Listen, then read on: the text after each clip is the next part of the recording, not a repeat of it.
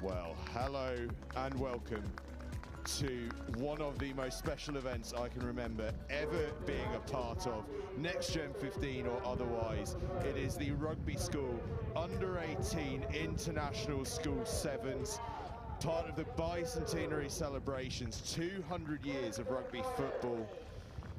And we are here for the opening ceremony, myself, Angus Savage, alongside Wilf Kemsey. This is such a special event to be a part of, isn't it? Hi, good morning, Angus. Yeah, really excited to be here. You caught the end of that wonderful trumpet ceremony from the two rugby students. Very clean harmonies between those two as the English progression of teams come on, which includes the likes of Uppingham and the famous blue and white of Clifton.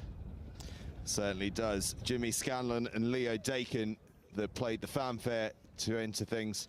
And the teams, well, if you think about the Olympic Games opening ceremony, they're going to have a wander around led by the flag of their national country. England coming out first, led of course by Rugby School, Clifton College behind them, Marlborough College behind them, Mount St Mary's College and Uppingham. And you can see Clifton there in the blue and white hoops making their way across as we speak. Rugby School, as we can see, Wilf, have been awarded special caps for the occasion, quite rightly so as well. This is something just beyond compare, really. This is something out of a movie, really, Angus. You know, the kind of such a great celebration of rugby. It's so wonderful to have this progression of players as the Australian contingency now enter the field. That's what I'm most excited about this tournament is the international flavour that rugby are bringing for their bicentenary celebration. Absolutely. Australia, as you mentioned, on the field. St Kevin's College, we saw them at the Rosslyn Park National School Sevens last week. Very unlucky not to make it through to round 2 of the Vars, which was of course won by Rugby School. Is that a good omen for them this week? Shawnigan Lake from Canada have entered the field, and a school that, Wilf, I know you've had a few interactions with already, the Grange from Chile have made their way out too. Yeah, I had a lovely conversation with the Grange's coaching staff just while I was picking up team sheets. Cristobal Hurtado, the coach, who's brought his twin sons along to support the side, but they're led by their leader and their captain, number 1, Nicolas Saab, the Chilean under-18 international. So excited to have them here at the Rugby School Bicentenary. Absolutely. The 4 proud provinces of Ireland. You can see that Irish Rugby Football Union flag coming out. There are 3 teams from the island of Ireland. Blackrock College, that famous school, and then Campbell College and Royal Belfast Academical Institution. And that is a pair of schools I'm very excited about because they met in the Ulster Schools Cup final just a few weeks ago. Japan now making their way onto the field. Waseda High School from Japan. And last night, the opening ceremony dinner, sadly, we were late for it because we were stuck in a quagmire at Rosslyn Pub. But last night at the opening ceremony, one of the Japanese coaches recited one of the Beatles songs, but the words changed to create a celebration of rugby football. I mean, that is wonderful stuff, really. That's great hospitality from all of these sides. As a couple of them stand shivering in the wind, they'll be keen to get the running underway. And of course, the last 2 nations, I believe, before Wales that come onto the field, it'll be Scotland and New Zealand. Yeah, the Kiwis have entered the field. Nelson College now at Rosslyn Park. They impressed an awful lot of onlookers during that week. So we're very excited to see what Nelson College might do. Scotland have a very special place in the heart of rugby school because their executive headmaster, Peter Green, is a Scot. So I suspect he will have a little foot in more than one camp over the course of this weekend. Scotland represented by 3 teams: Fettes College, Merchiston Castle and Strathallan. I'm really excited to see Merchiston on the field again. It's been a long time since I've seen them play live, since I used to see them week in, week out at the likes of the St Joseph's College Festival. But they've come back down across the border here to put on a show for us at Rugby School. Absolutely. As South Africa enter the fray, they are represented by Michaelhouse. And I should say that each nation, by the way, has some flag bearers, and I meant to give them a shout out. The English flag bearers, Seb Skeen and Rupert Lawler, resplendent in orange, those flag bearers. Ezekiel O'Connor led out the Australians. Izzy Skeen and Billy Taylor led out Canada's Shawnigan Lake. Grayson Powell and Orlando Briggs were hoisting the flag of Chile. Archie Faulkner and Atari Prabhu led out Japan. Archie Monteith led out the 3 schools from the island of Ireland as Wales emerge, led by Rupert Lawler-Broad. 3 schools representing Wales. Llandovery College, who have come out in full kit, they must be a little chilly. Monmouth and Whitchurch High School, 3 of the most famous names in all of Welsh schools rugby. South Africa, by the way, as I mentioned, led out by Bella Powell. And Scotland had 2 flag bearers, Bexy Monteith and William Shaw. And I think just about all of the teams are on the field, but we're sharing a boarding house with the while we sleep with the officials. And one of the really special features of this weekend is that there are officials from around the world refereeing these. I think it just brings another standard of officiating, which we saw at Rosslyn Park, because Rosslyn Park, of course, invited referees from all over the world to take part in their coverage, and Rugby have followed suit in excellent fashion. And I think the standard of officiating here is going to be very high, and that can promise nothing but an excellent weekend of sevens. Absolutely. As we look out across the close, 2 pitches here on the close, Old Bigside where the teams are, which will be pitch 1 for your live stream this weekend, and on the far side at the end of the shot, Pontines, which will be pitch 2, so head to pitch 2 coverage for that. And Wilf, as we look across, what really stands out is that the spirit of friendship, the spirit of rugby is really what's at heart here. Yes, some will win and some will lose, but really all will win for simply being here. I think there's going to be some passionate displays of sevens rugby across the weekend, because these sides have come such a long way, and no one travels across the seas to lose games of sevens. So going to be some really powerful showings. I mean, we've seen, of course, this wonderful showing from the British Isles, but also further afield. I'm so excited to see the likes of Waseda High School and the Grange in action from Santiago. As am I. It's going to be an absolutely wonderful event. The opening ceremony is shot through like a rocket. Play doesn't actually start until 10:40, but they've all cleared off at 10:05. So we've got some waffling to do, but it's all going to be good fun, as we see there on the far side. In fact, I think I called them as rugby school, but I think that's Marlborough College over there in their blue and white hoops, collecting their caps. Unless I'm very much mistaken, which is always possible, isn't it? No, but it's a great weekend for these sides. Very exciting. I mean, we've said already, lots of them have already taken part in Rosslyn Park, and as they leave our screens here, I'd mentioned Clifton College, of course, who did amazingly well to get all the way to the semi-finals of the Cup competition before falling in that round, and they've had a quick turnaround, a refreshed squad. They're here, back at Rugby. Same can be said for Marlborough, who competed in the earlier stages of the week. They had a great tournament. They were part of one of the best games of the tournament, were a 21-20 defeat to Monmouth, of course, who are also here. Haberdashers Monmouth had a great tournament themselves on the Monday and Tuesday at Rosslyn Park. But all eyes are back here on Rugby itself, and a beautiful school. Really, they've done excellently well. These pitches are looking wonderful. I don't think we could ask for a better weekend of conditions-wise for rugby. A bit of wind is the only thing holding back these sides so far. Yeah, these pitches just looking absolutely resplendent. It's a genuine carpet, isn't it, on both sides. The ground staff have done an absolutely wonderful job. I was here this time last year, would you believe? And the pitches had been dug up. They were being completely resurfaced. There were mounds of earth everywhere. And they were already beginning preparations for this weekend and this year, 2023, so many special occasions going on. But a little nugget of information that I got from the ground staff whilst they were doing that heavy duty work. You may be able to notice, I'm not sure if you can tell on your screens or not, you can just about tell from our commentary position, there is a slight slope on the pitch. Now I hear what you're thinking. They came down, they've excavated the land, they could have just leveled it, couldn't they? Not a chance. Rugby School is famous for having a slope on its pitch, and the Old Boys Association demanded you cannot dig up the close without leaving the slope on it.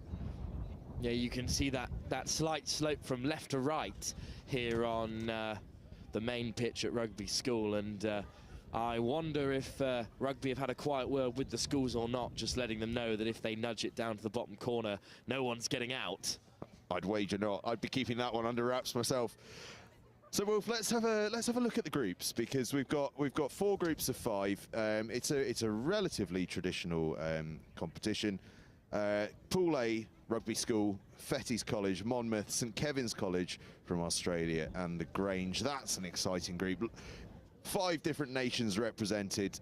That's going to be great fun. Absolutely. I mean, it's usually the home tournament side who come away with perhaps a less challenging group, but I'm not sure why Rugby have gone completely against that and lined themselves up against the very impressive Monmouth School, as well as St Kevin's College from Australia, the untested the Grange School from Santiago, and Fettes College, who we spoke to yesterday evening, some of the coaching staff there, who really fancied themselves as a side to come and upturn the apple cart. Of course, they've got the first game against Rugby. That's a huge encounter between the two sides. But yeah, really exciting group. And like you said, the national splits up into 5 there is fantastic. I think that group is perhaps, as Rugby may well have intended, the best example of this tournament and how it's brought different teams from around the globe together.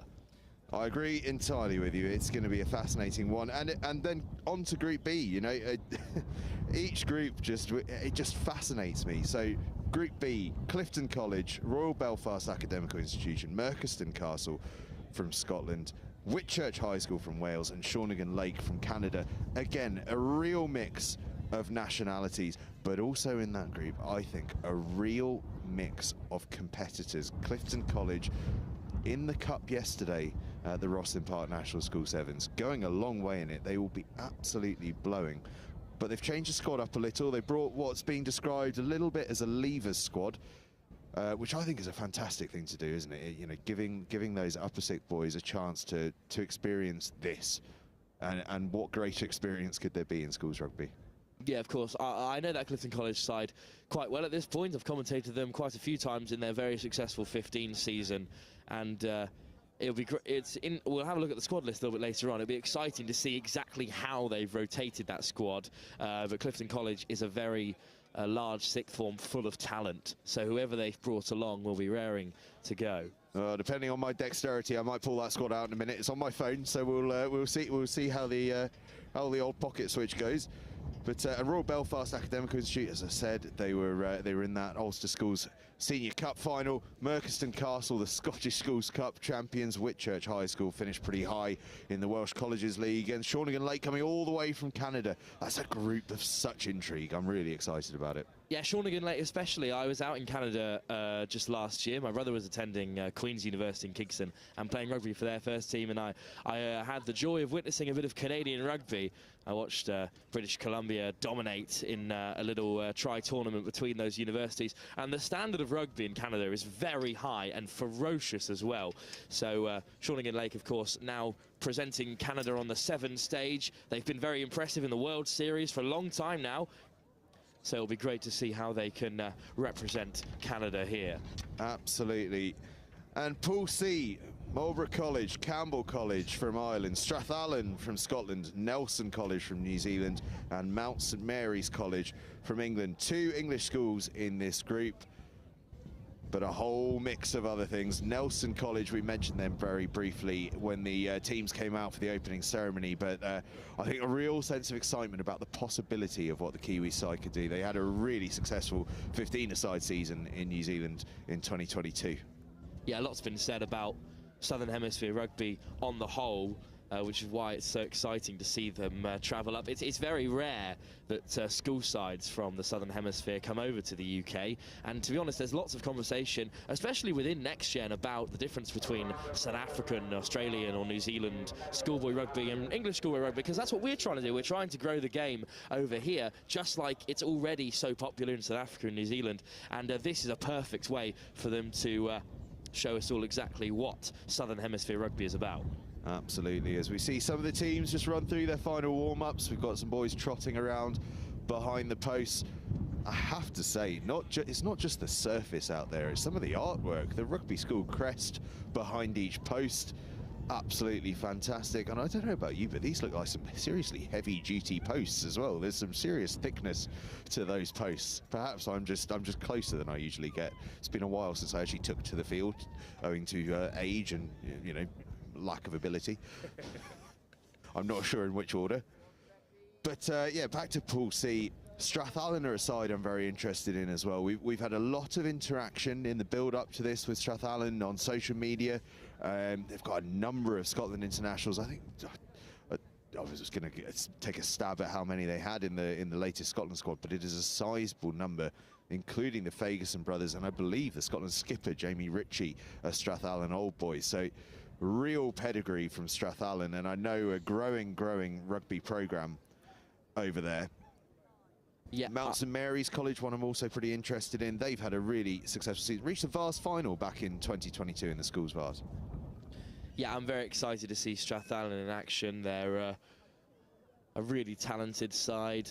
And to be honest, all the Scottish sides here will come down to lay their marker on this competition. And Mount St Mary's as well, we saw them a little bit in action on RE2 last week at Roslin Park. So they're raring to go following the beginning of their 7th season.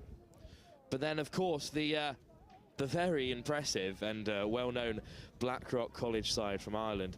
Their 7's pedigree makes for interesting discussion before they take to the field today.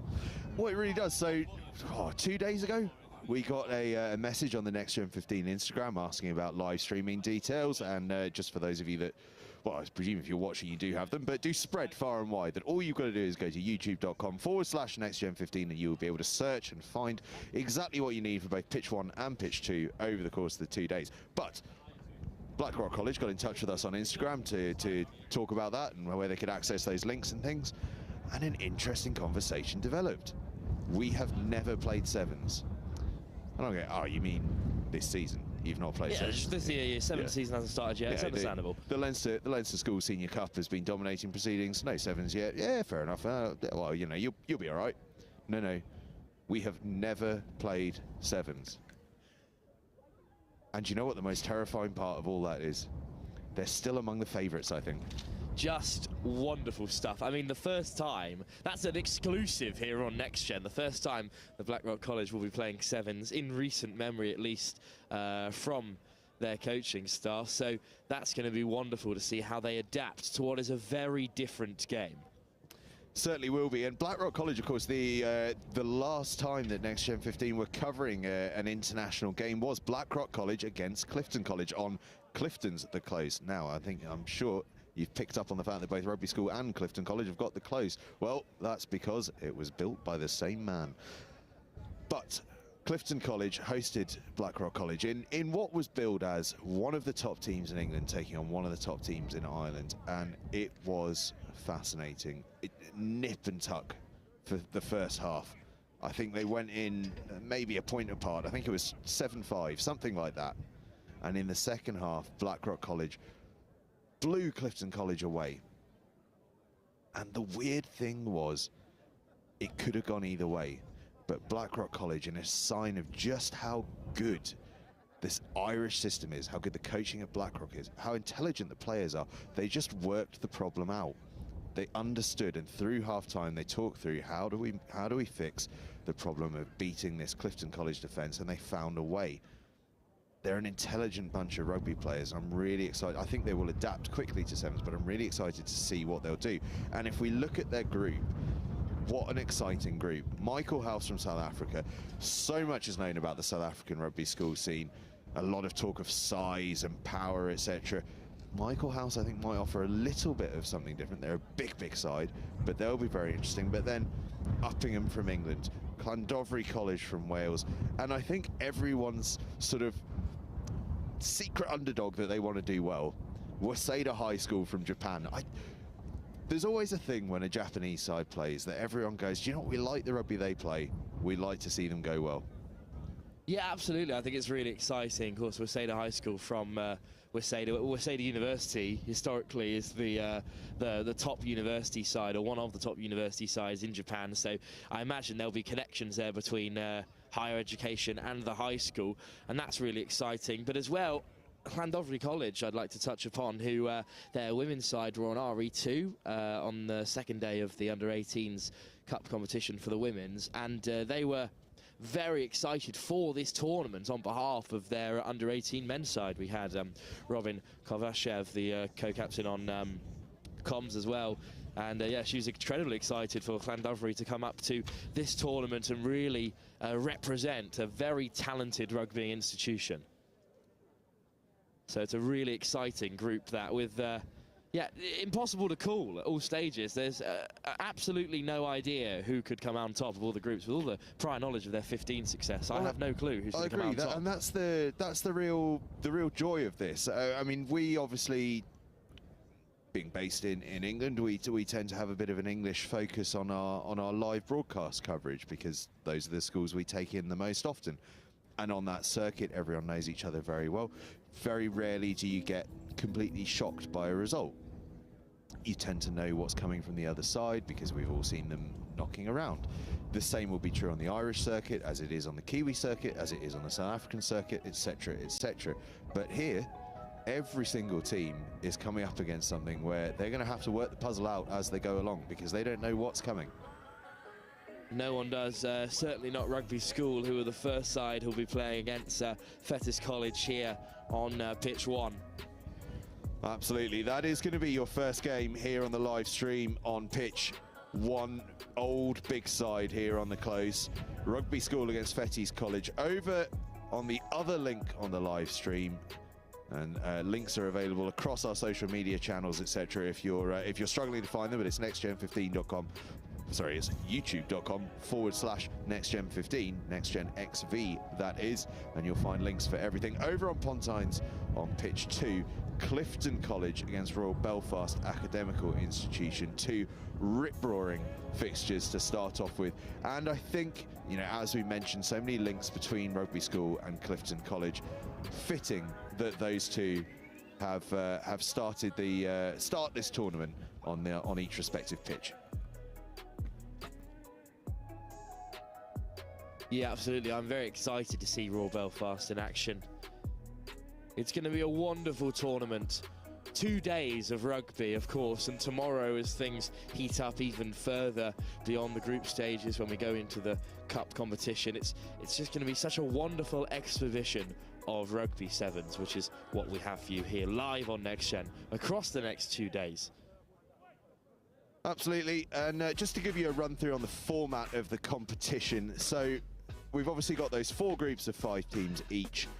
Tomorrow, the top 3 teams from each of those groups go through to cup pools. That will be 4 cup pools of 3. The remaining 2 teams from each group go through to 2 bowl groups. It's great to see that every side who have travelled far and wide still get to play a full 2 days of rugby. And to be honest, given the quality of that size, as we saw earlier in the week at Roslyn Park with the vase and plates and cup competition, regardless of which silverware you're playing for, you will have to beat some of the best rugby sevens playing sides at under 18 level in the world to come away with anything from this tournament. You absolutely will, and just to sort of expand on that day 2 program, so obviously the teams will go into those. With the international spread, you know, I'm sure that, that each different side from Wales and Scotland and Ireland and England would like to come up, regardless of where they finish, as the top side from Ireland and England and Wales and Scotland. So these definitive rankings will be very interesting, as these sides who from their individual nations do circulate on the 15th scene together will be able to decide once and for all on this biggest stage who is the best 7 side from each distinctive nation. Absolutely, and you may notice as we look out at the warm-up, I've just noticed the ball, and you may spot it as it comes closer into view. The ball adorned in Gilbert and DHL, and that is because Gilbert have provided all of the match balls, and DHL have got their logo on the balls because of a very special event that I was privileged enough to be here about a month or so ago, called the Global Pass.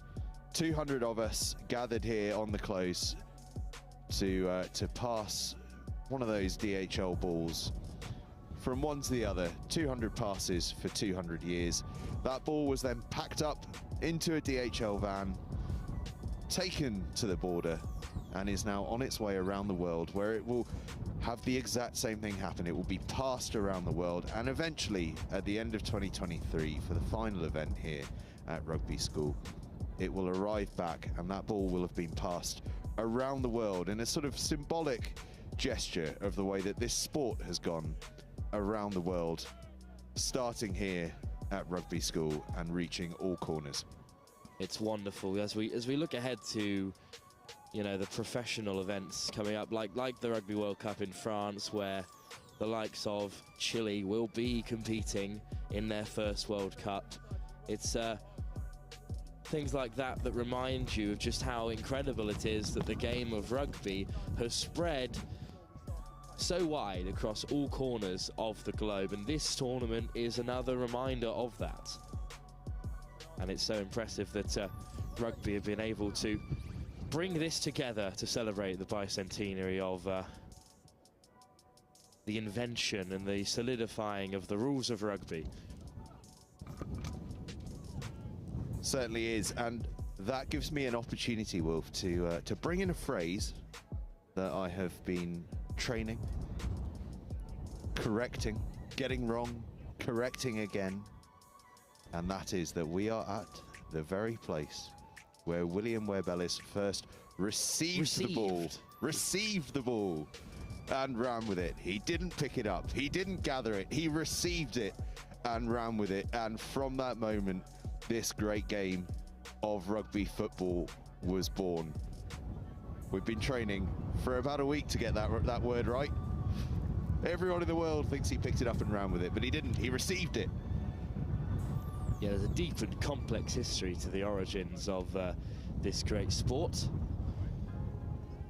William Webb Ellis is the man attributed to finally solidifying the rules that we play with today.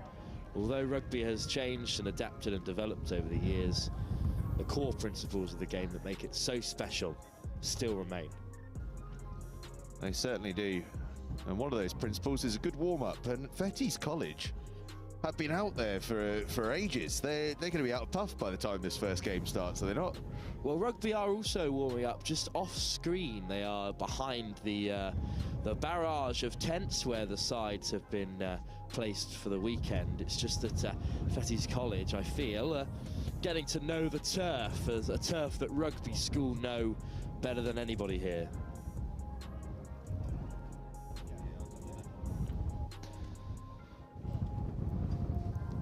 It really is blowing a gale now, Angus, in the beginning of the game. And given the divot in the pitch, this is something that will probably affect the early stages of play.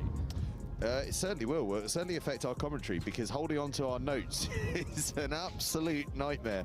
If suddenly we lose the ability to tell you who's playing and who's doing what, it's because all of our notes have blown right across the field. But we'll do our best to keep a steady grip throughout the day's play. Games kick off at 10:40 a.m. and we'll run right the way through till 5 o'clock, the final game of the day. 14-minute games, 7 minutes each way. Half time, somewhere between 30 seconds and a minute, depending on how out of puff the referee is, I think is the traditional way these things go, isn't it?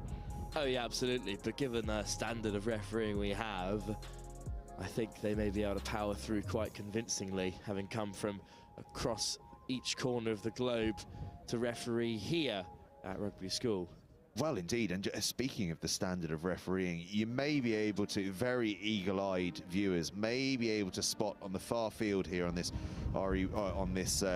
old Bigside pitch 1 stream, on pitch 2 Pontines, just in the background you may be able to see a referee, a lone figure warming up, and that is former Premiership Rugby referee David Rose, who will be representing England as one of their officials.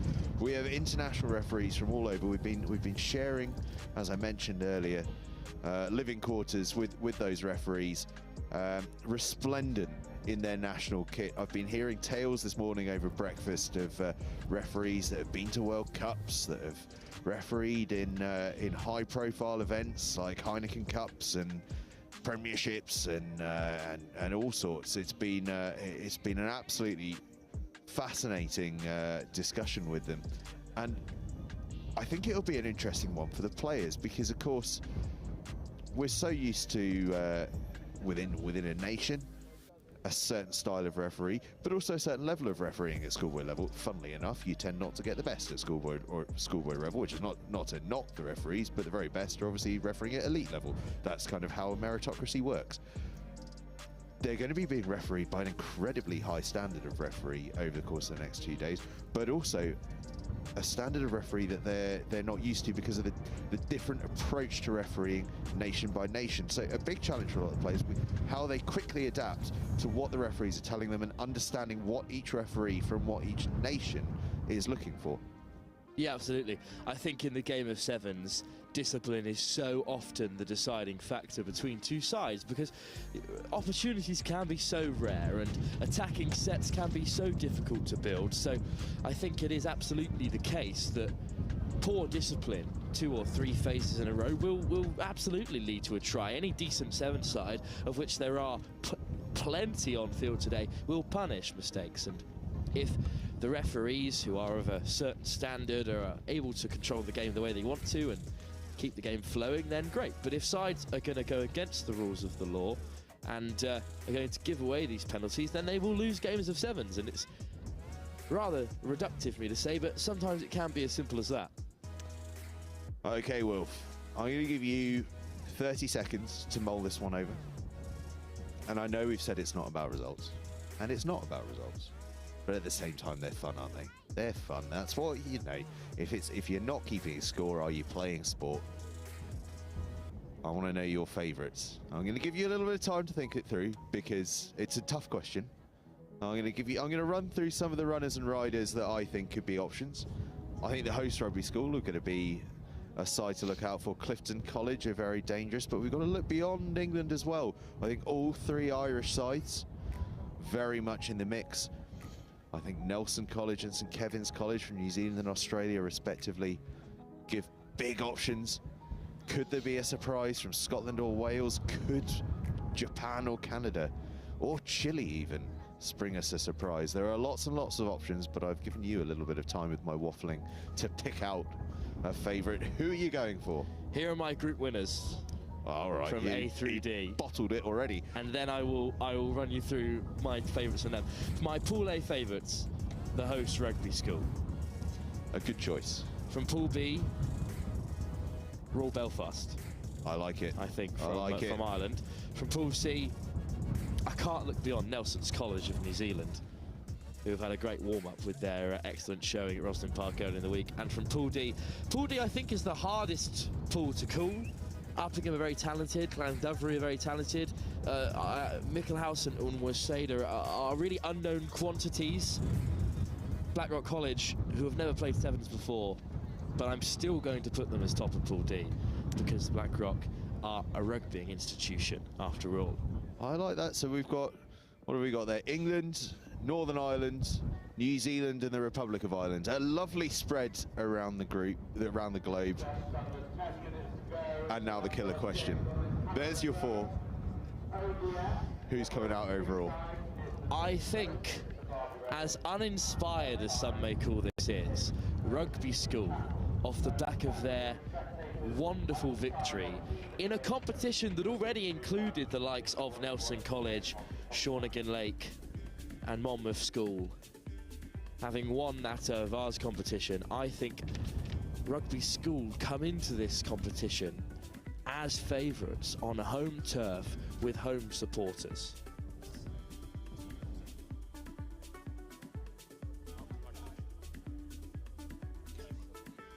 And that's my predictions, really. I think it's going to be a wonderful game of sevens, and as always, the chance of me being correct about those four is incredibly unlikely, given the tumultuous format that sevens is. But Rugby School have a great opportunity here to lay down a marker and really establish themselves as not only the home of rugby, but the best at rugby in this huge tournament. Just under 10 minutes to go now until our first fixture, Rugby School against Fettes College of Scotland. And yeah, Fettes College were speaking to us last night, their coaching staff. They're here to play some exciting, entertaining rugby. They're not here just to lie down and be the sacrificial lamb, in the words of their coach, to the host rugby.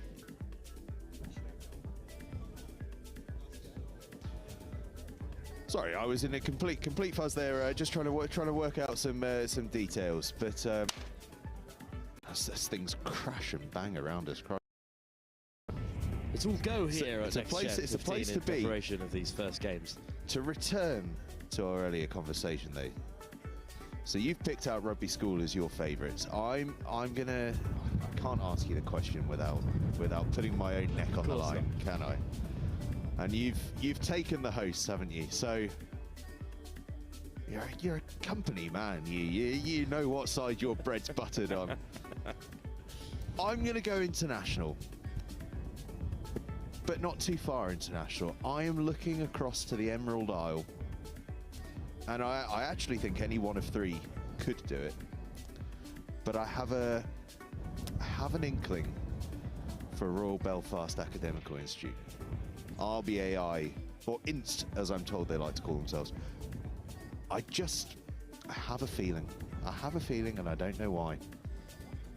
Well, I'm very excited to see Royal Belfast in action as well. It's going to be a wonderful game of sevens. In fact, I would like to see all of these sides play at least once a day. Thankfully, I'm a sports commentator, so I get paid to watch these sides play rugby. It's the best job in the world, and we're in a wonderful place to do it. Absolutely, it's all right. Well, Will, I can see that Rugby School are on the field. Fettes College are almost ready. You're going to take us away for this first game.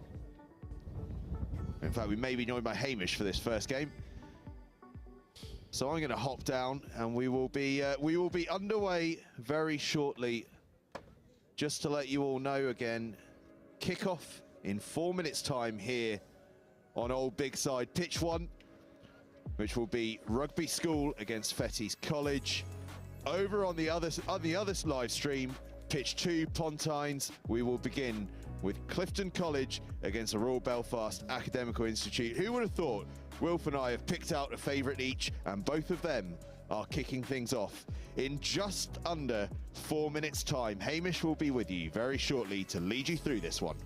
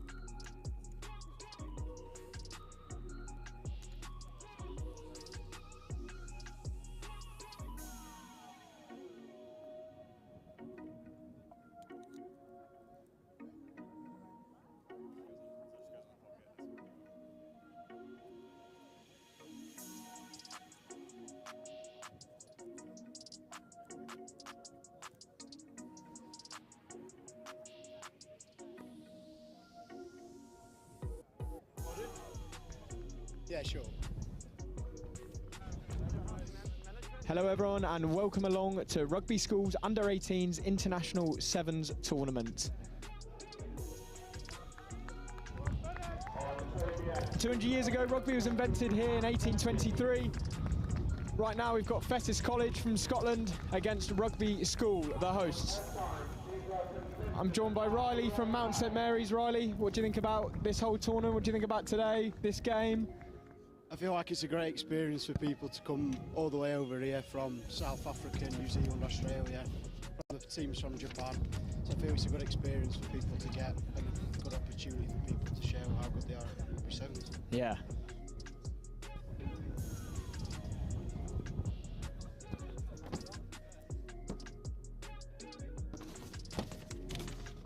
They're going to give the hooter, so I'll give just wait for my whistle. Yeah. Is that alright? Yeah. And then just go.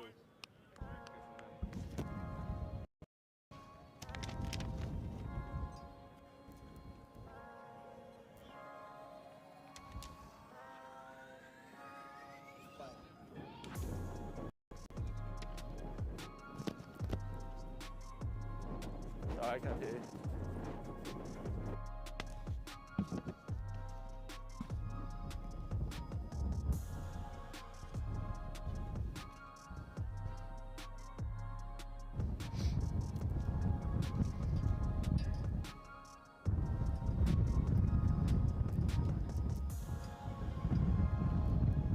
Fettes College to kick us off here on old Bigside pitch, a historic pitch here at Rugby School on the Old Close, where 200 years ago William Webb Ellis gathered the ball and invented the game of rugby.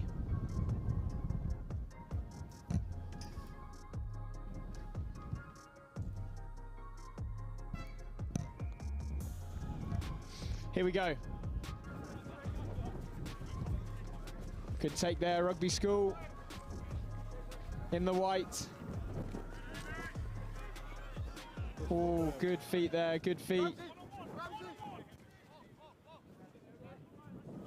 Have you played rugby this year, Riley? Yeah, we played them at their, they had like a 200 anniversary rugby ceremony, and we came here with Uppingham and I think Birkenhead. Okay. And Birkenhead won it and we lost to them in the final. Yeah, it was a good opportunity. It was really good. Not forward there. I think rugby will do well, especially in this competition, as winning the Vars at Roslin on, was it Tuesday? Yeah, strong favourites, do you think? They're up there. Okay, let's get good stability here, lads, okay? Where's the mark, sorry? Good. Crouch. Bind. Scrum here. Set. Wait. The side nearest to us for Fettes College. Oh, scrum half tried to take it himself, ball out. Spun down the line on what looks like a very wide pitch. Great little step there by Fettes College winger. Going all the way. Brilliant tackle. What about that? Touch 5. Wow. Not a bad tackle, hey? That's unbelievable. Can't go quick, can't go quick. Do you have that in the locker? As a winger, I'd say so, but as the covering 9, probably not. Yeah, brilliant step round the outside there. Nearly all the way, but what a covering tackle there. Might have to go to TML. Oh, nice little move as well there by Rugby School to get out of a tricky situation. That's a ruck.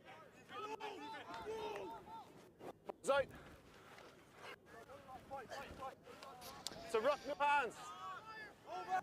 You think the hosts are a strong favourite then this tournament, Riley? Yeah, I'd say so. Playing on your own pitch has got to have a bit of confidence in front of like your own school and in a good setting. I think it's got to be quite a good confidence boost for no jet lag for the England schools either. Well, it's got to be a fair journey all the way down from Scotland, so they must have had a long drive. And then the players from Japan, it's fair flight. Oh, brilliant step there. Can he go all the way? Getting chased down here by tap tackle missed. And the first points on the old Bigside pitch for Rugby School, soon to be scored. Good start by the home team. Yeah, great way to kick things off here. High scoring game, sevens, way more than 15, as we know. When you played in your tournament, Riley, was that a 15s or 7s? It was a 7s tournament probably about a month ago. But that's the first time we've played rugby in, I think, probably in the history of Mount, I think. You score some tries? No, I was the only team in my team not to score a try. I got tackled on the 5 about 3 times. Yeah, your kick. And as we just look at it here, just a little step, 22 to 22, getting ferociously chased down, but cool as you like, skips away, and he's under the post. Rugby School, one of the favourites in this tournament, playing at their own home pitch, 7-0 up against Fettes College from Scotland.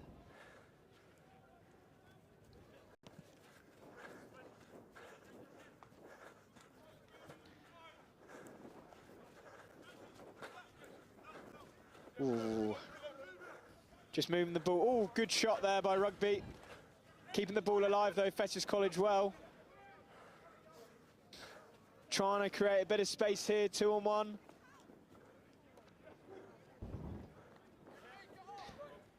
You ever come across Fettes College, Riley, Mount? Have No, they? This is the first time I've heard of him. We played Merkiston at Merkiston's tournament in Scotland in October half-term.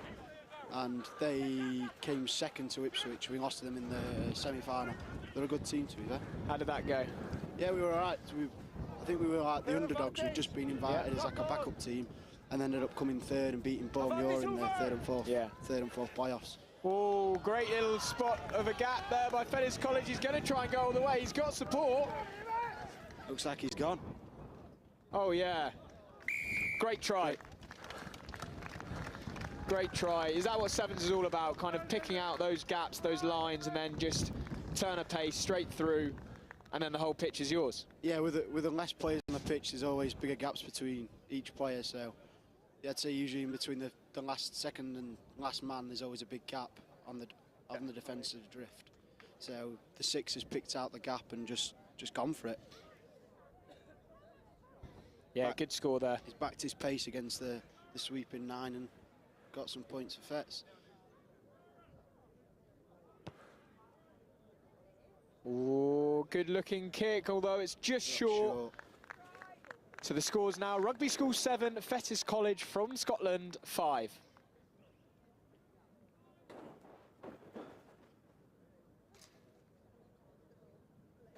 Left to right. Left to right.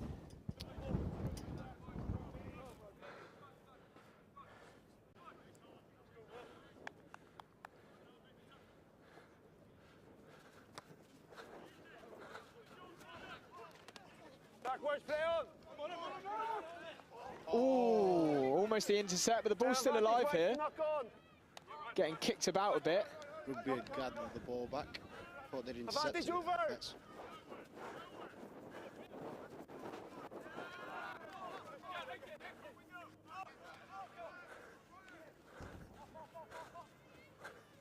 Playing a dangerous game here, trying to run the ball out, but that again, surely that's what sevens is all about. You wouldn't do that in 15s, you'd clear your lines, but sevens is a running game, isn't it? Yeah, I think if you keep the ball, well, that's what we've kind of learned as a team, to just try and keep the ball for the whole half. And oh, brilliant offload, unlucky. But yeah, just to keep the ball, if you keep the ball, obviously the opposition can't score, and in sevens, it's better to keep the ball, because it's quite a tiring thing to do, just to defend for continuous for 7 minutes. So. And that's half time there of the first game on the old Bigside pitch. Rugby School, Rugby 7, Fettes College 5. Riley, what do you make of that first half? It was a good game, still quite tight though. Rugby College getting the early try, and then Fettes have their 6 having some wheels and just trying to get the game back for the school. Yeah. So unfortunately the conversion was dropped short and it'd be all square, but hopefully a good second half to come.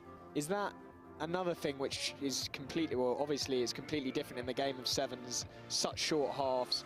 You've got to make your mark early because you don't have a lot of time. Yeah, definitely. So if you get an early try, it's a bit of pressure on the other team. So I try and do a bit something dangerous, and then obviously if they do one too many passes or make a silly mistake from trying to put too much pressure on you, then it can cause problems for them.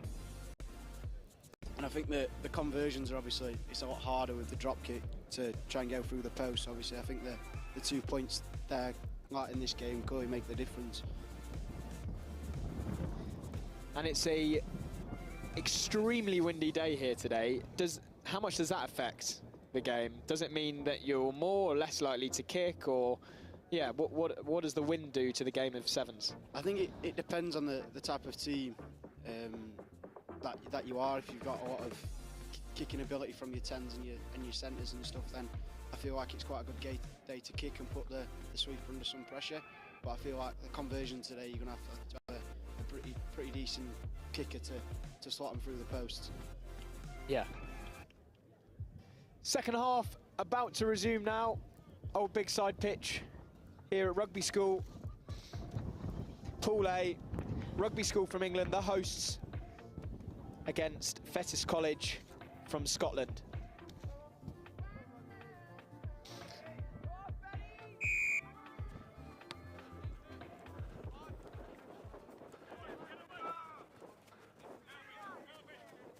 Good tackle there, but the kick, oh, brilliant. Fettes College have managed to keep the ball alive somehow.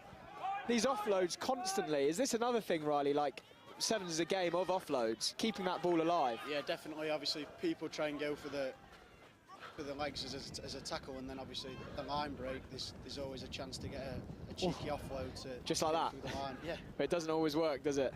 No, sometimes you can lose the ball from trying to force it too much, but most of the time it comes through and you get some points on the board. Just high. Penalty here for Fettes College. Just spinning the ball across, looking to isolate here. Oh. Pace down the wing, Fettes College, covering, tackle missed.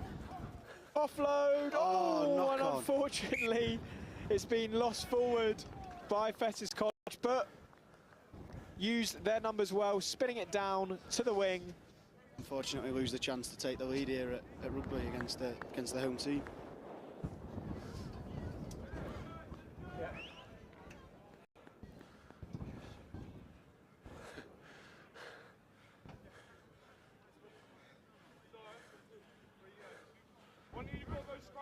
Here's the mark, lads.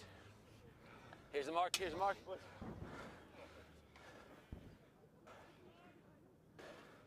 Okay, let's go. So a few notable alumni of Fettes College. Tony Blair went there, did you know that? Back. No, not all. Set. And for Rugby School, obviously William Webb Ellis, the founder and creator of rugby. On this pitch 200 years ago, it's why we're celebrating. We're celebrating how far and wide this game's gone, from Chile to South Africa to Japan. No advantage Which school, which country, or which school, and from which country are you most looking forward to playing? I'd like to play the Japanese boys. We had a good chat with them all last night, and their English is really good. And we got a team photo of the two teams together after tea. And I'd really like to play them because obviously I don't see them as a massive English rugby school. So I'd like to see what whatever you want, doesn't matter. they've got to offer. Crouch. Let's go, boys. Well, if they're anything like the Japanese national side at the moment, they'll be doing okay. Japan obviously in the same group as England in the Rugby World Cup in 2023. Yeah, up and coming stars. Yeah. But on to this game now as Fettes College attack Rugby. There's a little step, try and show and go round the wing. Ball's loose.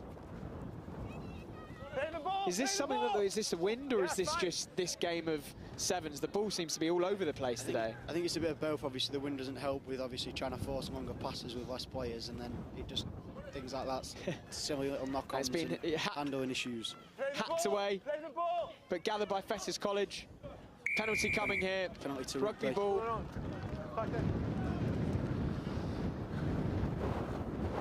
Backwards, backwards. Coming across now. Penalty again, pretty much exactly the same position. Taken quickly by number 11, Rufus Pearce. Line break here. Nathaniel Kaida breaks away to score Rugby School's second try of the tournament and of this game against Fettes College from Scotland. How about that? Just a little line break, and then he's straight through. Absolutely great try. Good footwork to break through the line of the defence. Under the post as well, so it should be, although it is. Points. And it is.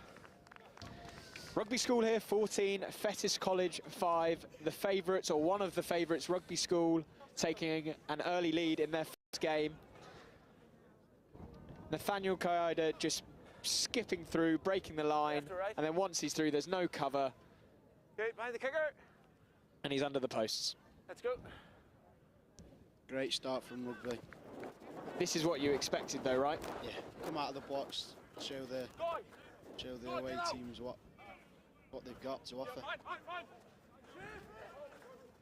Fettes College really trying to utilise the width of this wide pitch here at Old Bigside, and he's broken through the line. Can he go all the way? Covering tackle coming across, but Fettes College are in the corner.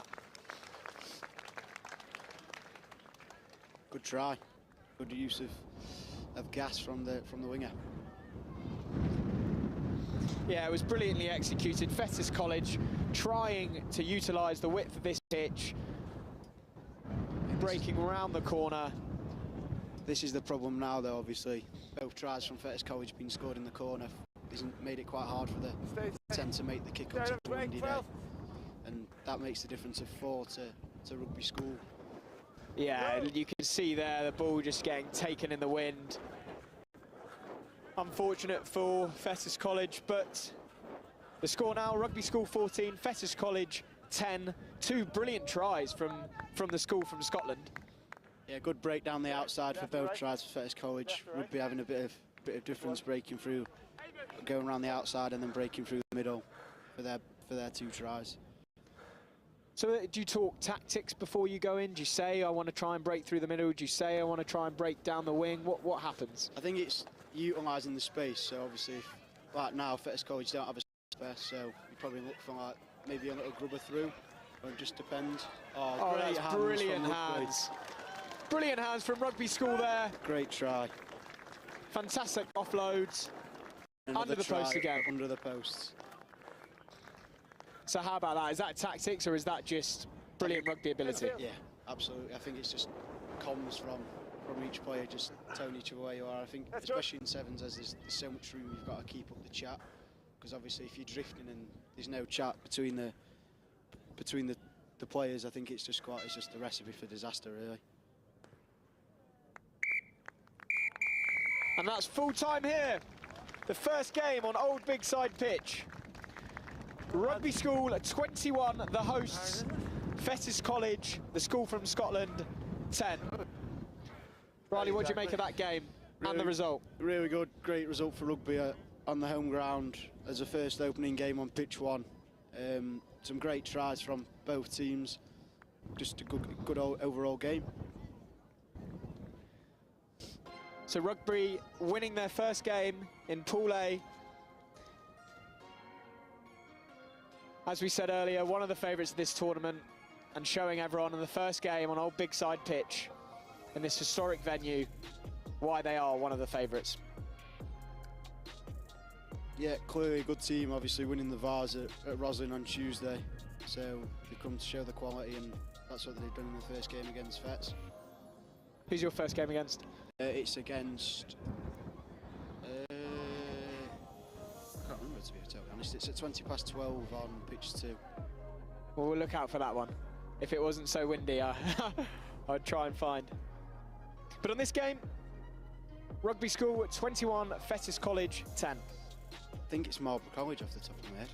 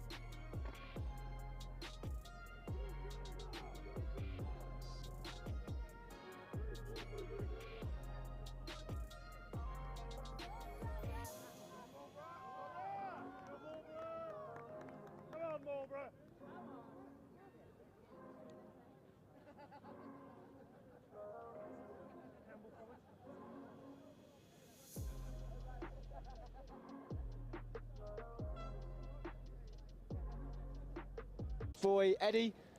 Eddie, what do you think about this game? What do you think about this tournament? Are you excited to be here? Yeah, very excited to be here. I think this is going to be quite a close game, to be honest. The event last night went quite well. Okay. Both teams pretty high levels, so it'll be a good game.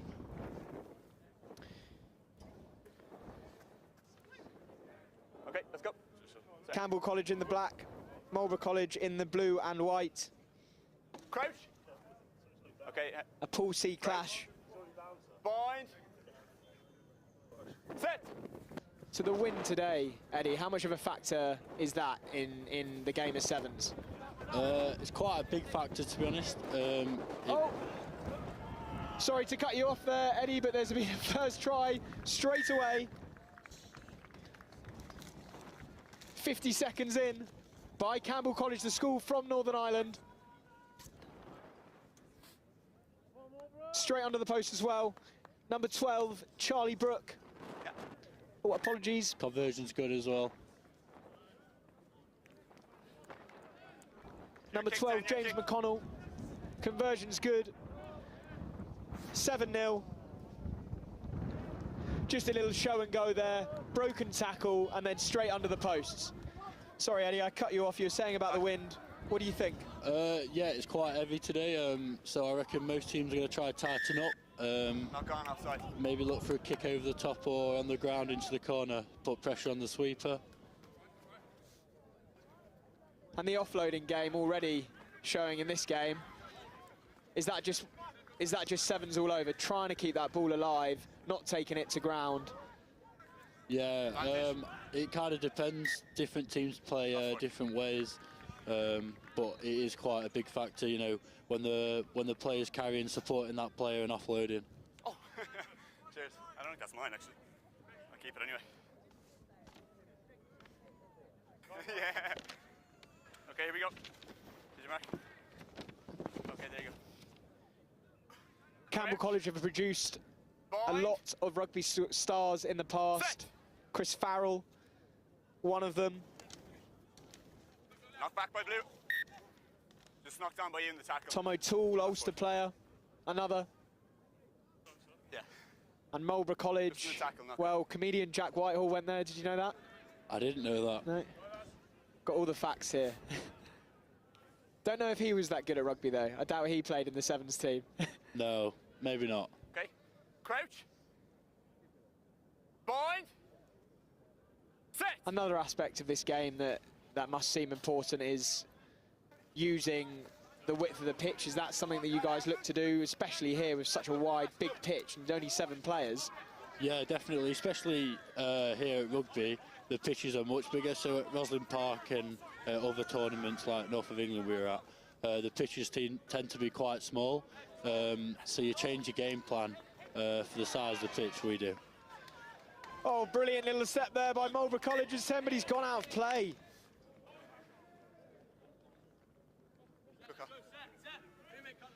No. Unfortunate there by Josh Ume. Tried to skip round the outside, use the pace on the wing. Just into touch, however, though. Yeah, just step up. And Eddie, which position are you? So I'm playing hooker. Yeah. I'm like a 10, 12, 15 in 15s, but today I'm playing hooker. You got the wheels to go around the outside? Definitely not. No. I'll step back inside.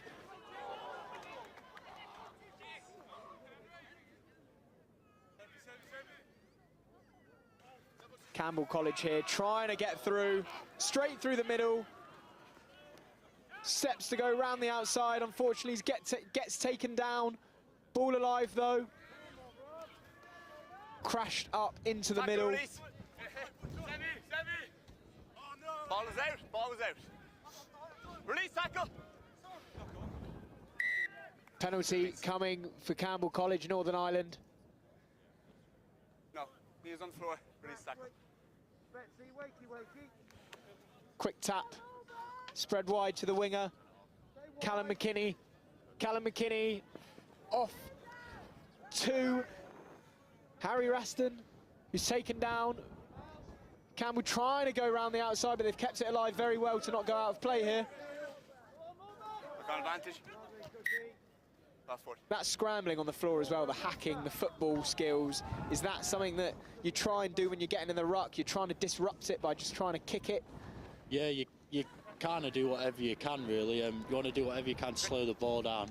But I think that was really good defence there from Marlborough. Campbell seemed to be quite aggressive on attack, and they've done really well to defend in that wide channel. Point. Set. No, nine. No kind of advantage.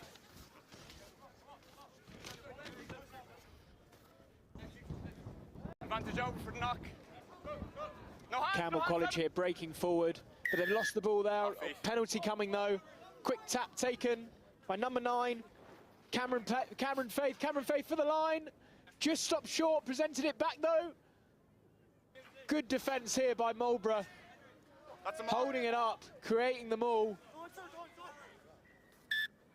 That's a mark. How about that for defence on your own line? Yeah, I'd say that's 10 out of 10 defending that. Okay, scrum.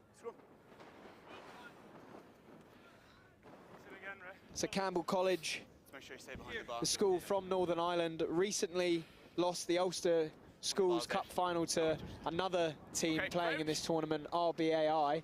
Bind. Set. Either of these two sides you see as favourites today, Eddie? I think Campbell might have just run away with it. Yeah, actually, yeah. And in the corner, intercept there. I think that might be half time now. Half time here, Campbell College 12 so far, conversion to come, although it's a difficult one at the moment with the windy conditions. Unfortunately, he's missed that. So at half time, it's Marlborough 0, Campbell College 12. And Eddie, going into this tournament, Marlborough, strong rugby side, produced many stars in the past. Are they a favourite in this tournament, do you think? I'm not really sure, really.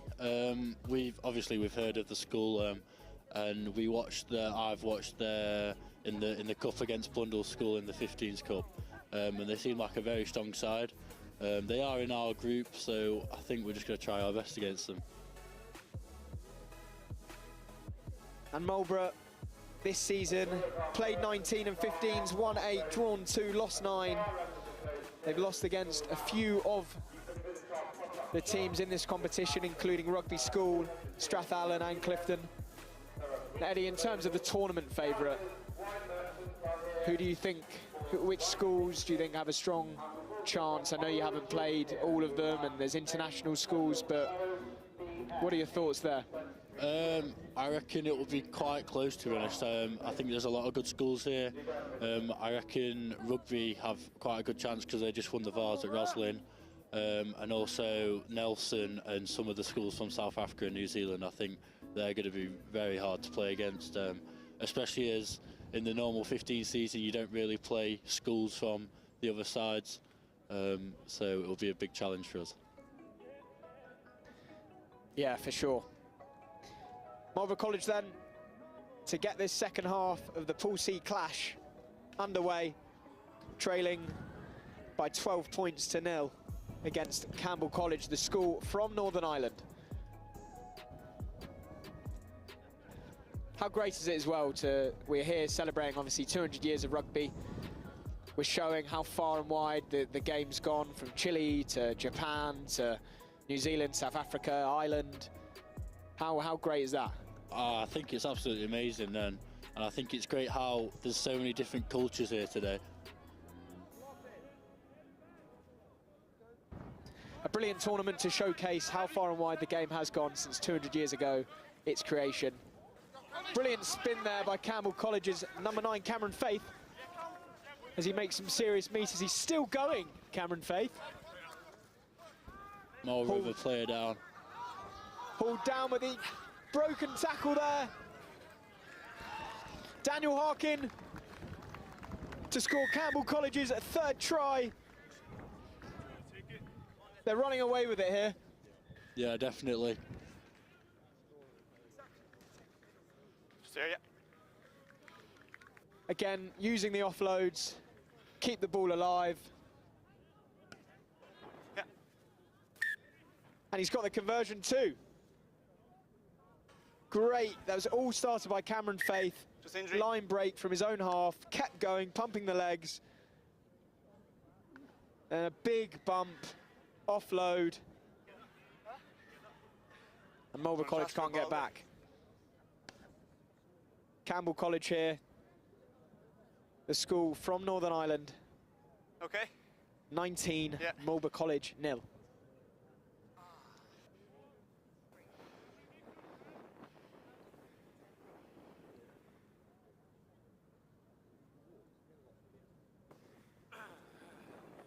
Okay. Little break in play here while Marlborough College make a substitution for an injured player. Okay, turn back on. What are your thoughts now? You're going to come across Campbell College later in the tournament. They're looking good, aren't they? Yeah, very good. They're like a very physical team.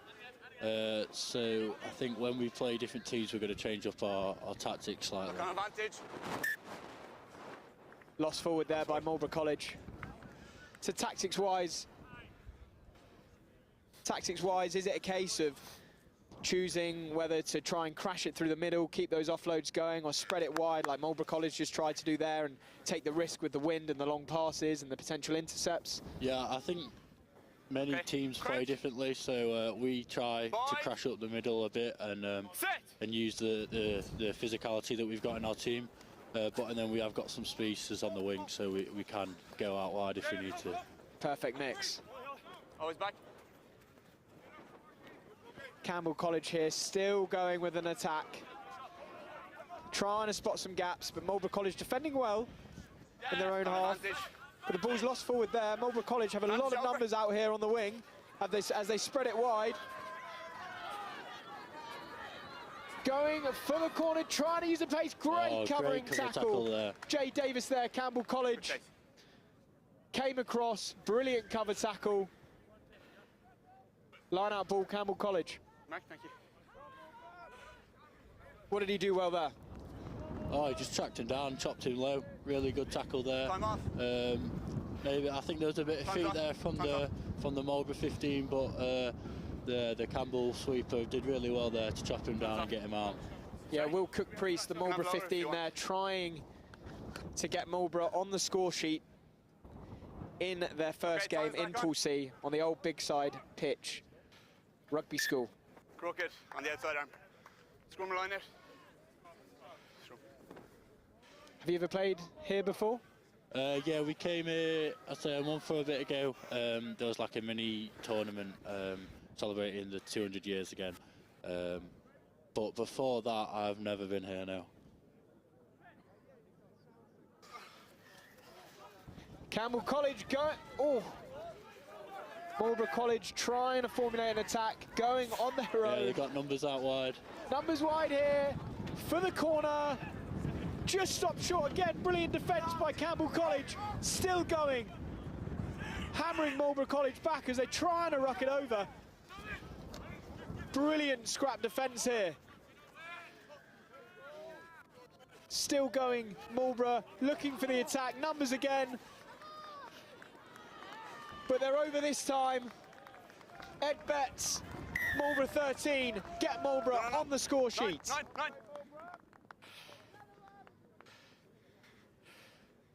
How about that for the defence before the try? Oh yeah, great clear out there, two-man tackle, saw exactly what was happening. But Marlborough did really well to get the ball out wide and use that 2-on-1 situation on the wing. Yeah, Marlborough College here tried to go into the corner. In the end, used the numbers.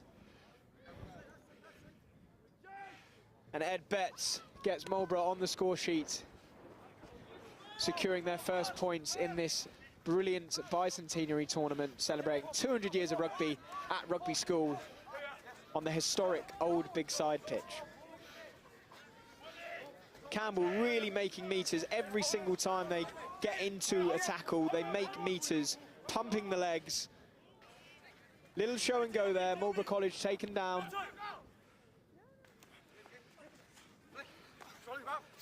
Back.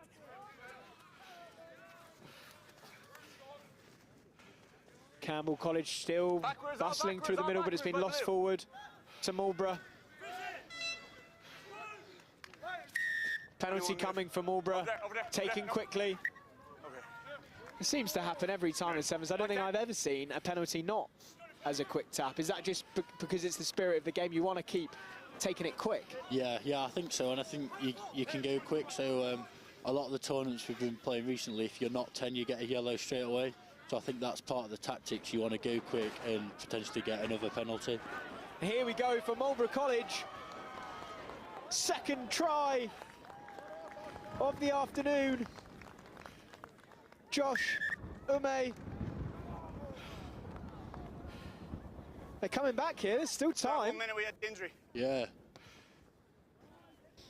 Marlborough 14, Campbell College 19, they're within a We have 1 score. minute, we had the injury back here. 2 or 3 minutes left.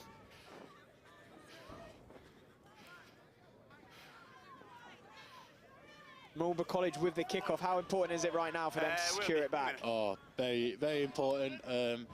With the wind especially, they need to be careful. Oh, it's tight, but That's it's a over. great kick. Collected though by Campbell College. They're going to try and secure it now. Keep the ball in their hands to prevent Marlborough College coming back. Little gap spotted. Still going offload beautifully.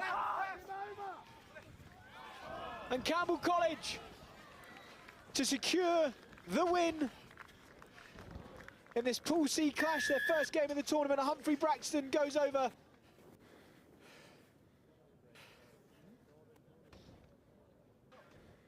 Campbell College 24, Marlborough 14. 4 tries in this game for them. Conversion to come. Yeah. Successful. Campbell College 26, the school from Northern Ireland. From Belfast, being Marlborough College, the school from England. No, stop. Come on, thank you. And it's lost forward there. Very clever tactical kick there, wasn't it? Yeah, that's good, you know, and that's won them the game. And that's full time here in this Pool C game between Campbell College and Marlborough College. Campbell College 26, Marlborough 14. Cheers, lads.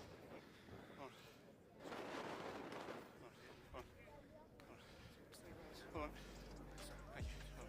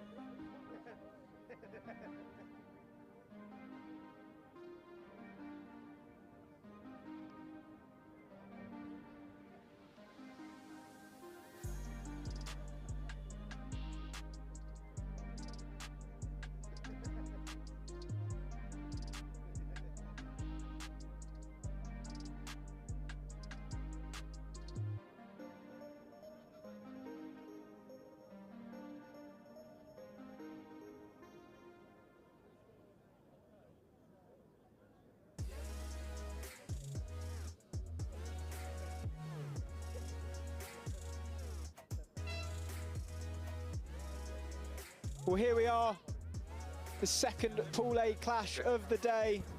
We're good. The school from Australia, St Kevin's College, all the way from Melbourne, against the school from Wales, Monmouth. Both of the sides' first game of the day on the historic old Bigside pitch here at Rugby School. Issue behind, gents, please. Kick-off underway. 14, stop. Thank you. Taken in well by Monmouth. Spreading it out wide. Trying to use all of this extremely wide pitch here. The old Bigside pitch at the close. Play. Keeping the ball alive as well. Backwards. Doing very well to keep the ball alive, but good defence here by St Kevin's College. Play. Still keeping it alive, offload out the back. Monmouth in the brown and yellow here. Still in their own 22. Spreading it well though. Brilliant turn of pace there. Round the outside. Chip over. Has he got the wheels to get there? It's a chase for the finish. Me too. Just a bit too much on that. 22. 22-metre dropout here for St Kevin's College, Australia, the school from Melbourne.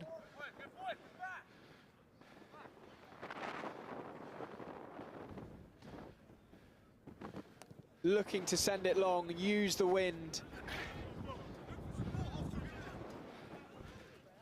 Monmouth coming forward now on the attack. Using the numbers, getting through, but good defence again by St Kevin's. They've won the ball back as well. Offload now, keeping it. Here comes the space. St Kevin's, first try of the day.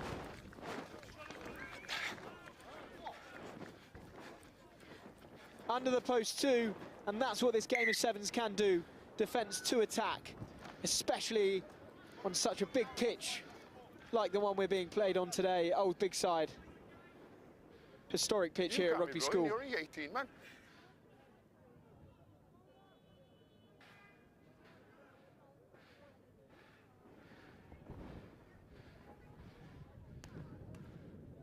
Yes. Successful conversion too. Bringing the scores now to St Kevin's College 7, Monmouth 0. Brilliant breakaway try there by Hugo Peel. Defence to attack there by the St Kevin's College number 10. No signs of jet lag at all. Great high chase, unfortunately it's been knocked forward. But Monmouth, breakaway now. All the way, covering, tackling, coming. Try scored though. Try good. Great response.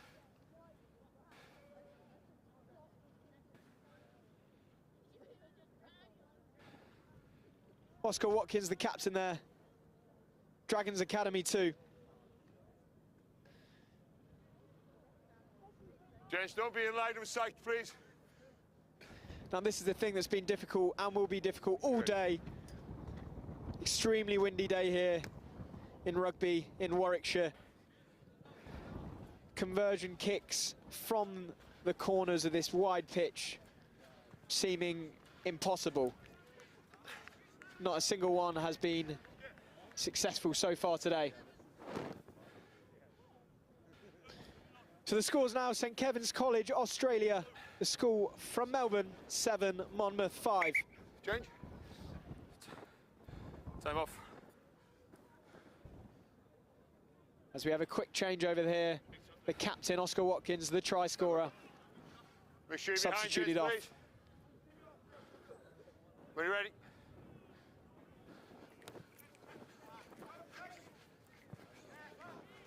The kicks, the restart's gone over the top. Can't go quickly, it's been touched. Thank you. I think it bounced just before it went out, so it'll be a St Kevin's College throw from the line out. Stay inside. 3, go back.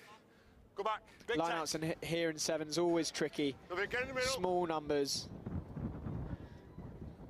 but perfectly executed there. Getting a line move going, that's the main thing. Hugo Peel here, spinning the ball, perfectly weighted pass out wide, giving the St Kevin's College winger opportunity to run, but unfortunately he's lost it forward. Monmouth coming with... Monmouth flag going up came there with the attack, but have been dragged out of play. St Kevin's College throw in again. Step off the mark. Yeah, it's line out. Step out 8. St Kevin's College, Step out 8 from 8 this season in their 15s, unbeaten so far. How does that translate to the sevens game, though? 6, no, thank you, 6. As they've taken the extremely long flight all the way from Australia to play at this historic home of rugby at Rugby School in England. Scrimmage. Some notable alumni from the school too. Henry Hutchinson, Middle. an Australian rugby sevens player. Binding must be over hookers. Overarm bound, not overarm. Thank you. Thank you, that's your mark, okay? World Cup winner, Ewan McKenzie too. Right. You go head on head, I'll free kick you. You have your slot, get it away then. Crouch. So the school is not shy in producing world-class rugby sevens talent. Balls out.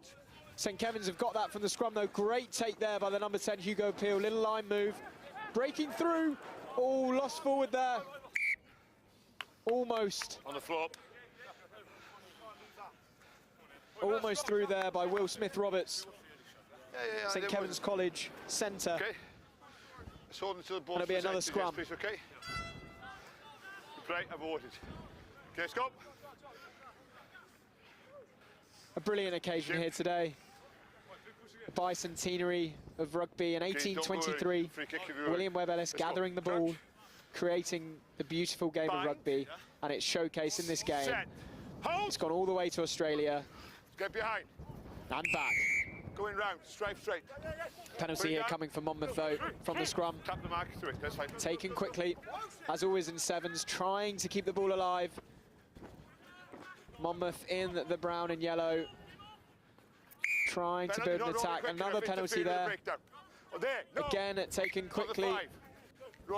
Not from the mark though. Referee calling it back, spreading down the wing. George Tuckley there, another Dragons Academy player.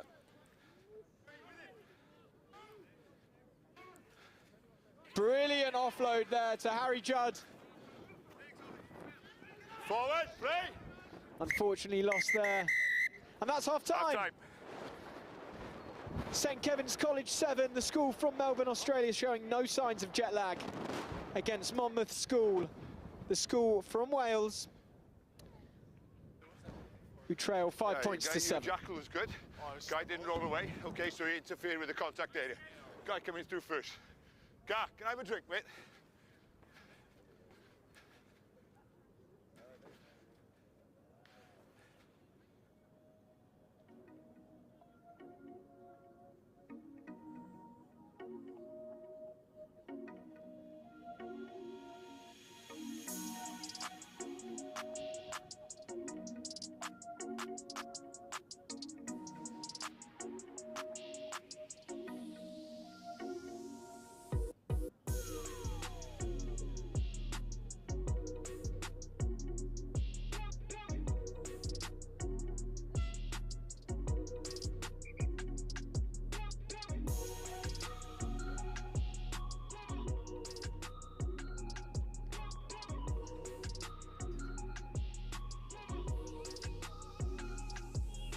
Well, half-time is over and the second half about to get underway. Monmouth School, the school from Wales, against St Kevin's College, Australia, on what is a sunny but very windy day down in Rugby in Warwickshire in England, as we celebrate the 200th anniversary of rugby being created, showcasing how far and wide it's gone throughout the world. Great take there. St Kevin's College coming on the attack. Steps and steps again. Flat. Offload, basketball Knock style, advantage. trying to keep it Knock alive. advantage. It's been gathered here though by Monmouth. Roll. Knock advantage over. Monmouth going down the blind side. Great hit there by St Kevin's College. Turn of pace there by Sam Wild though. Brilliant offload there. Monmouth really gathering momentum. Try. Try is good. Scored there by number 12, Todd Chin. Taking the score to Monmouth 10, St Kevin's College 7.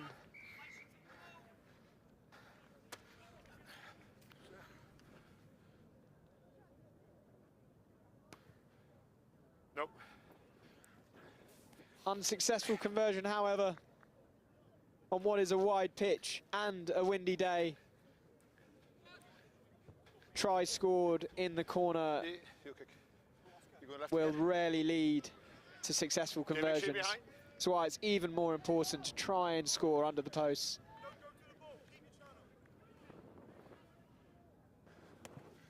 Monmouth to get us back underway. Low restart, nearly fumbled there by St Kevin's College, but gathered. Ball's out. Play. Stepping there. Brilliant turn of pace as well. Number 13, Louis Treacy. But it's a penalty to Monmouth. Good. Brilliant turnover there, taken quickly. Monmouth away with Sam Wild. Still going. Still going, Sam Wild. I'd see you picking me up in here. Spreading it now. Finn Roberts. Finn Roberts for the score. Brilliant. Sam Wild there. Stepping please. again. Thank you. Finally releasing it Yeah, to his teammate, Finn Roberts. 2 tries in quick succession there. Fending off the challenges to take the school from Wales 15 points to 7 up.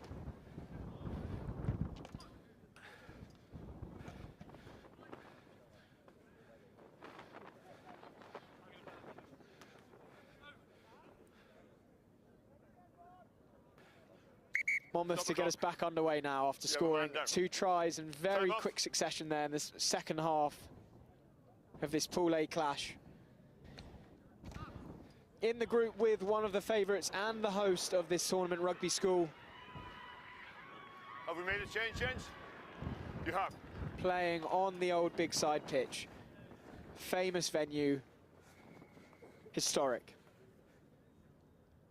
We should And the sun has come out for us. Still windy. Cheeky tactic there though by Monmouth. Hugo Peel gathering and stepping, using his pace to get round. Down the ball. Leave it, you two. Really coming with the attack now. Monmouth, St Kevin's College coming back hard after conceding 2 tries. Roll. End to end here. No. Play advantage. 5 metres out.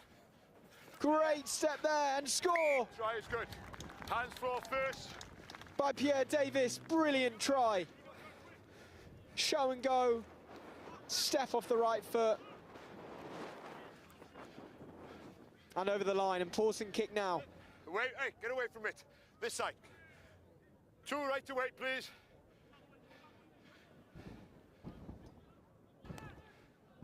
Nope. Unsuccessful by Pierre Davis after scoring the second of St Kevin's College tries.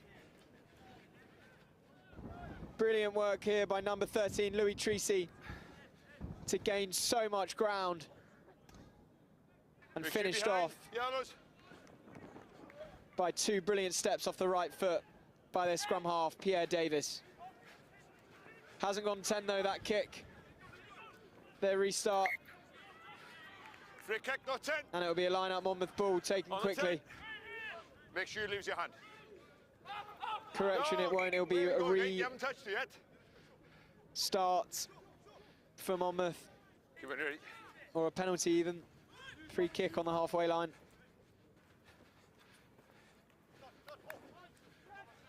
As Monmouth look to spread it down the wing.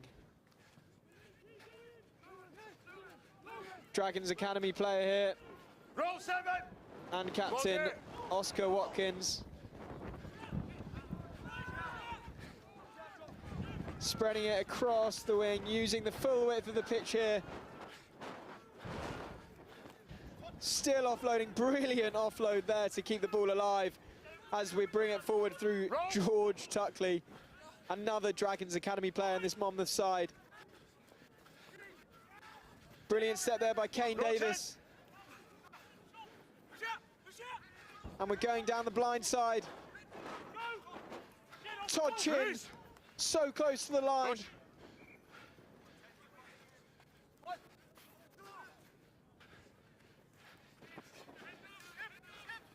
Offloading. And another score for Monmouth. Fourth try of the day for their number 6, Kane Davis. And what has been a close-fought match between the school from Wales and the school from Melbourne, Australia, St Kevin's College. Kane Davis to add the extras here. Nope. Unsuccessful with the conversion, meaning the scores now are Monmouth 20, St Kevin's College 12. And as we look back at the score, brought forward by Monmouth, crashed up into the centre, but a brilliant offload there to Kane Davis, who all he had to do was catch it and walk it in. Long restart there as Hugo Peel, St Kevin's College, number 10, takes it forward. Little show and go. Spinning it out wide. Look on advantage. But it's been lost to Monmouth as Kane Davis comes forward with the ball. Advantage over.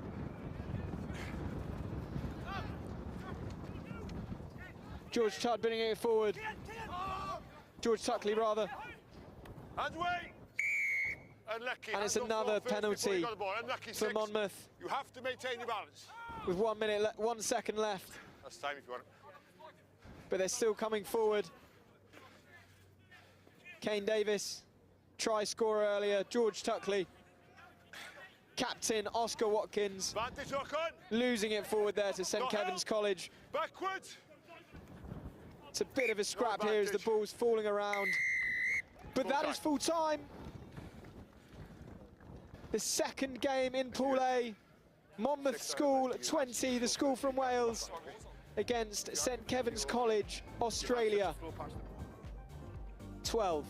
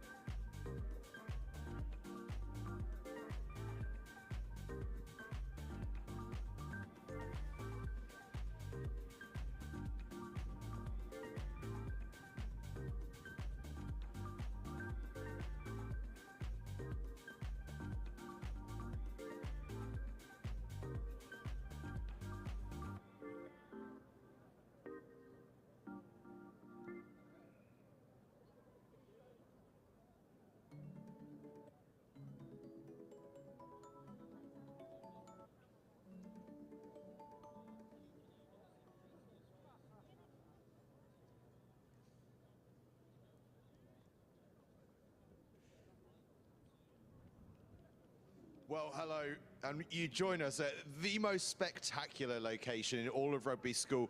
Everyone has started the groups now. Rugby School got off to a 21-10 victory against Fettes College in Group A. Group B, Clifton College, straight off the back of Rosslyn Park with the victory against Royal Belfast. Campbell College have got a victory against Marlborough College, and Blackrock College have got a victory up against Uppingham. It's been a fantastic start here at Rugby School, and I am in a room that is, well, steeped in the history of this great game. If I come over here, captains of football down the years, and we see some of the great names. Bruce Lockhart, one of the greats. Who else have we got?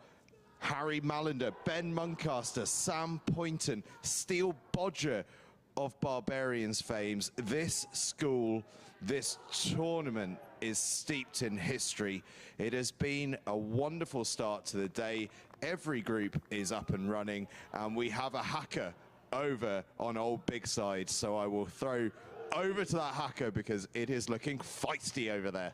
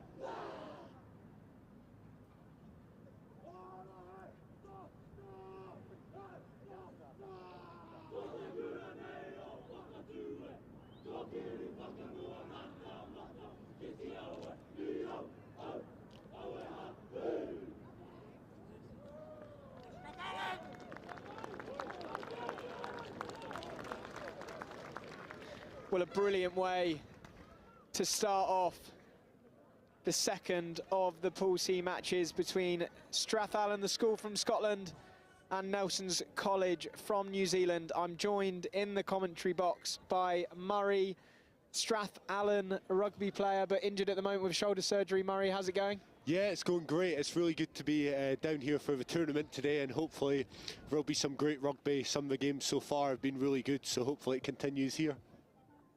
Brilliant, and you can be my expert on all things Strathallan since you are a player in this team. Unfortunately, you've had shoulder surgery, so you're out, but you're down here at the home of rugby.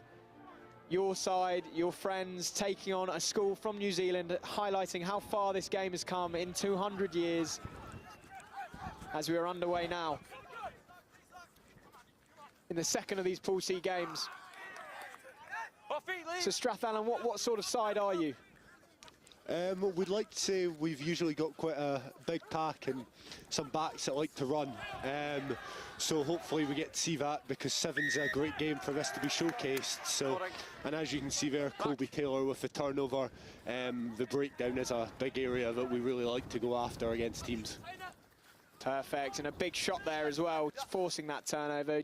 Is defence something you guys work on a lot? Yeah, defensively we like to get off the line and pressure teams. That was a really good hit there from Oscar Baverstock. So, well, you're coming forward now, attacking, so close to the line, offload, keeping it alive. Correct me if I'm wrong, Murray, but Kyle Robertson? Yeah, that was Kyle Robertson going over there. That was a really well-worked try from the boys. Some good offloading out wide there to allow him to cross over. Early score in the second of these Pool C games. Strathallan getting their first points on the board in this bicentenary Rugby Sevens International Tournament. 15 seconds. And so far in the first of the three games, whenever the kicks have been this far wide, because of the windy conditions, none of them have been successful. Oh, off the upright. Still yet to see a conversion successfully.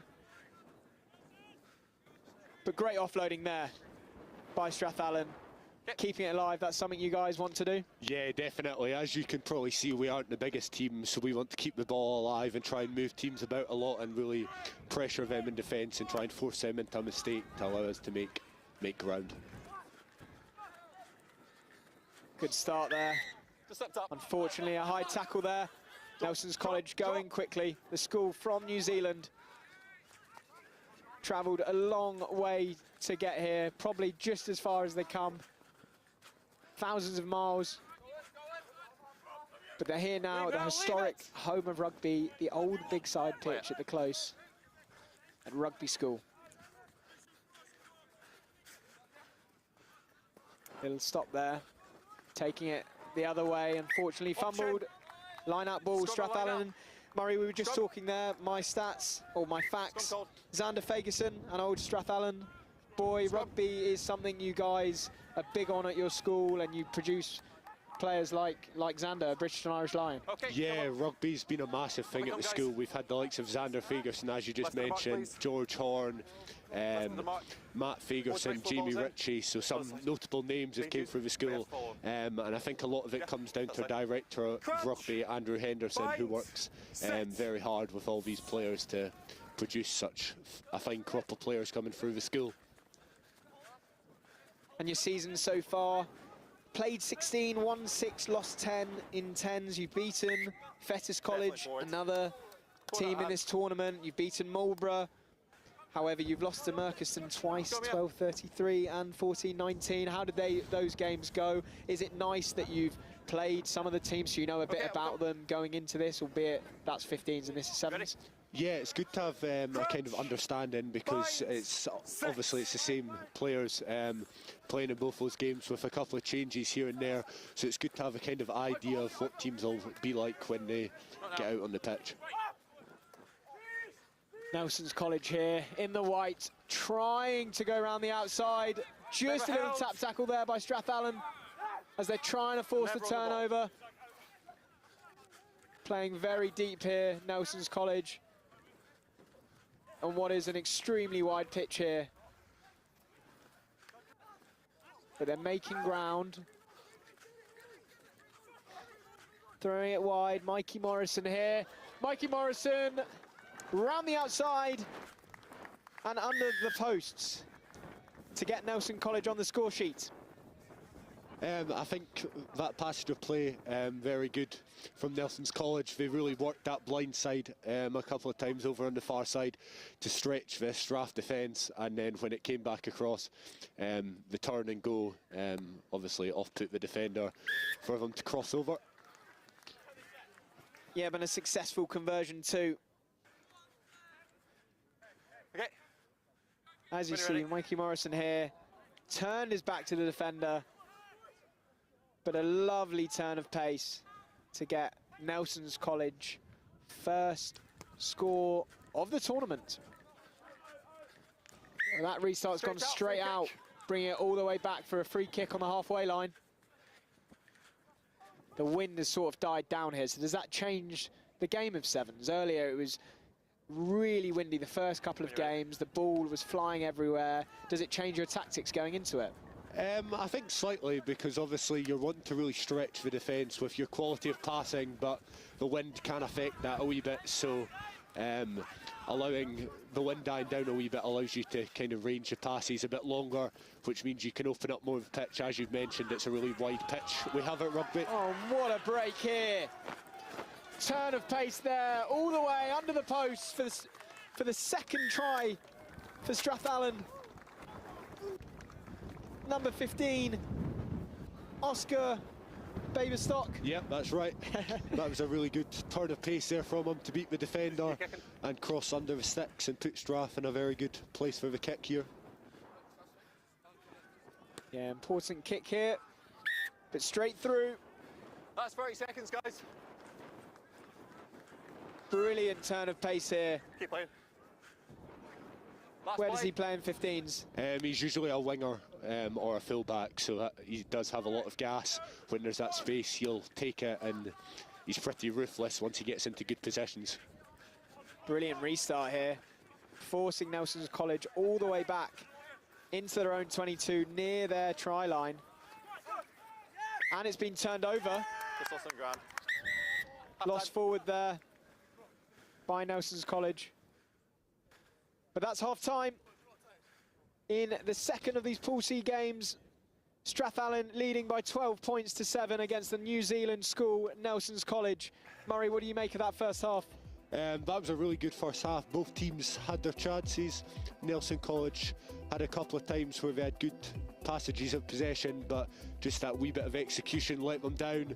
Strathallan maybe haven't had the kind of territory that Nelson have had, but when they've got into positions, they've really capitalised on that and came away with points.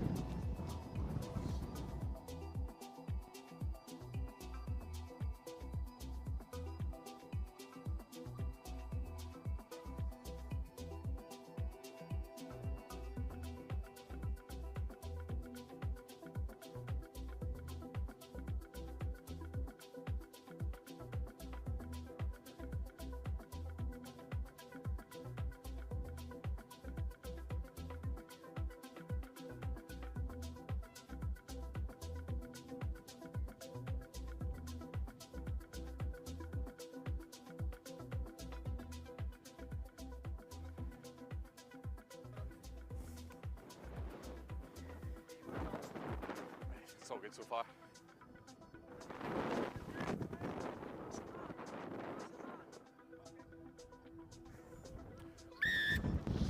Second half underway now.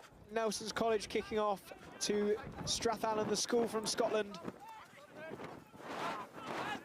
Nelson's College from New Zealand.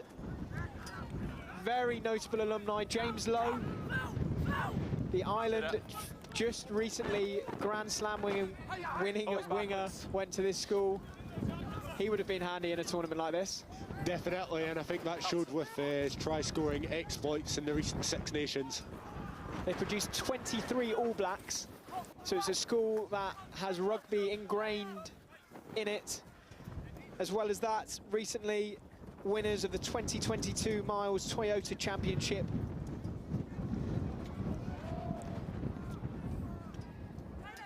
As the wind picks up here, down in Rugby in Warwickshire in England, the home of rugby. As Strathallan try and come back, offloading nicely. They need some numbers here. It's Nelson's College force the turnover, but it's taken quickly here. Nelson's College wanting to come back, just one score behind.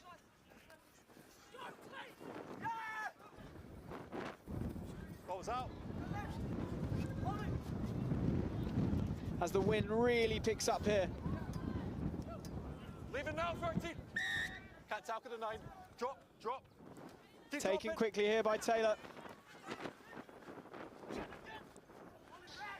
Nelson's College still trying to offload it, still trying to keep it alive. Roll. You're on the ground. As they win another penalty, just Kick, back 10. 15 metres out. Taken quickly, 5 metres out here. Nelson's College. Numbers if they can spread it. As the try scorer, Mikey Morrison, goes for it. Fast feet, brilliant stepping. Wow, what a try there. Second try of the day for number 3, Mikey Morrison. Lightning feet. My line. Fantastic piece of individual brilliance there for Mikey Morrison to cross over. I think that came as a result of quite a bit of poor Strathallan discipline that's allowed them to gain that field position, but just fantastic feet to finish off there and leave a pretty close-in kick. Harrison Inch to add the extras, unsuccessful. The score's now level. Strathallan, the school from Scotland, 12. Nelson's College, the school from New Zealand, 12.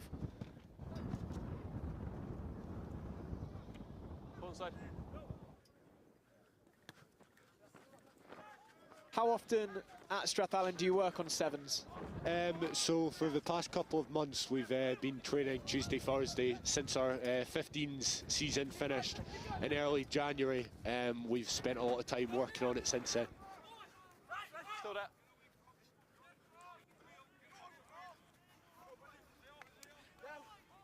Off feet, leave it. 12 all here in the second of the Pool C games. Lost forward there. Okay. Knock on. Marlborough College earlier lost to Campbell College in Pool C, the first of the games. Campbell College taking the win there as the rain starts to pick up here. Numbers, haven't come.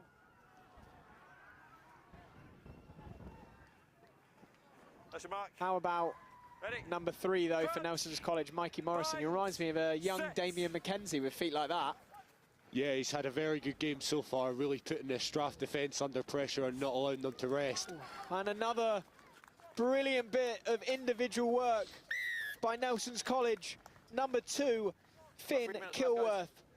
A little show and go turn of pace to score their 3rd try of the afternoon, bringing the scores to Nelson's College 17, Strathallan 12. What went wrong there for Strathallan? I think it was just another piece of real individual skill, that turn of pace. The defender possibly got a bit on his heels and then wasn't able to shift to make the covering tackle. As they look to add the extras, 2.5 minutes left in the unsuccessful, so Strathallan just 5 points behind. Just over 2 minutes to go in this Pool C game.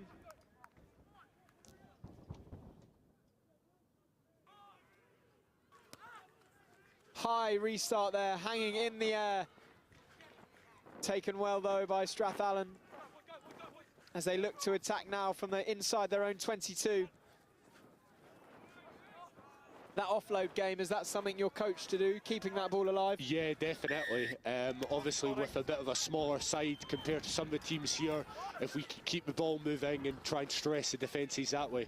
Some really good offloading here. Oh, it's a hat-trick for Mikey Morrison. A hat-trick of tries for Nelson College's number 3.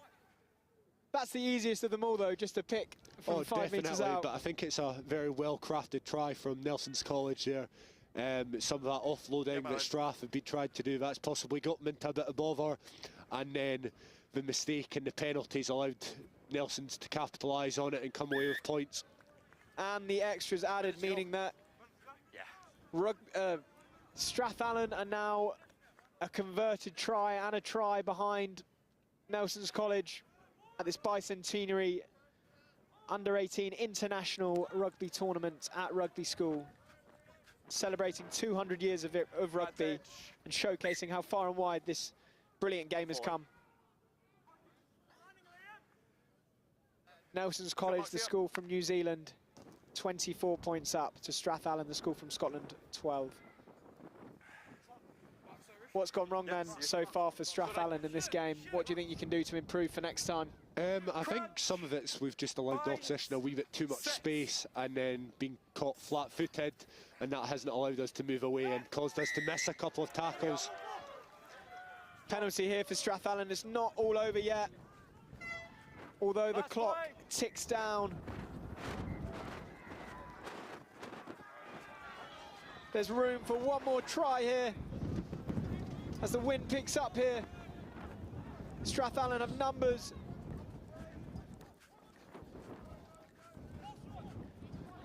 Ball's loose. Picked up though, brilliant turn of pace. Caught by Nelson College. Offside. Penalty though coming. On the 10, on the 10. Taken quickly by Strathallan. As you can see there from that pass, the ball just gets caught up in this wind. 2 knock-ons. Lost forward, and that will be full time. The second of the Pool C games. Nelson College 24, the school from New Zealand. Strathallan 12. Well done. Okay, guys. Murray, brilliant from the Nelson College side. Unfortunate for your team, Strathallan, but what can you do against individual brilliance like Nelson College showed? Yeah, I think that was just the class showed there in the second half. Really took Strathallan to the sword and put us under pressure, and we weren't able to stop them defensively, and that allowed them to come away with those 2 scores.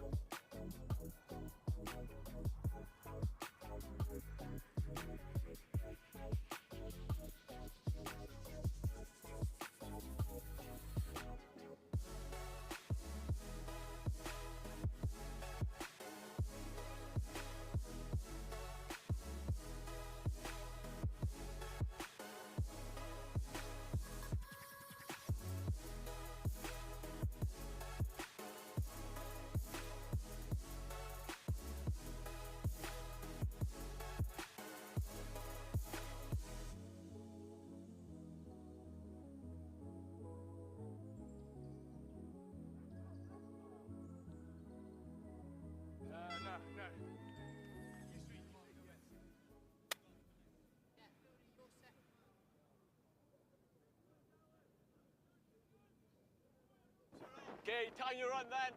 Happy?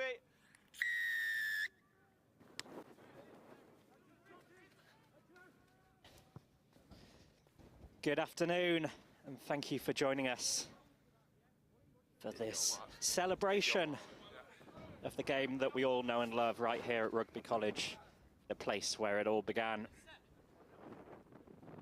It's a pleasure to be with you for Clifton, who were so dominant early on, and they start here with real promise, real vigour. But just knocked on in contact. Clifton, we saw on the adjacent pits just earlier, looked really strong, really dominant. Certainly one to watch in this tournament.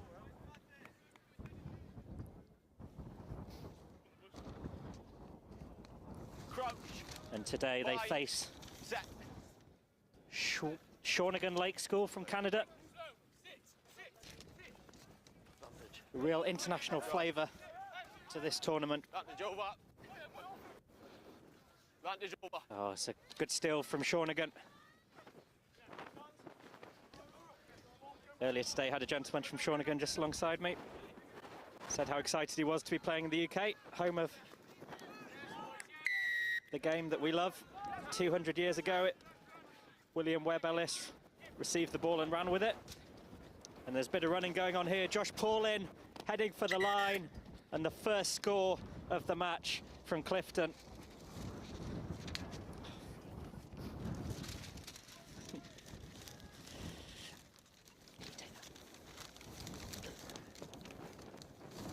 It's a very, very blustery day here. My notes are sailing away. And if it's tough up here on the gantry, think how tough it is on the pitch for these players.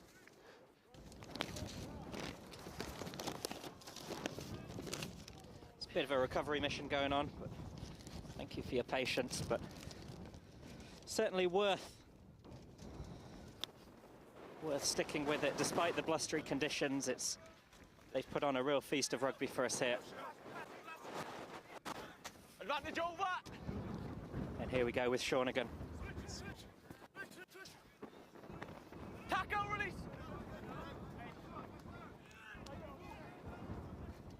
Some bright passing out. Trying to find the gap and level that advantage.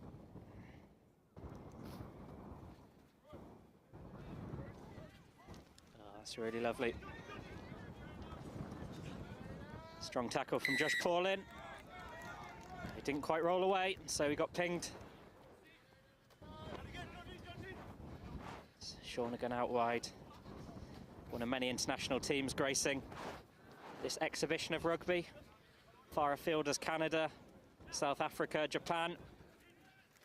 Leave it! Oh, that was a big old tackle, but I think there's an advantage coming. We might be seeing a card, perhaps. And we're going back. 12. It's always difficult when you have a player in the air. Got to make sure they come back down safely, and going back for the penalty. But it is just the penalty. And Shawnigan have space and numbers. Makes short work of the Clifton defence and just dots it down to level the scores. You can see here in the background the beautiful setting at Rugby School and the interest from far and wide in this really special weekend. We get another look at this score. Lovely handiwork, and that's the tackle that got pinged, and from that resulting penalty, Shawnigan are able to give themselves the lead. Lovely run through, despairing defensive effort from Rowan Howard-Robinson, but not quite enough. And we have a little bit of respite. Knock on in contact, and Clifton get us back underway.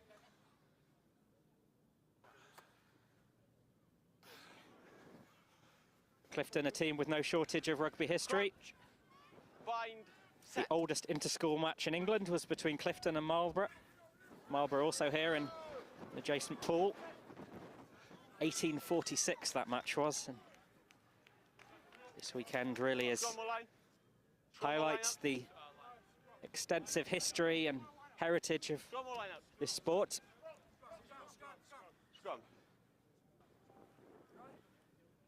And the referee just judging a knock-on.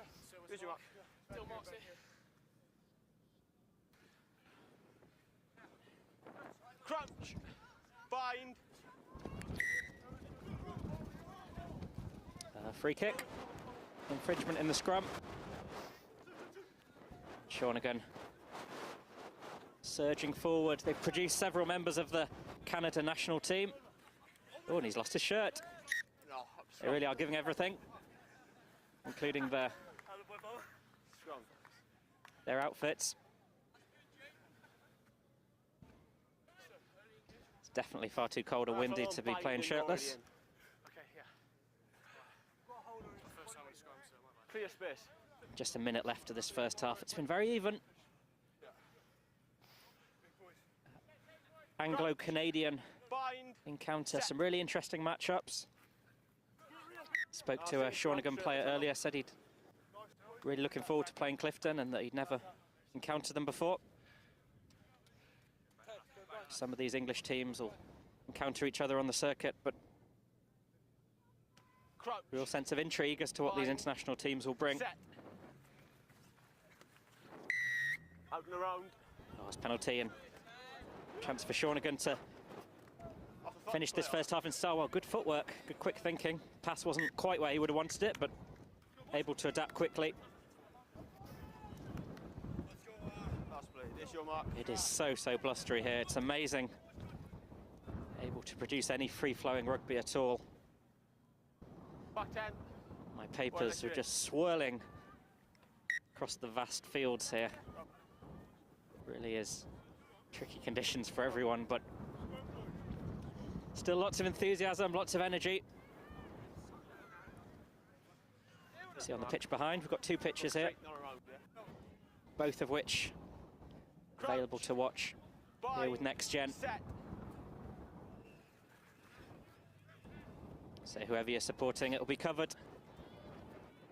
And in these dying stages of the first half, Clifton surge forward.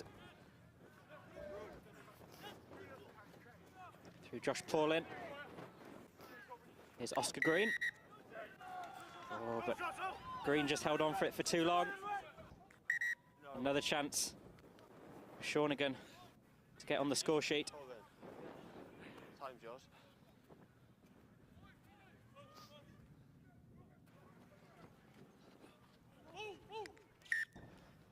Just a slight handling error, and that'll bring this first half to an end. It's been a really interesting, enthralling one. Early score from Clifton, but Shawnigan wasted no time in getting back in it. Tantalisingly poised, half-time score. Clifton 5, Shawnigan 7.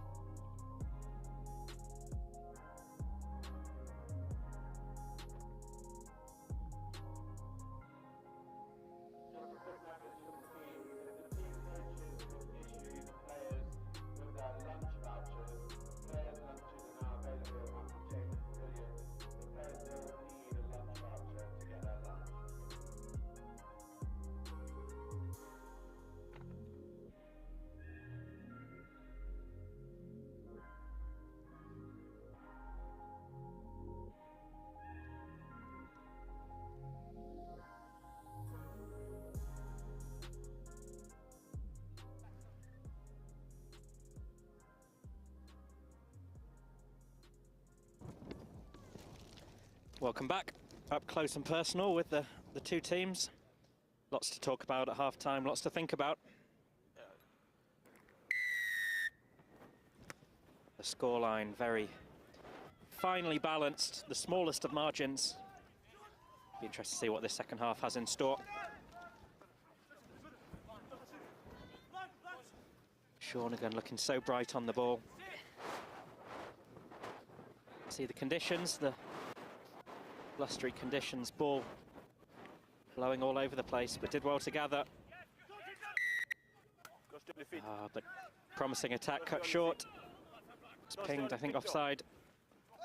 Oh, and handling error from Clifton. They'll be disappointed with that.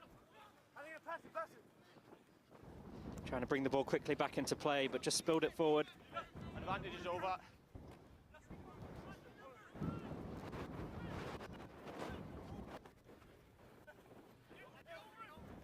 And away! Shawnigan struggling to get through that Clifton defensive line.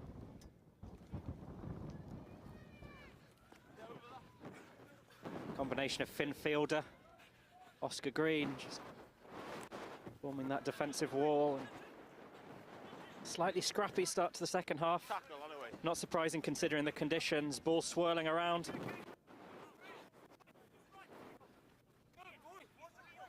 That pass slightly wayward and ball goes directly into touch. There's your mark. Still very much early days in this competition. 5 teams in each pool, so each team guaranteed 4 matches today. And in this pool stage, every point counts. So no reason not to fight for every ball. And speaking of which, really promising attack here from Clifton. Gardner out to Phillips, but the pass just strays forward.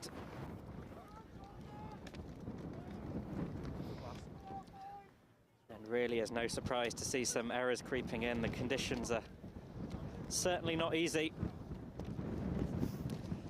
and the fact that we've seen such entertaining play, testament to the skill of these players. Bind. Set.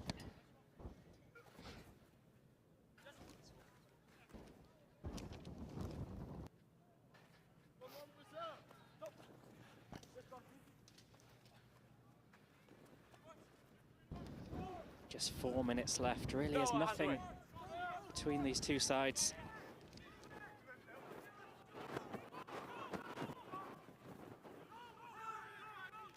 Shawnigan just trying to play it out from the back. A real hotbed of rugby talent. Produced several Canadian team members, gone on to play at World Cups. It's been brilliant to see the growth of the sport in Canada and across the world. Hold in. There's your mark.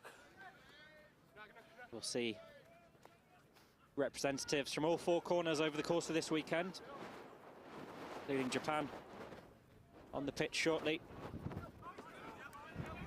Oh, lovely, lovely run from the Clifton number 7. It's Dylan Haddon.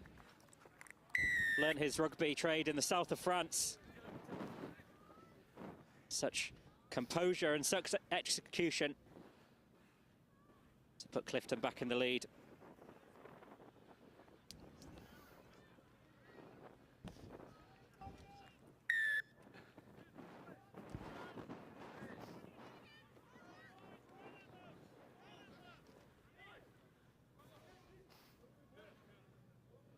Another chance to see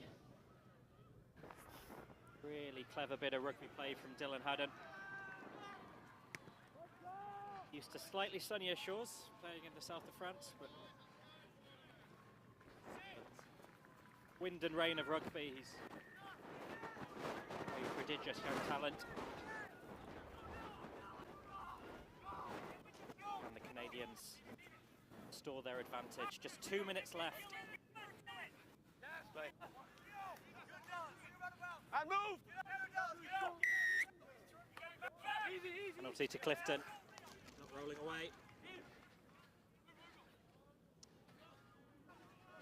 Saw the The man outside and beautifully weighted. Long pass.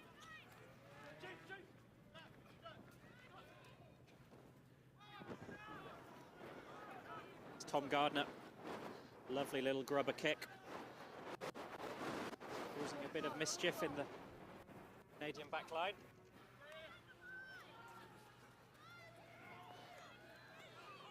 And move!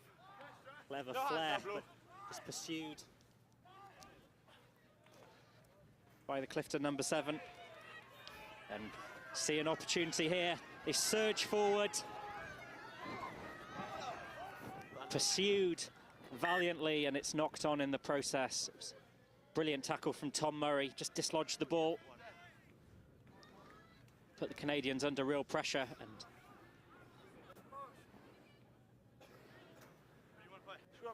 a really promising attack just cut short.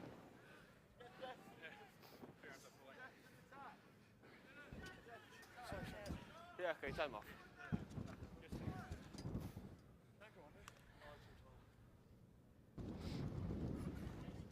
Here's your mark. Yeah, do whatever. Time on. I'll tell you one, Paul. Crouch. Bind. So Clifton with the put in, and they know that in their interest to take their time. So we go into the final minute. Advantage. Play advantage. Oh, it's a good offload, and charging down the wing, Tom Gardner. It's Isaac Campbell. Advantage. Knock on. It's a knock forward in the tackle. It was a hefty tackle. We hope Isaac Campbell-Wu is all right. But it looks like he's back on his feet. Good to see.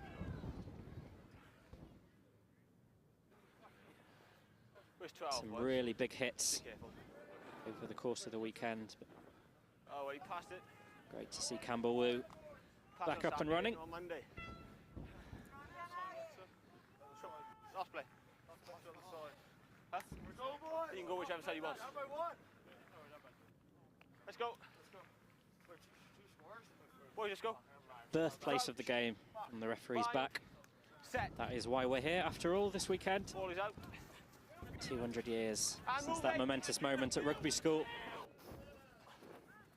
Might see some more momentous moments over the course of the weekend. Oh, brilliant agility, twisting and turning, and though he gets the offload, it just sails into touch, and that rounds off a really, really interesting encounter. Clifton, just as in their earlier game, just a bit too strong, but a really determined effort from Shawnigan Lake School of Canada. Final score, Clifton 12, Shawnigan 7.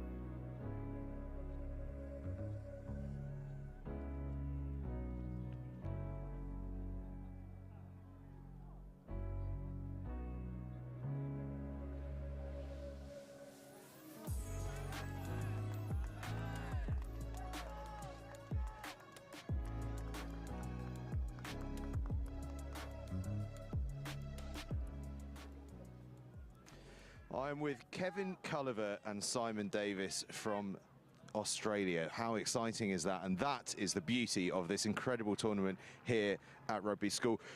Kevin, I'm going to come to you first because you are the head of rugby at St Kevin's. Defeat in the first game, but it's not really about that, is it? It's about enjoying what is this incredible experience. It is absolutely about the internationality of the game and what it can bring to these young men from all over the world, growing, developing camaraderie, sharing the spirit. It is all about that, and that's what we're so blessed to be here for. And The boys, I'm assuming, they've presumably stayed here overnight. I know you were down at Rosslyn Park beforehand. What's it been like for all those boys? It's been somewhat of a whirlwind. Of course, 23 hours on the plane means that they then arrive here and it's a bit chill. The grounds are softer. They're coming out of summer, but everything is just so beyond belief when it comes to an experience. The boys are in awe with the hospitality, the friendliness of everyone that comes around. The organisation of both Rosslyn Park and certainly here at Rugby has been exceptional, and we're well looked after. And Simon Davis from the Australian Rugby Foundation, I suppose on that wider point of school rugby and of rugby in general, the spirit of the game, that is what this entire thing is all about. Yes, it's very exciting. Also here as a parent, and just seeing my young son run on these hallowed fields here at the School of Rugby, the home of rugby. It's been amazing, absolutely loving it. And any predictions? I'm going to try and sneak a couple of these out of you. Anyone you've got your eye on over the course of the weekend? Simon, I'll start with you. Well, I think the rugby school, the host school here, is looking very strong. And I think, obviously, the Kiwi sides tend to do pretty well, or a Kiwi team here. So, yeah, hopefully rugby school on their home turf has a crack. And Kevin, you? Well, I've had the benefit after 35, 40 years of visiting and playing nearly all the schools that are here. So, yes, rugby school is right up there. Blackrock, Dublin, you can never go past those. The Shawn Lake in Canada, Nelson from New Zealand. These schools are amazing with their programs that they develop and the rugby players that they create.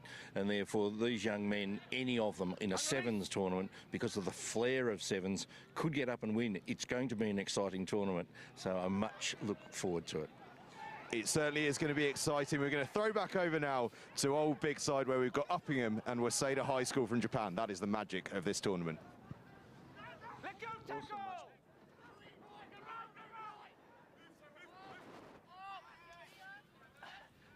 Back, back!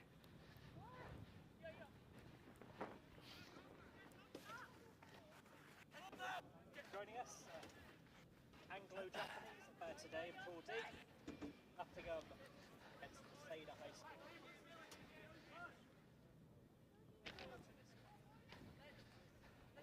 Promising emerging rugby nation. Not on the body, ball's lost!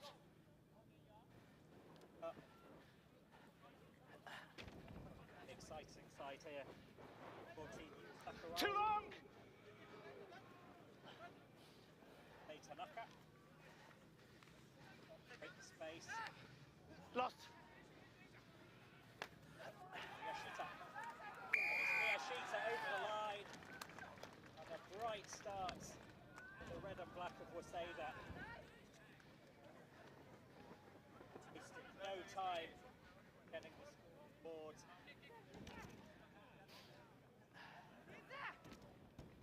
Let's go.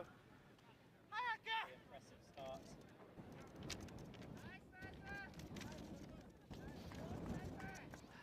The majesty of rugby school. Let's go, come on. Place where this all began 200 years ago. Turn their 5 points into 7. It did. Tough day for kickers. But they must have learned that. Very, very impressive indeed.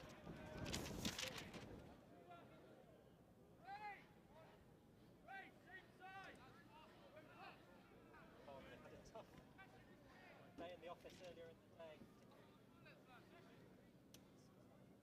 I think they can plenty more games ahead to Okay. fight another day and improve their standings.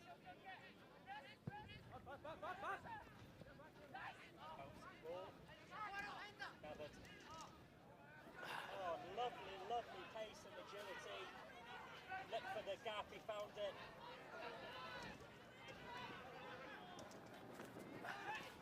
It's Tom Ray with the run, and Tom Ray surely with Uppingham's first try of the game, and indeed of this tournament.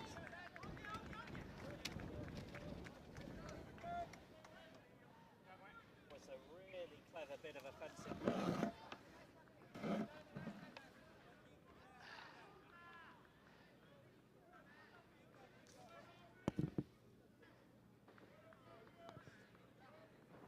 And Uppingham even up the scores. 7 apiece. Just about halfway through what's been a really intriguing first half. Some of the best England has to offer against great Japanese youth talent. Yeah, when you're ready, mate. Thank you.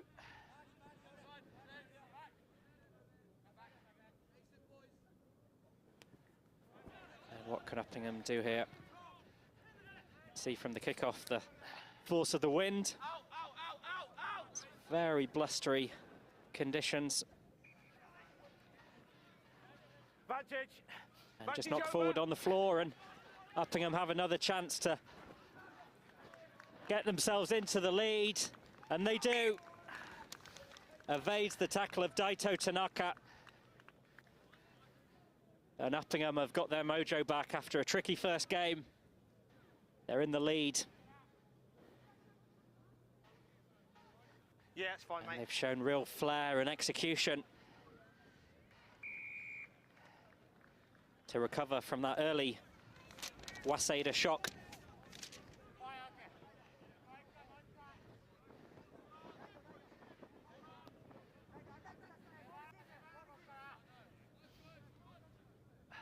And just wide of the posts, and so just make sure we keep pushing back. only 5 points the lead, just but make sure we keep pushing back and we get a breakdown. they'd have been very happy with that at the start of the match. Waseda, thanks, mate. Thank you. really promising Japanese side, a side that's produced Japanese internationals, that's been renowned for quality and talent.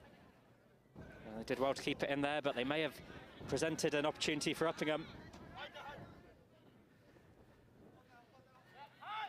What can they do? It's Tom Ray. And they get the penalty. Referee said not rolling away. And it's Ray on the outside. Does he have options on the outside? I think he does, and he uses them. It's Uppingham for the line, and they've done it. Third try for Uppingham. And Uppingham's quality really beginning to show at the end of this first half. Yeah, you're not with me, mate.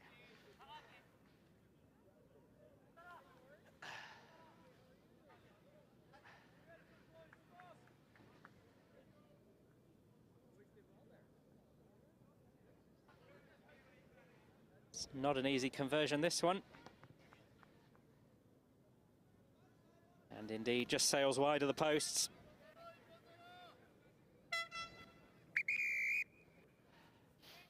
And that's half-time. This Anglo-Japanese encounter. It's Uppingham that's been the stronger of the two sides, and they go into half-time up 17 points to 7. That's why, because you can't. The release is okay. It's the tackler must roll first. Okay, no problem.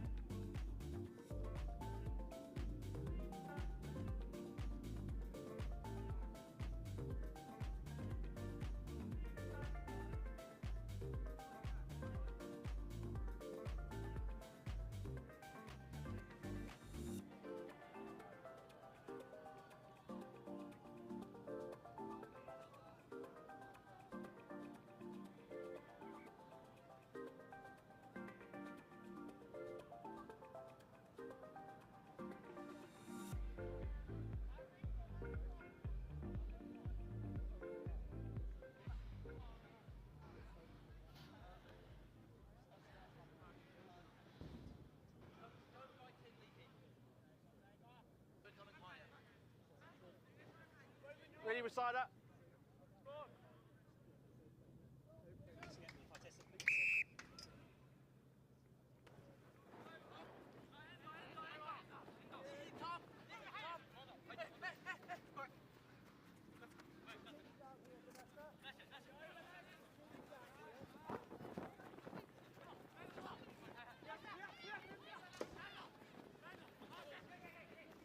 Ground lost there, Blue.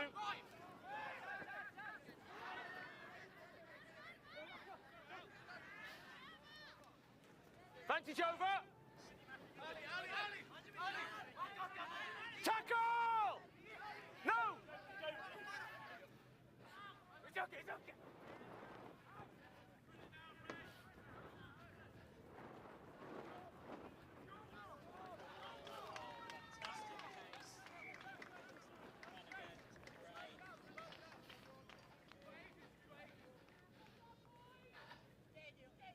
Let's just score it, mate.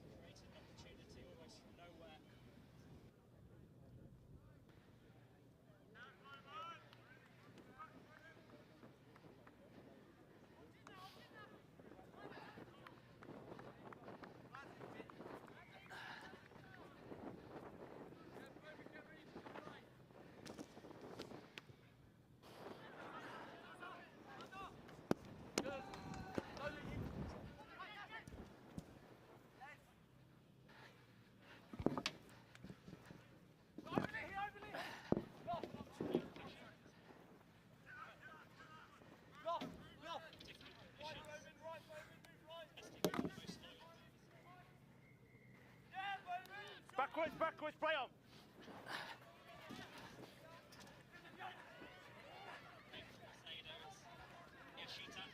Get it! Go, Mark!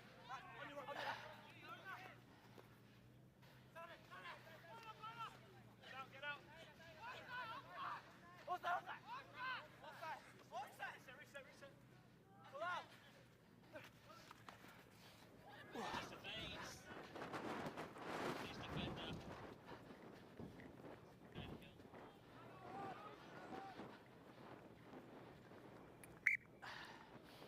Try number 5. And extend that lead yet further.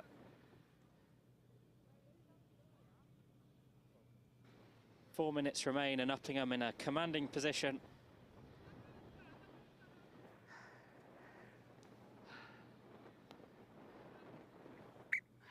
Nice and simple, straight through the sticks.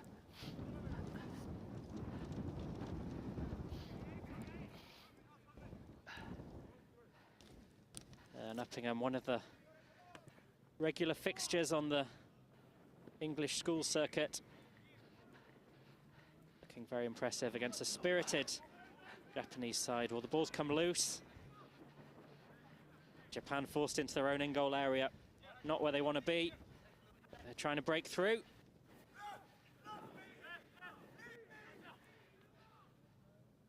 Lost it, Blue, lost it! They've done well to gain some possession in difficult circumstances. First man.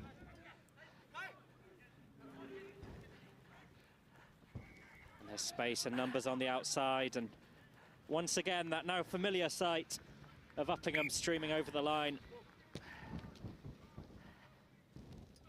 And the gap continues to widen, and has been a difficult afternoon for Waseda. They started so brightly, scored the first points of the game, but just haven't been able to sustain that momentum. As the ball sails wide, just over 2 minutes left. Surely Uppingham's now for the taking.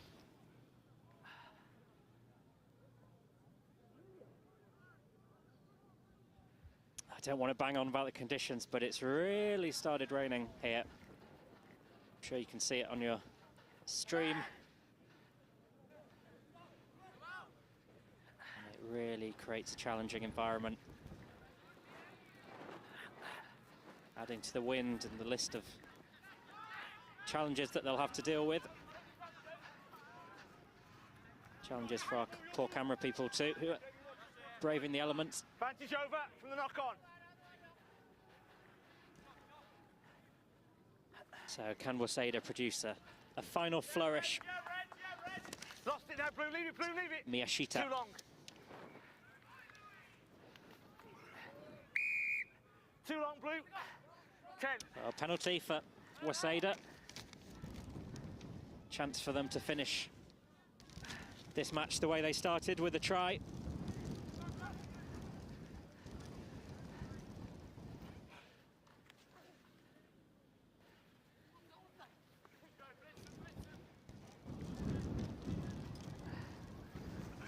The howling winds, I'm sure you can hear at home. It's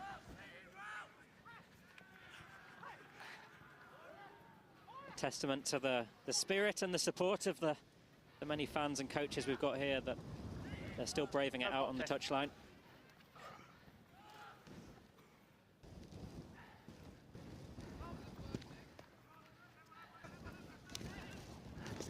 Well, he's found space out wide. And Japan do finish the match in the same manner in which they began it, by getting some points on the board. Yeah. I think that's 36 points to 12 in the dying seconds of the second half. Still time for one more play.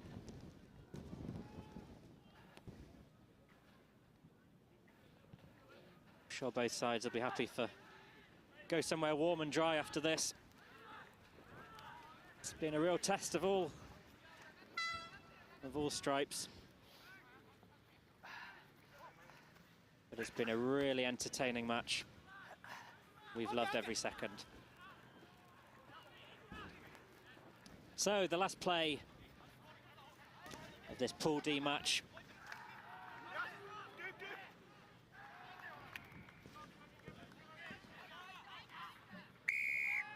Oh, Uppingham just pinged for holding on.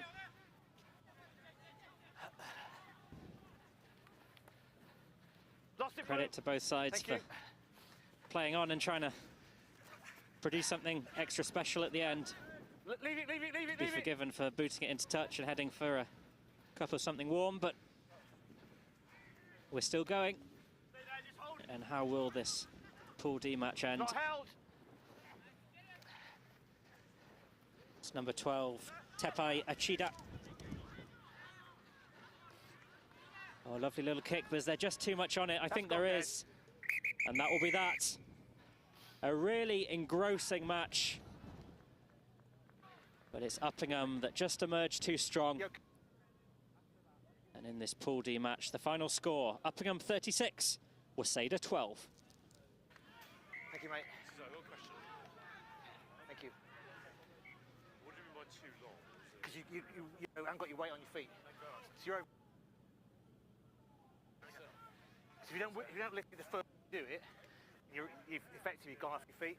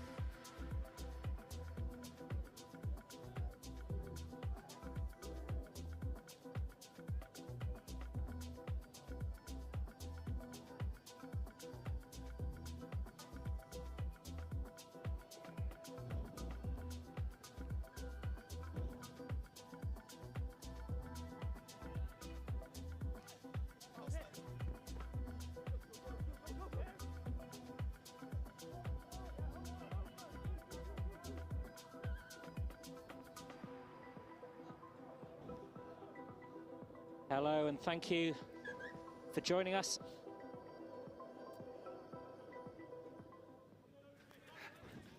Not ideal conditions, but certainly some ideal rugby. Some really exciting rugby in front of us today, and it's RBAI against Merchiston in Pool B. Okay, leave the ball. Yeah, thank you. Yeah, line is set. Just a measure of the conditions. Just went to get my notes and found out they'd blown away, but I've safely retrieved them. Keep going. Able to bring you all the twists and turns of this fantastic fixture between RBAI of Ireland and Merchiston.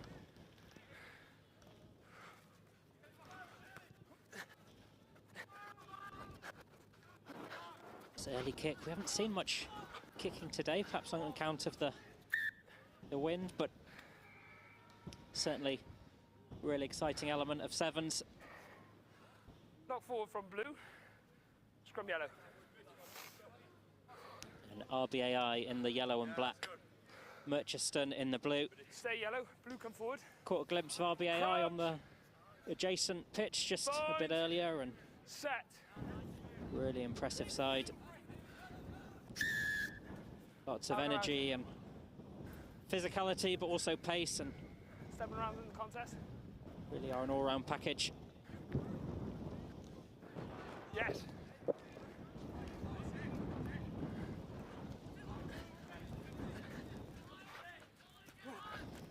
No chance here for RBAI.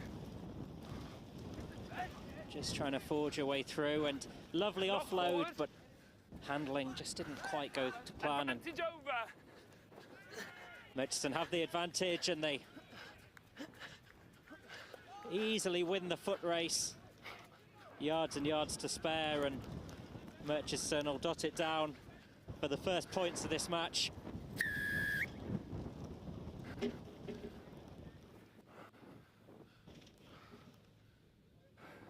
Real agility and pace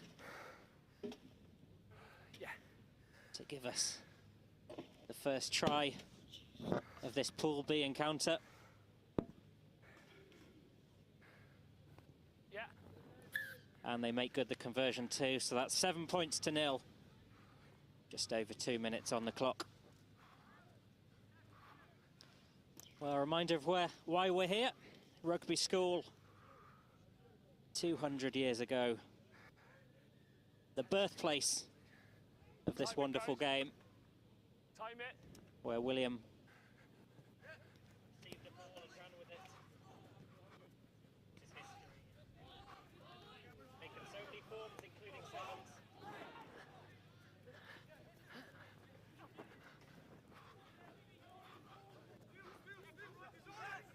never on the ball. No, with the kick, just trying to follow it up, but I guess they comfortably gathered.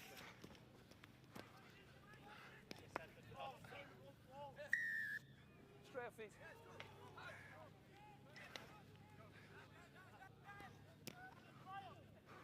They penalised. Yeah. Straight out.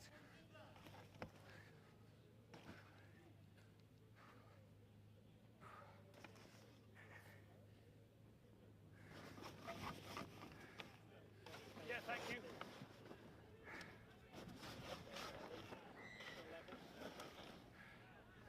Time off.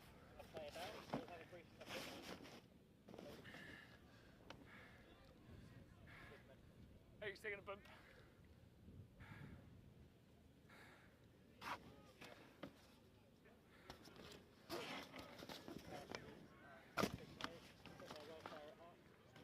No, it's kicked out on the full. Rhino MYAR is there.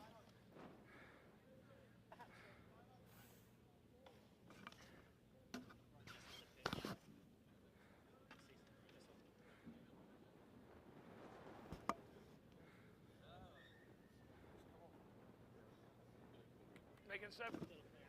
Yeah, thank you.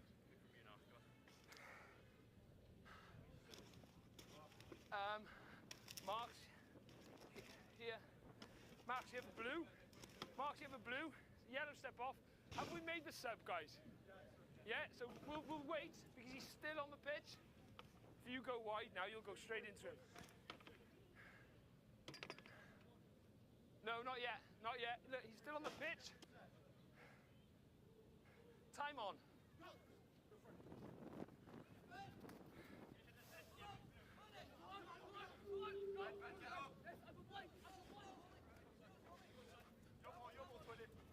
Always backwards.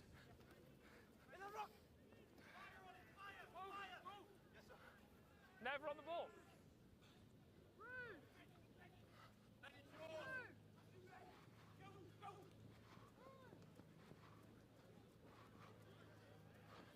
Not held.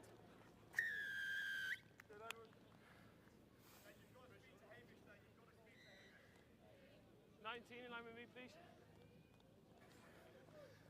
150. Oh, sorry. On the kick, you've got 20 seconds.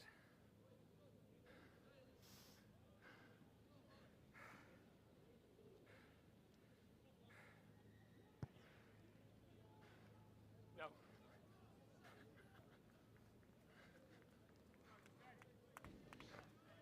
Well, it's not just You go left or right. Yeah. Time it yellow. the best and brightest from the UK. We've got teams from all around the world. Just saw representation from Japan. We've had South Africa, Canada. Part of what makes this weekend really special. Always backwards. Seeing top-level rugby from all four corners of the world.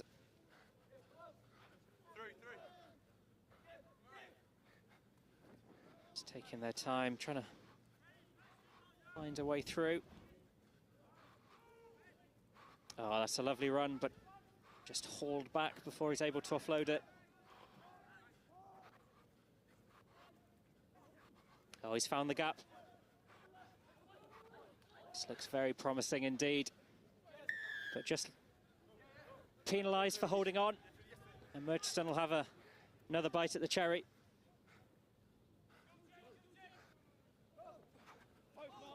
That's number 2, Miles McLaughlin. Just cantering over the line. And Murchiston extending their lead.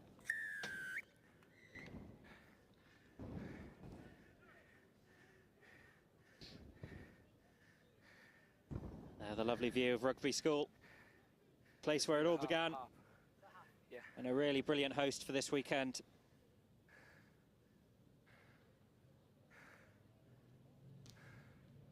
A weekend with lots of excitement and twists and turns ahead, no doubt. Still very much early on.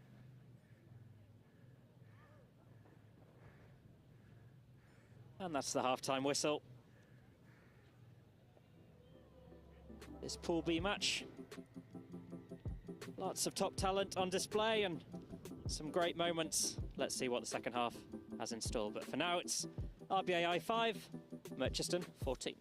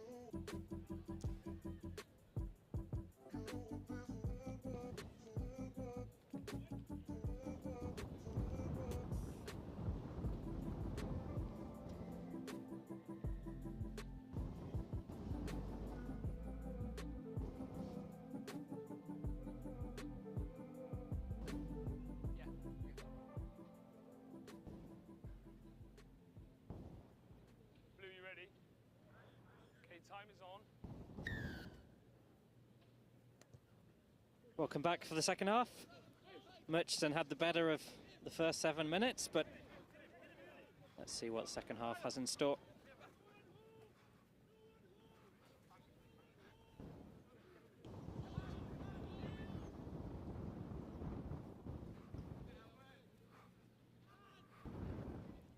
Murchison just showing that patience that was so successful in the first half, just waiting for their moment.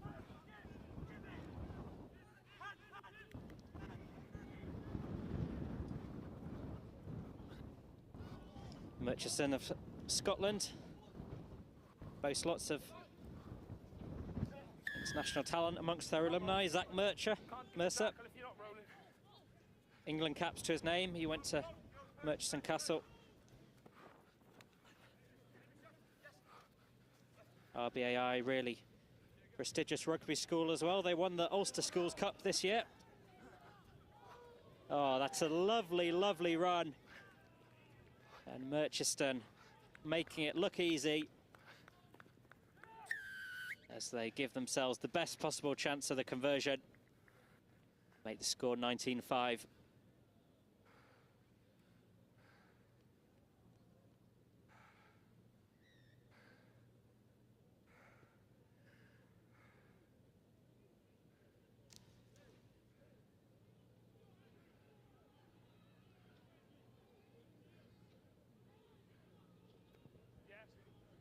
And the kick is good. On a difficult day for kickers.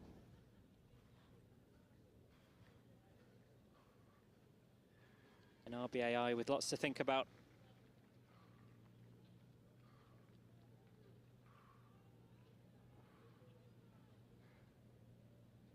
It's a very competitive pool, so every point will count.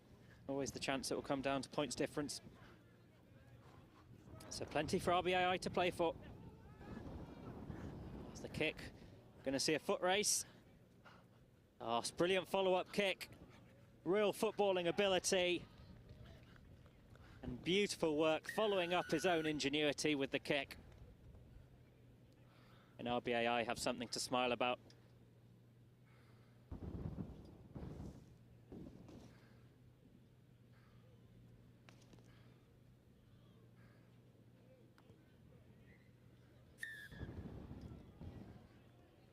Conversion's good. 4 minutes left. Everything to play for.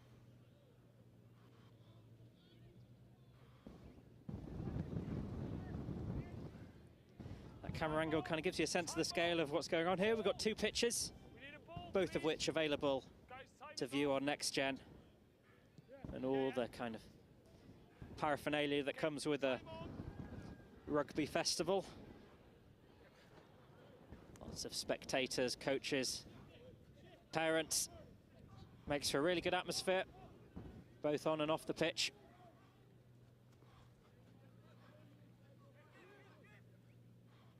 Murchison Castle just trying to get themselves out their own 5-metre area. Again, we're seeing the kick. This time less successful, well gathered, and the penalty. RBAI have a chance to make these last few minutes extremely interesting, and they have an advantage. A penalty coming their way. Let's take it from the right mark, though.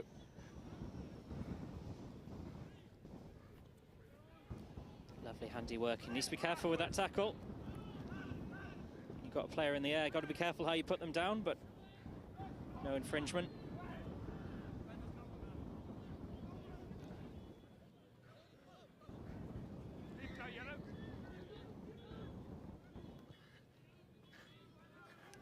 For the kick, and it's going to be a test of speed. Does well to gather, but he'll need to use it quickly, which he does. But not quickly enough for the referee's liking. Drop yellow, good. Lovely, lovely pace. And that surely is that for Murchison Castle. The Scottish side. One of the bright lights of Scottish rugby. And they're really showing their class and their quality this afternoon. Yes. Kick is successful. Surely the result now belongs to the boys in blue.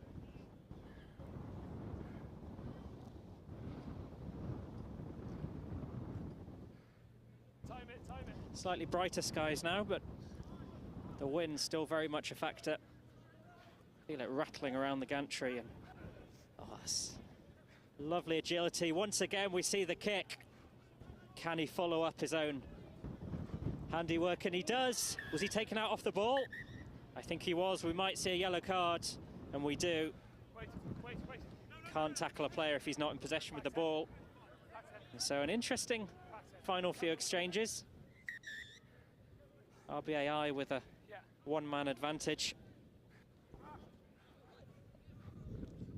What can they do with it?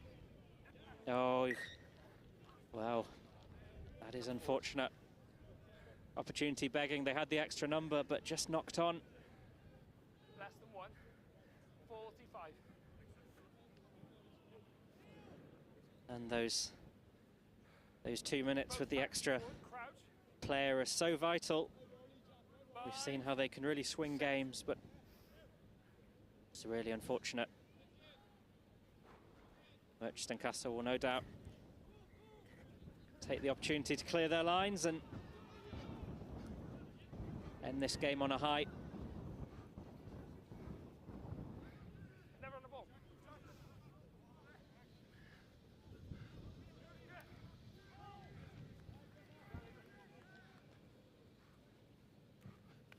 It's good hands from RBAI. Just too long with it. And this will now be the last play.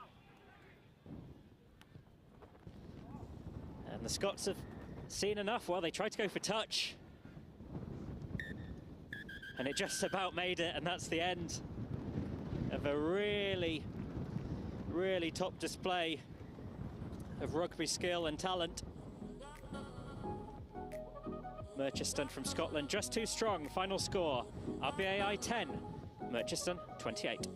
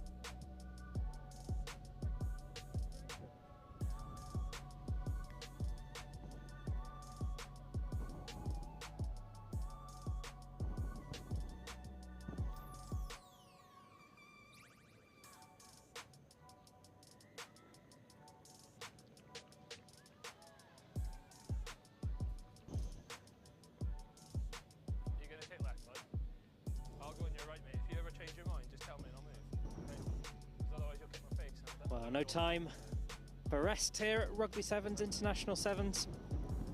The games come thick and fast, and got a real treat in store for you here in Pool D. Blackrock of Ireland against Llandovery College of Wales. Two sides that bring with them real rugby pedigree and real heritage, like so many of the sides we've seen over the course of the weekend.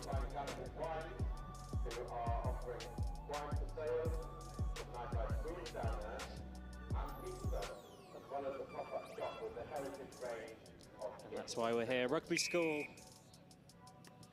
the birthplace of rugby.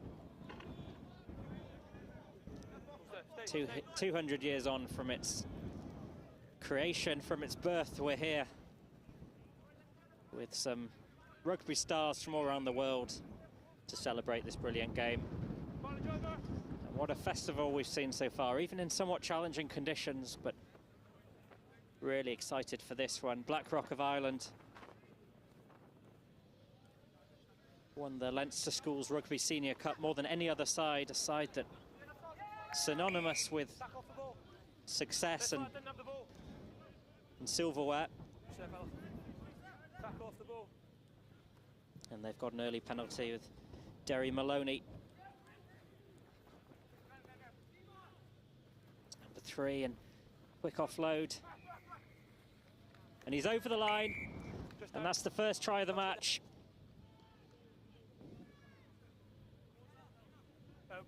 And we talked about Blackrock's undeniable quality in real evidence. I was lucky enough to see their first game on the adjacent pitch, and they were absolutely imperious, try after try after try. And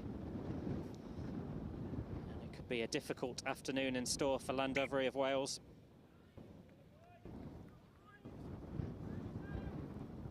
Well, the kick is good. Blackrock taking full advantage of their early score.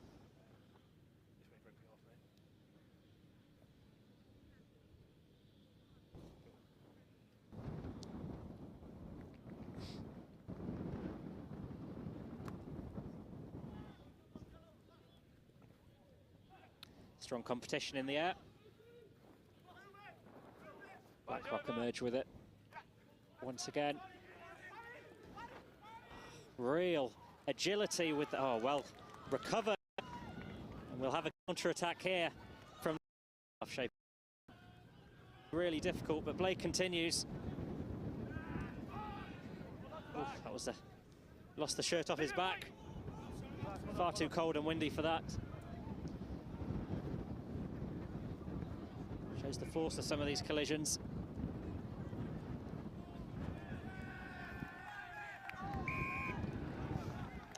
Feels like the momentum is changing here. Llandovery get the penalty, and now it's Blackrock on the back foot. Oh, slight handling error. Went backwards though, so we continue. Stop. And we're just returning. I think there was a slight knock. Referee very prudently stopping the game so it can get checked out. In these days of HIAs and concussion protocols, really important that get these things seen too quickly, but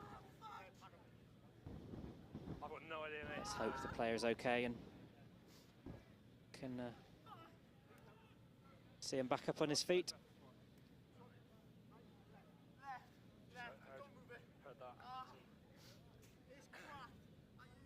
Talks a lot about the history of Rugby School and its contribution to the global game.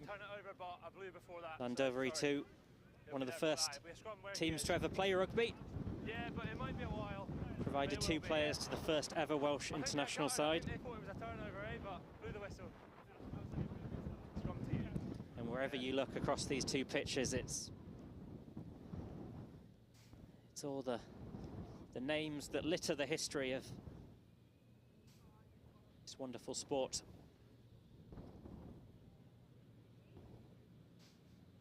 And a real sense of excitement about the game developing in all parts of the world. You might call emerging rugby nations, Canada, Japan, they're all represented here.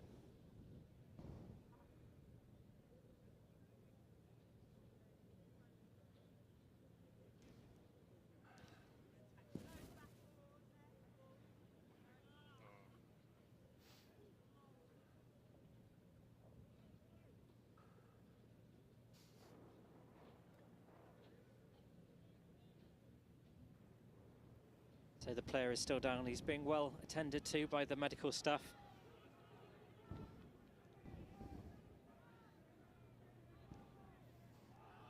Players just keeping warm, keeping active. Some very cold conditions.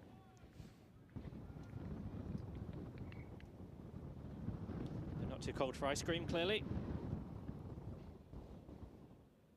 I think it's maybe his ankle. About an ice cream van at these things, always. A lot of screaming, eh? Don't know what it is. Never say no. Might get one myself a bit later. So what's the deal in terms of timings and just got to do the best? Yeah, just got to do the best we can. Well, I stopped at 5 minutes, but it's probably more like 4 and a bit. Yeah, you rolling? Yeah, I stopped at 5, so we'll restart. It's about 5, basically, 2 to go. If you've just joined us, just a slight pause in proceedings. Llandovery player took a knock, So we should have to catch up. being attended to by medical staff. Players just doing their best to keep warm. I can see to them. Does seem to be moving Half time and see how we go. in front of our commentary position. Seems to be moving and talking, which is obviously I'll get a good sign. boys as well.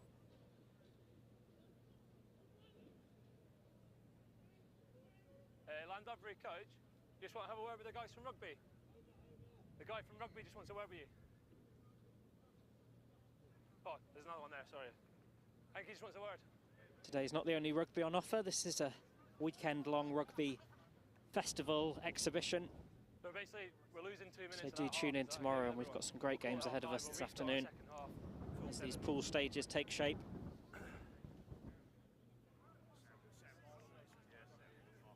Yeah, happy with that. So when we restart eventually, when he's off, it'll be the second half starting. Okay. And we'll just try as best we can to finish on time-ish. Yeah. Cheers, guys. Thank you.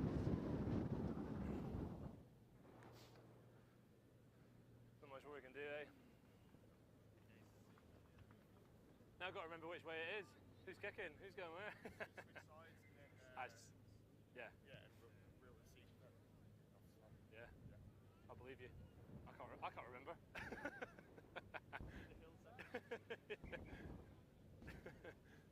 Medical staff just doing their best to keep the player warm. I don't know how bad this is. Yeah, I think it's an ankle, man. Yeah, I don't know. He just started screaming. He is being very well looked after. Can't really play with the boy screaming.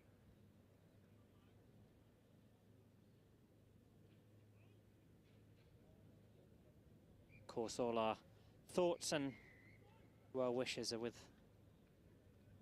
a particular player, Llandovery player.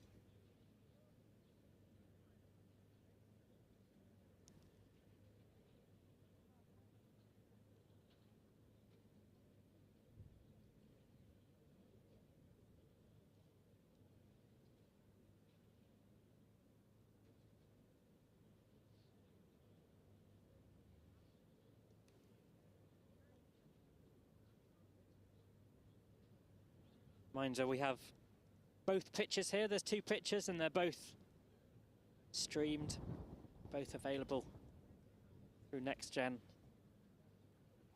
So you've got your pick of the matches.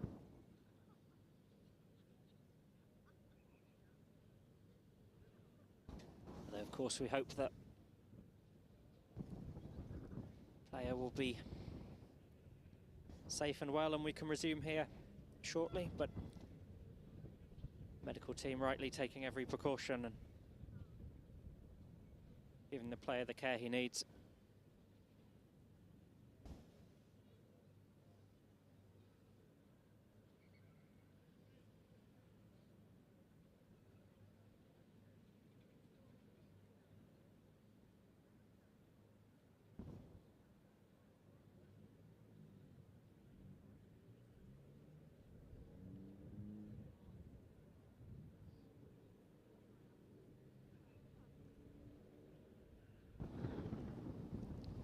Blackrock team there, so dominant earlier in the day. Started their competition off emphatically with a really compelling win. One of the most decorated sides on the Irish rugby circuit. They've looked very bright here, although Llandovery, just before the stoppage there, felt like the pendulum had maybe swung and they were really starting to build up momentum.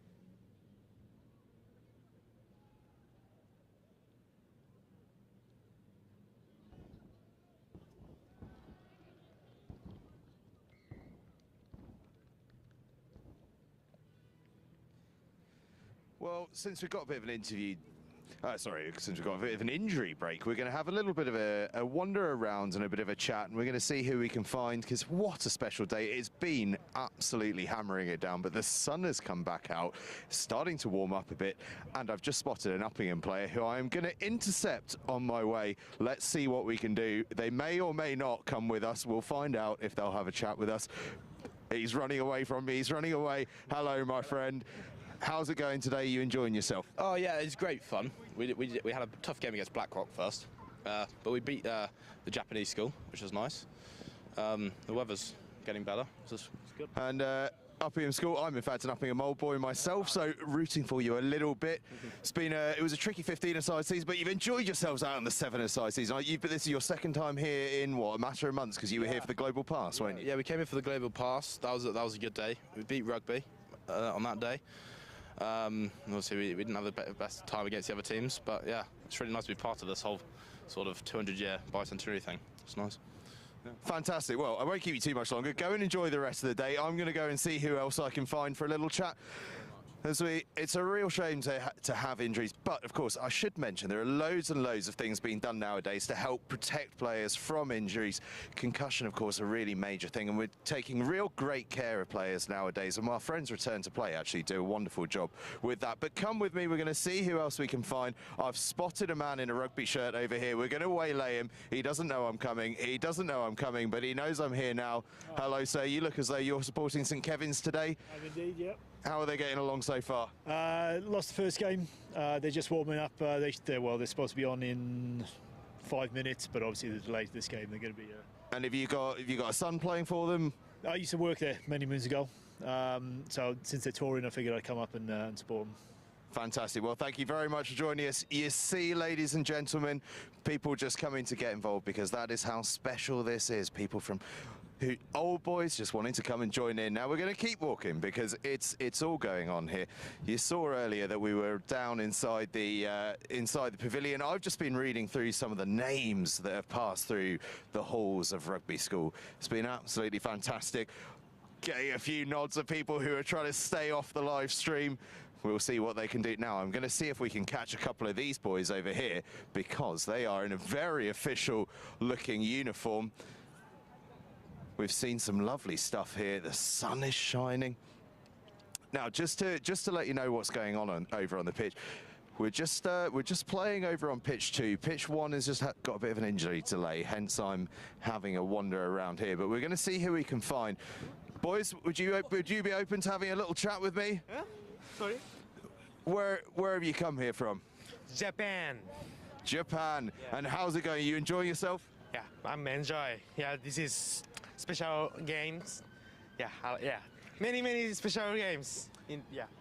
You are, I think, the favourite school of everyone that's here. Everyone loves Waseda High School. Yeah, I'm proud of. That's brilliant. Yeah. Well, you go and enjoy yourselves. Enjoy the rest of the day. Yeah, thank you. Let's hope that your team keep doing some wonderful stuff out on the pitch, but most of all, let's hope you keep enjoying yourselves. Yeah, thank you very much. Bye. The injured player just making his way off the field. The applause going up all around us. We're almost ready to get back underway, as I just about take out members of the crowd. Looks as though we are ready to go, so we are going to head back out over to the pitch on Old Bigside for the continuation of the Rugby School Under-18 International School Sevens.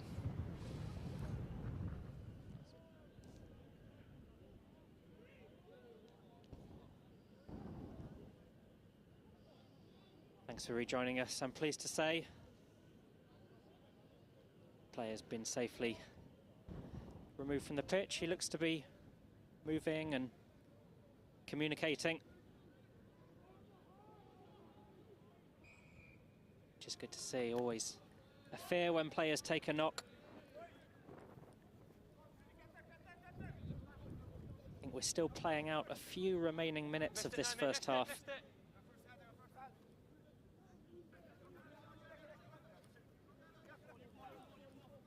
Let's see how both sides emerge after that lengthy stoppage. Both players doing everything, sets of players doing everything they could to keep warm, keep active. And great. Though it did look like an injury that required attention. It did. Good to see him communicating and walking, sorry, and moving. Let's go, fellas, let's go. And we're able to resume this match. Just evenly poised at 7 apiece. It's the kick for touch. Josh Jackson to gather for the Welsh side. Come on, man. Make sure you've got someone in hooker, yeah? Come man, you there, please. It's still very blustery indeed. Yeah, top man, you're in the line, mate, you're in. You don't need a Despite the conditions, still seen they're good. some free-flowing rugby. The line-out goes short. And the Welsh side's still got real vigour, real energy. Before the stoppage, they finished very brightly and were having the better of things. And it's number 11, Josh Jackson, being pursued. You've got an option, fellas. It's knocked on into It was just knocked forward, and really great effort from the Welsh side, but just couldn't convert their opportunity into points on the board. Hookers, please, here. Can you bind over, please, hooker, yeah? Bind over the top.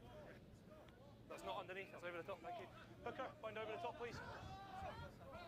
Go for it. Go for it. Yeah, that's it, over the top, bud, thank you. Okay, ready? Hooker, over the top, please, mate. Thank you. Crouch. Bind. Set. Blackrock. One of the most decorated winners of the Leinster Schools Cup competition. Featured time and time again. Just knock on. Knock on only. Unlucky. Many famous Irish players have started their careers in the light blue and white. Don't pull them back, okay, on the scrum. Stay in it. Brian O'Driscoll went there. Here, please. I want to ask again, over the top, please, guys. One of Ireland's Thank you. most successful, most revered rugby players. He too started in this jersey.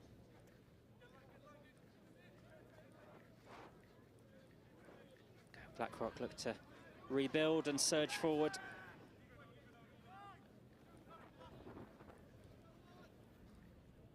Oh, lovely bit of footwork and good defending from James Price.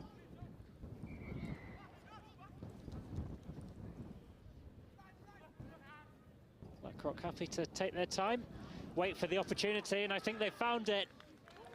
It's a foot race and a foot race where there's only going to be one winner.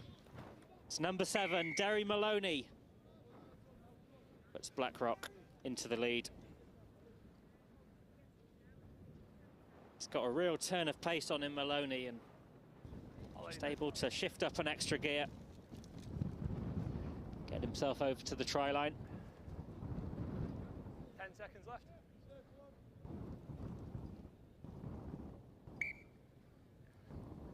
It's almost like And the conversion is a good one. Blackrock, after their rapid early score in this match, have found their momentum once again.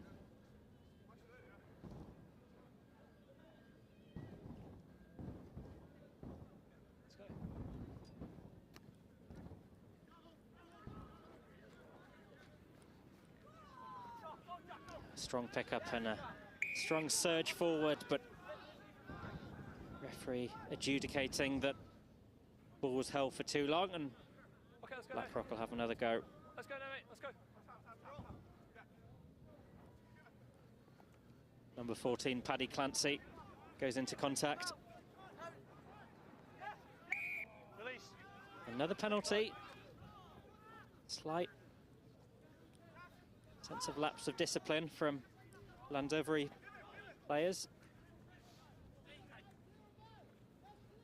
Oh, Real power on display. Just hauling his man to the floor.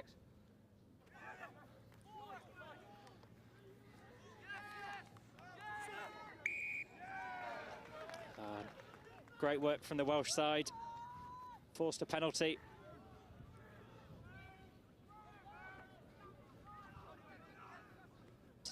Just over a minute on the clock by our count, but remember we did have a very lengthy stoppage, so still some element of ambiguity, but either way the Welsh side will need to find something if they're to claim all the points. Make sure you got a hooker, please, in there. In the channel, please. Thank you. Right, come on, fellas, let's go.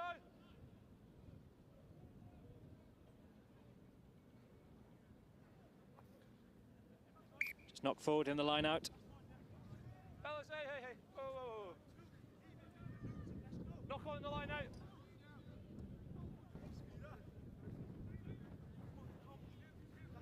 Box there. Can you bind it over the top, please? Thank you. Over the top. Crouch. Bind. Set. Come straight back out. If you are here at the Rugby International Sevens and you see us, do come and say hi.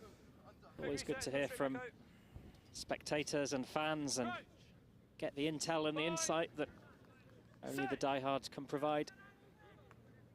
We'll be here with you over the course of the weekend, streaming on both pitches. So Next Gen bringing you lots of action over the course of the weekend. Come on, guys. Come on, fellas. Crouch. Bind. Set. Stay behind it, 9. Stay behind it. Yep, it's out. It's out. Oh, clever play. The Welsh side ball just came loose and able to get it legally. Didn't stray offside, and that pass looked slightly forward. And that is that. A really gripping encounter.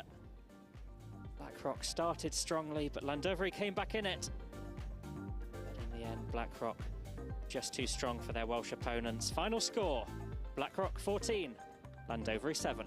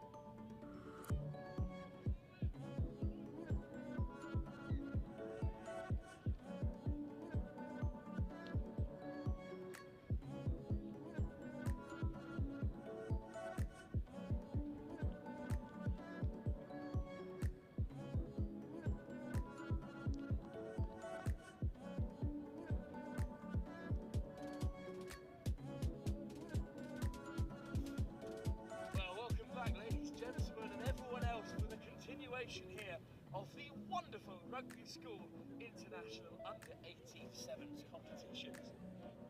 Got a tantalising fixture for you here, a bit of Southern Hemisphere flavour. It's the Grange School of Santiago up against St Kevin's College, Melbourne. Day to everyone from Melbourne watching. Lovely catch up with some of the coaching staff. Players to watch out. And you're all listening at home, so that's wonderful stuff. In here now, Grange School have won the hearts of many. Up with their sterling rugby school, sterling that first game. Yeah. Fantastically well to draw with the host Rugby. Okay, green. Kevin's College went down unfortunately.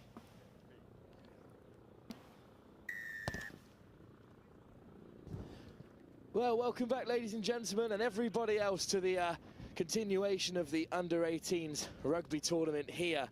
The international flavour. There's some Southern Hemisphere flavour for you here between St Kevin's College of Melbourne and Santiago, as it looks like this will be the perfect start for the Australian side. Pierre Davis goes under the post. What a perfect start for the Australians. Well, g'day to everyone watching from Melbourne. I had a lovely catch-up with some of the St Kevin's coaching staff beforehand, talking about how they're all listening from back home and enjoying the live stream. Well, not the start that the Grange School Santiago from Chile wanted. They had a sterling effort in their first game where they drew with the host Rugby here at the Rugby International Under-18 competition. And what a lightning start to this fixture. Well, it will, of course, be St Kevin's to get us back underway here. They lost their first game to Monmouth School for Boys, so they'll be hoping to notch up their first win at the competition, and they've started brightly with the opening try through Pierre Davis, and wonderful work off the kickoff to claim possession. Edward Lyons has claimed it well, and now one of the Treacy brothers will take it to the short side. Moore. Great work at the breakdown. Turnover, Santiago from Valacho of the Grange School. And now the Chileans will play away. Valacho in possession once more. Great line speed, but breaking out of the contact is Soler. And now they'll go down the short side. What a run this is. It's Nicolas Saab, the Chilean international. Skips away from two, gets the offload away. This could be the equaliser. And there is a score for the Grange School in Chile. A lovely finish in the end. And it's Jaime Soler with the score, and in the blink of an eye, things are level here on pitch one at the International Rugby Sevens. Just beautiful stuff from the Grange School. They built from inside their own half with such power and precision, and Soler will look to add the extras. No good from the breakdown, from the conversion. Sorry, so St Kevin's will lead by 2 in the early stages of this first half. Well, the perfect start from St Kevin's, nullified by the Grange School. Jaime Soler will get us back underway. That kick has not gone 10. So it's a free kick for St Kevin's, a perfect opportunity for the Australian side. Tapped at the base and taken to the line with good speed, and here is Hugo Peel. Peel through the first tackle. Peel's got one to beat. Away goes Hugo Peel. Another try for St Kevin's. A great score. Hugo Peel, another player highlighted by the St Kevin's coaching staff before the game. And this result will really shake up Group A. St Kevin's look for their first win of the tournament. The Grange School huddle up within their own half. It'll be Hugo Peel himself to add the extras. What a blistering start to this game. 3 tries in the early stages, and this is just some textbook sevens, really. The little switch inside. Peel had options to use, but took it to the line himself, and that's wonderful footwork to shrug off the tackle. Or right away from kickoff, Soler takes it to the line well for the Grange School. They have possession inside their 15. But they look so dangerous with ball in hand. There's Droppelman. Here's the switch inside. Oh, another switch in play, and now they can take it down the short side. It's Saab once more. Nicolas Saab, the captain, for the corner. He's got Peel to beat. Huge tackle from Hugo Peel. But Saab has reached out and scored, and the Chilean international at under-18 level has made it 2 tries apiece. Well, what a fantastic game of sevens we have for you here at the Rugby International Under-18 Sevens competition. 4 tries already, and it isn't even half time.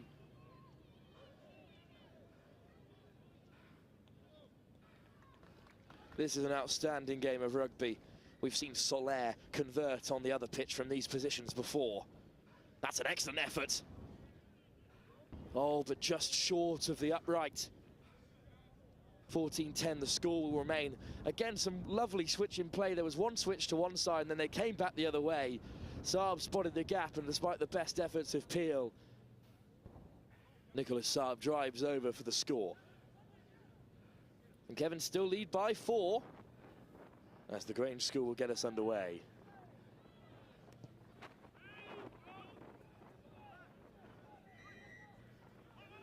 Claimed well off the kickoff, and driving through the contact now will come Louis Treacy, one of the Treacy brothers playing together here. Lovely footwork from Peel. Edward Lyons is all wrapped up in there by the Grange School player Valacho. Xavier Treacy offloads once more. Oh, what this leg drive from his brother Louis. Wonderful stuff up to the halfway. Lovely missed pass to Lyons. Lyons just knocks on there. And the Grange School dive on the ball, but it'll be a scrum down. Good take from Jose Domingo Castro. Scrappy work on the floor to retain possession. And a great opportunity right at the very end of this first half for the Grange School to get things back on level terms against a St Kevin's side that have been very clinical with the ball in hand up until this point. Droppelman will feed this scrum for the Chilean side. Well, there's loads of pressure in the breakdown. It's messy, it's loose, and the penalty goes St Kevin's way. And they'll tap quickly as they look to finish this first half with a flurry. Davis, interception! Away goes Saab! Chased down by Peel, but Saab will score. Well, the captain is doing it all on his own in this first half for the Grange School. What a wonderful score. It was good sevens from Pierre Davis to get the ball up and away quickly as he could, but no offside line was formed. Saab had retreated the 10 metres. He was up into the line. Huge interception. The scrum went St Kevin's way. You thought, perfect, this is how they'll end the half. Saab has retreated 10, spots that there's no one in the line there and skips through the tackle. Nicholas Saab is a physical creature, and the best efforts from Peel and Shaw won't stop him. Another try for the captain. Well, what a thrilling game of rugby we have for you all here on pitch 1 at the Rugby School Sevens. In a gigantic clash between these two Southern Hemisphere sides. The Grange School, who drew with Rugby 17 apiece in the first game, now lead by 17-14 against St Kevin's College. But I imagine a wonderful second half of sevens is shortly on the way here, live at the Rugby Under-18 International Sevens competition.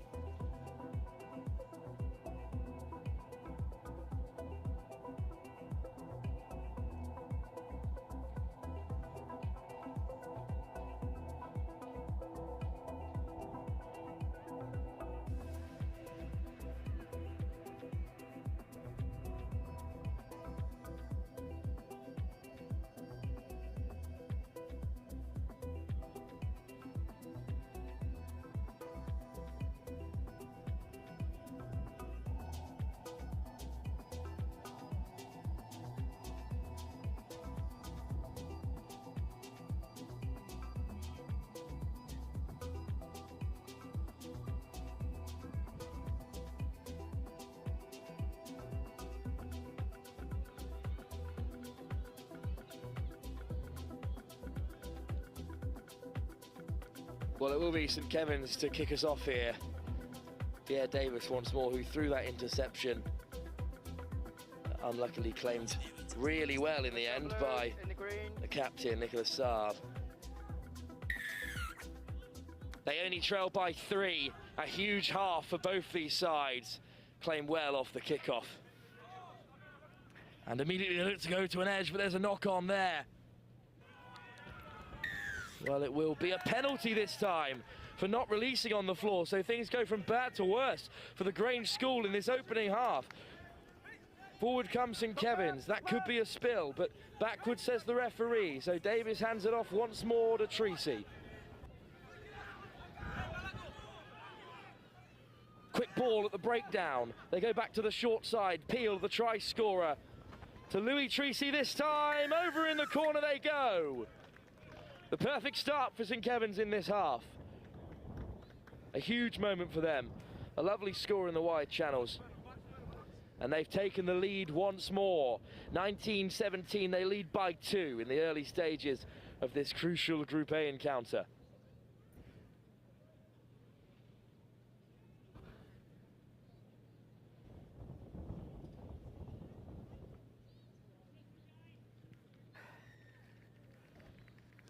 Great effort from the wide channels as well. So unlucky just to drift to the right-hand side of that post, but we'll have another look at the score. Patient play from Davis. And the Treacy brothers working really hard. First it was Xavier. And then a lovely pass from Louis to put Oliver Shaw in the corner. Well, kickoff finds the hands of Martin Velaccio. And immediately Soler takes it to the line. And the Grange School are up to the 15. Well, good counter-ruck there from St Kevin's. Lovely offload play, however. Velaccio has it once more. That's Martin Velaccio in 13. Not to be confused with Diego Velaccio of 3. Loose pass into the backfield.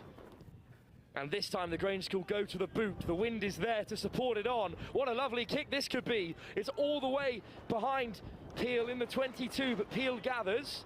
Little hitch kick as he looks to return. Well, what a run this is from Peel. He's through the first defender. Chopped down on the 22, offloaded to Lyons. Lyons through the first contact. And over the ball go the Grange School looking for the turnover. Play continues, says our referee. Huge shot out of the line by Velaccio. This time Diego Velaccio. Penalty for the Grange School. Not releasing is the call. What a moment that is. This game is twisting and turning both ways. It's so close. Too hard to call here. Tap by Soler. Switched inside to Guijou. Into the wide channels they go. Domenico Castro brought down. It's Guijou again. Lovely footwork from Soler. Up to the 22. Velaccio at first receiver. Little show and go. Lyons brings down Alvaro at the last. And a penalty. Alvaro, try scorer of the Grange's first try of the day. Over on pitch 2. Penalised there. What a huge tackle by Lyons. A massive defensive intervention, and Pierre Davis will look to clear. The wind is against St Kevin's in this half. So they may look to tap instead, but no, it'll go to the shoe. And not the yardage that Pierre Davis will want, but they retain possession. It'll be their line out. 3 minutes.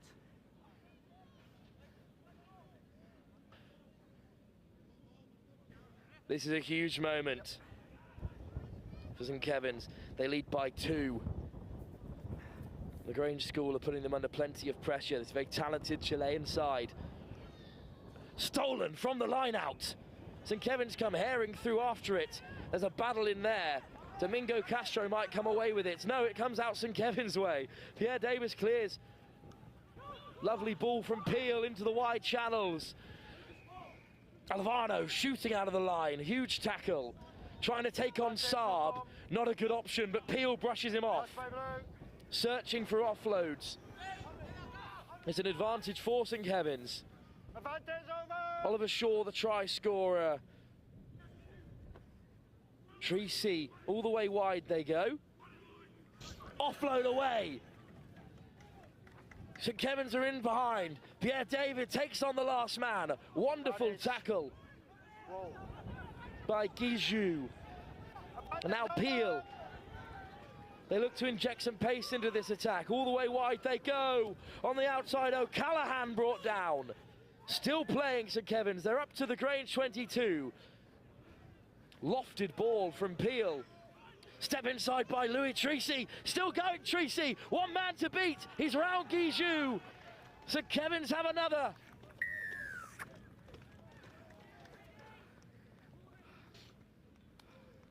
St Kevin's of Melbourne have added their 4th score.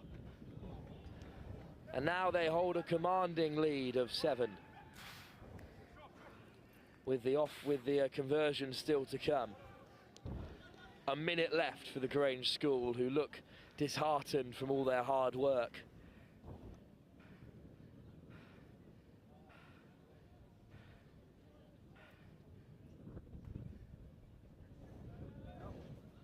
No good from the conversion.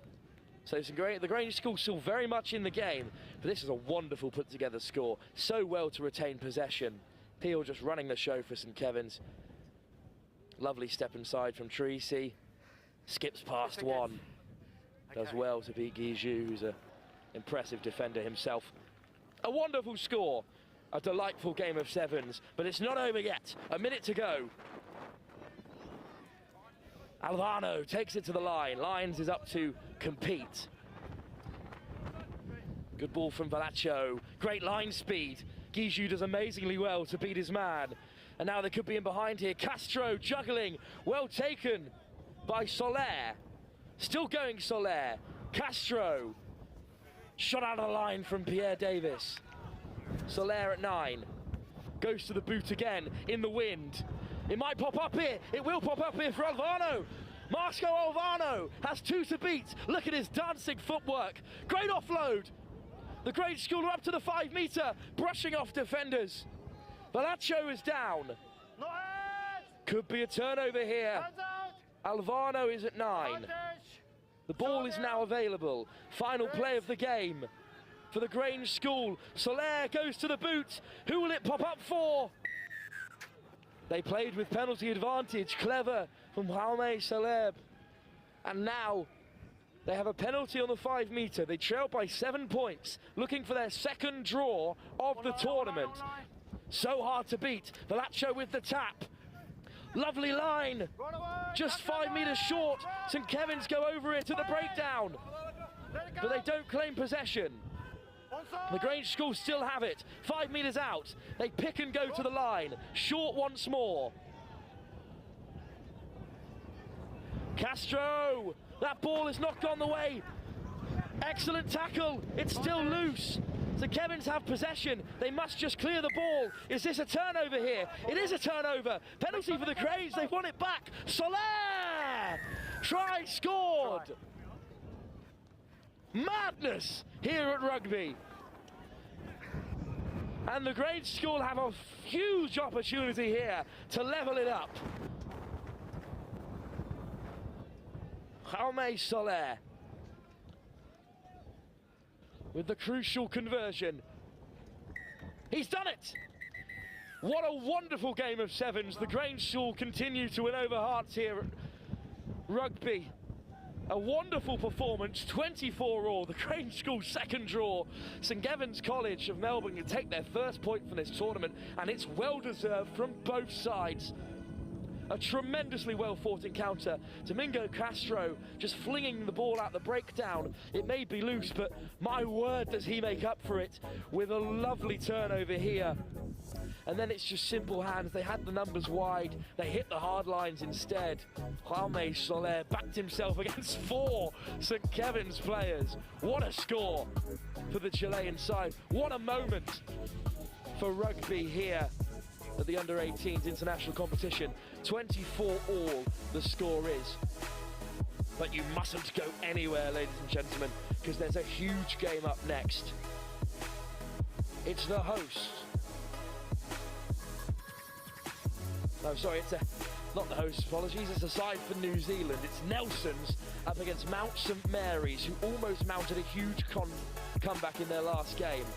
Nelson's get Mount St Mary's live here next.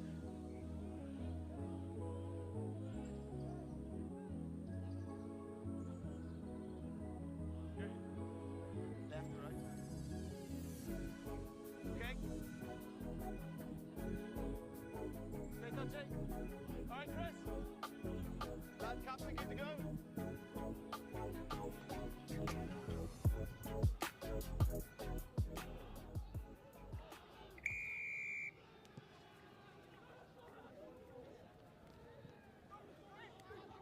Well, kick-off here, and it's been claimed back by Nelson's College, who take it to the line off first phase. They're up to the 22 already, this dangerous side from New Zealand. Cutting back against the grain this time, big fens. Wonderful running rugby. Could have been a turnover there for Mount St Mary's, but instead it pops up at the base. Nelsons are just a metre short already. Huge play from them. They could have their first try in the opening stages. We're still recovering here from the excitement of the last game, and they'll go over in the corner. What a lovely start to this game for Nelson's College of New Zealand. Connor Hulme has opened the scoring.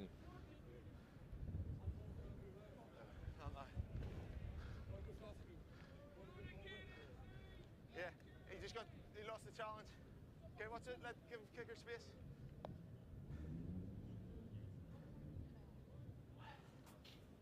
Well, what a top start to this game. Nelson's College opened the scoring against Mount St Mary's, who I commentated on just earlier today in a huge game. They were very impressive against Marlborough. They trailed by 17 points to nothing, and they brought it all the way back to 1917 before Marlborough got the final score in, but they trail once again, this time to Nelson's College. Just lovely soft hands, and it's Callum Robertson who goes in that far side. Well, Mount St Mary's have possession from the kickoff. Good work to keep the ball alive from the captain, Flynn James, and now they could go wide off first phase here. They will go all the way into the wide channels. Mount St Mary's hunting. Ball's out. Back to the short side they come. It's their key player, Christian Lacing. Happy they're back on the field, almost intercepted there by Salmati. Salmati could be in the bin. It's a yellow card because Mount St Mary's were away into that wide channel, so a yellow card there, and this is a perfect start really for Mount St Mary's. Hard line from the captain there, Flynn Jones. Great offload to Charlie Davis. Charlie Davis just shrugging off Kiwi players, and now they have numbers up on the left-hand side. Lacing. Through the hands they go, flashed across the face, a wonderful ball, and racing away go Mount St Mary's for the equaliser against the 6 players of Nelson's College. He's taking the kick, 12. Okay. Okay, on your time. On your time.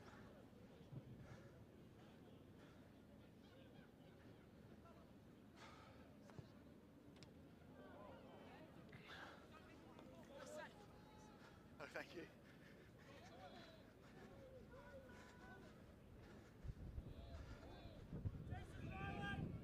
Behind the kicker.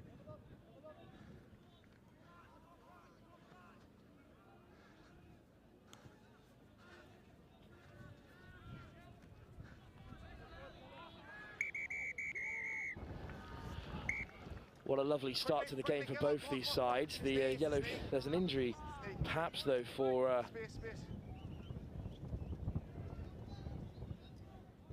Nelson's College, so we'll have a short break in play here. A breathtaking start to the game.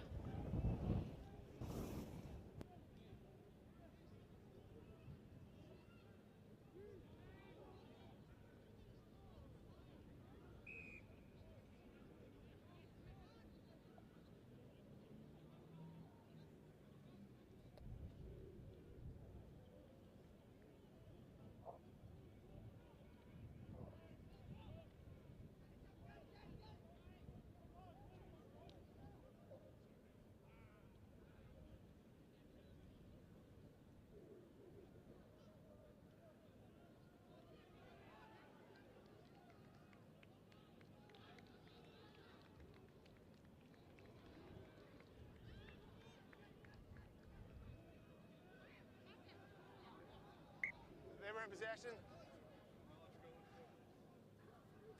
What? But no it.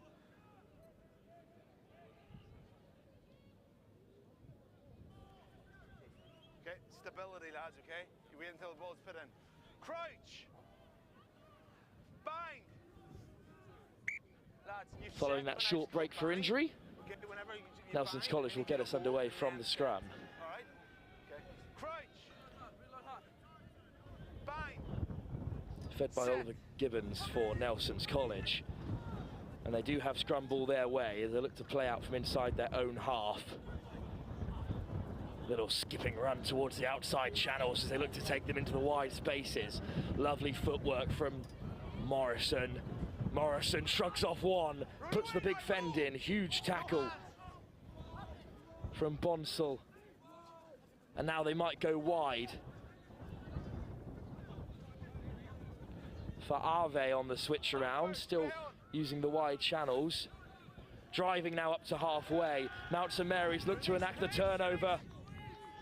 And they have got the penalty. What a moment this is for Mount St Mary's against a side from New Zealand. Lacing all the way into the wide channels with Davis. Davis flies through the first defender. Lacing's at 9 with the position on his back. And Riley Bonsall looks to take it to the line. Back to the short side with Lacing. Really well held by Barker. Barker to Davies out the back. Davies is away. Charlie Davies hurtling towards the line. Huge tackle by Morrison, but the offload's there. The diving finish. Mount St Mary's have scored another. Yeah, he's back on. He can come back on. A wonderful finish in the end. Lovely flowing attacking move.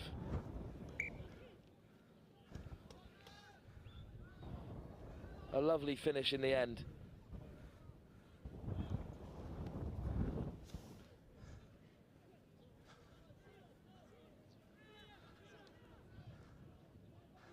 Are you the yellow card back on? Yeah? Well, it will be Mount St Mary's and Lacing to get us underway. Chipped into the wide channels. And there's a bit of disruption off the kickoff there, so it will be a penalty for the Nelson's College side. Return to a full complement of players. Mackenzie took it down the short side. Huge tackle in the line, but another penalty. And there could be a card here for Mount St Mary's. Not 10, I believe, is the call from the referee. So it will be a penalty for Mount St Mary's. Barker has left the field. Penalty for Nelson's College. And they cut back down the short side here. Lovely little switch in play from Kilworth and carried into the wide channels by Mackenzie. Back across the short side they come. Oh, lovely contact in there, but Kilworth comes away with it. Patient play from him. Salmati now back on the field. Lovely teasing run from Salmaki. And there's the offload away from Fauave. Big fend. Oliver Gibbons. Forward into the wide channels. Darting for the line. Into contact they go. And it will be a line out Mount St Mary's. Come here. Hey, away you go. Don't say what to me, okay? I'm going to speak to you. If you're not shouting the player's face for unfortunate stuff that's on sportsmanship, do you understand? You go. Touch there, half time.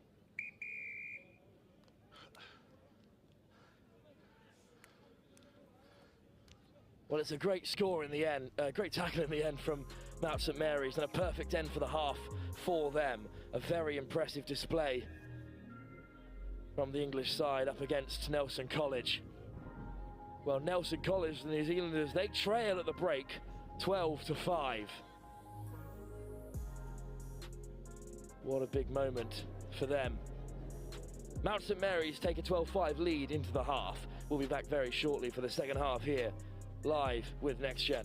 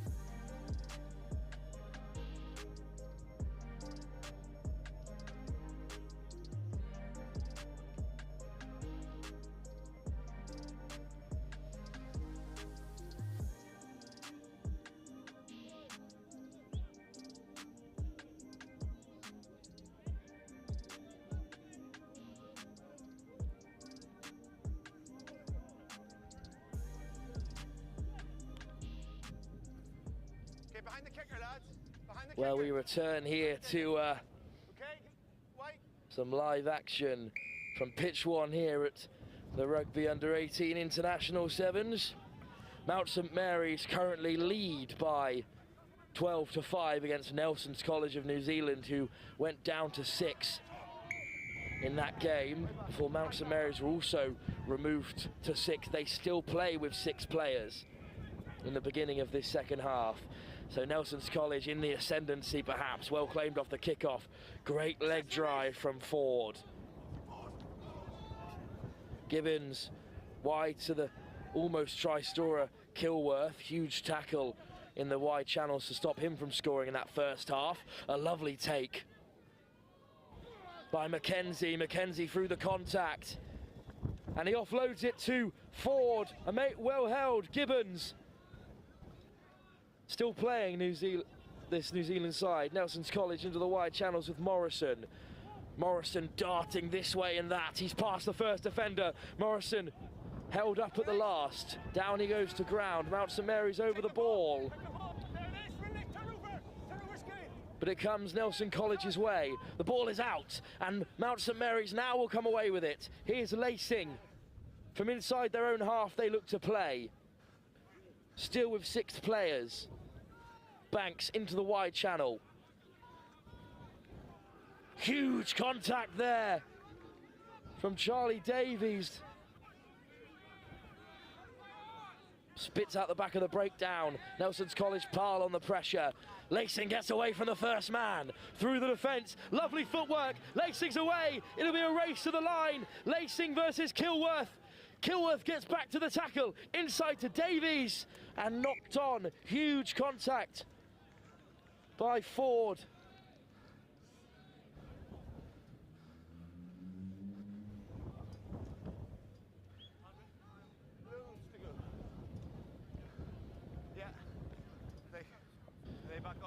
Well, what a moment that is in this game. The 6 players of Mount St Mary's now returned to 7, but they almost went and scored with 6 players driving down that far side so impressively well, hunting for their first win of the competition. Scrum goes Nelson College's way, however, as they look to break from inside their 22. Great pace to take it to an edge. And here's the race on once more. Nelson's College go wide through Morrison. Morrison beats one. Morrison skips away. On the chase is Kelly, but Jack Kelly will not catch the lightning fast Mikey Morrison. A great score for Nelson's College. They've gone coast to coast there. Wonderful Sevens rugby.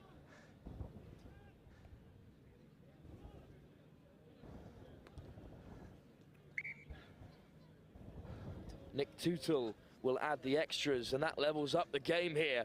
Another thrilling encounter to tell you about from rugby's wonderful international under-18 tournament. The international flavour in this tournament is really special, and Nelson's College are proving that once more. This is a wonderful game against Mount St Mary's. Spilled off the kick-off. Perfect start for the side from New Zealand as they look to inject some pace into the line. Patience now from Kilworth. They go to the boot, but it's deflected. Still in play. Nelson's drop upon it, but picked at the base excellently well. Mount St Mary's come away with it on halfway. Lacing is fighting there on the breakdown, and they will come away with it. Great work from Lacing. And now to the boot they go, but there is cover in the backfield. It could drop unkindly here, and it did, but Kilworth eventually cleans up for Nelson's College. All the way back, though, in their 22. Good defence from Mount St Mary's. Lovely offload there from Fa'ave. Fa'ave has put them through the gap. They're in behind with Inch now. Inch. Off to another mulleted man from Nelson's College. And now they sense they could be on here. Ford back inside to Lepin. Inch. Fa'ave takes it to the line. Switch inside, well held by Tootle. Past the 15-metre, Mount St Mary's go fishing in the breakdown, but Fa'ave comes away with it. Inch, Ford, puts it to the shoe. It's juggled by Mount St Mary's and missed.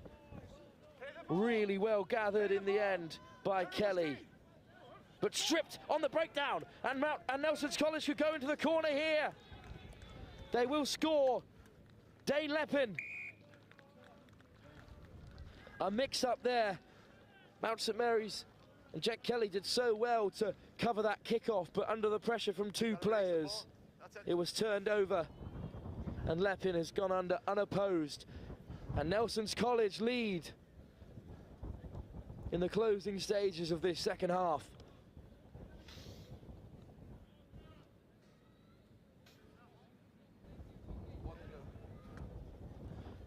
Flying rugby from Nelson's College to find themselves deep in Mount St Mary's half.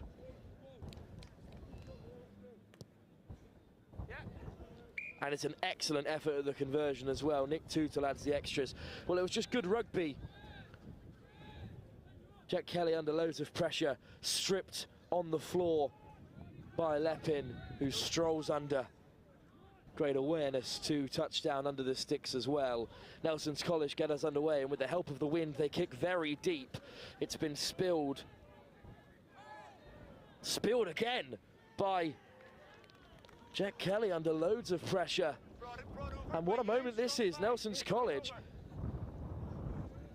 could have another in the closing stages. They could see off this game. Scrum 5 metres to the New Zealand side in white.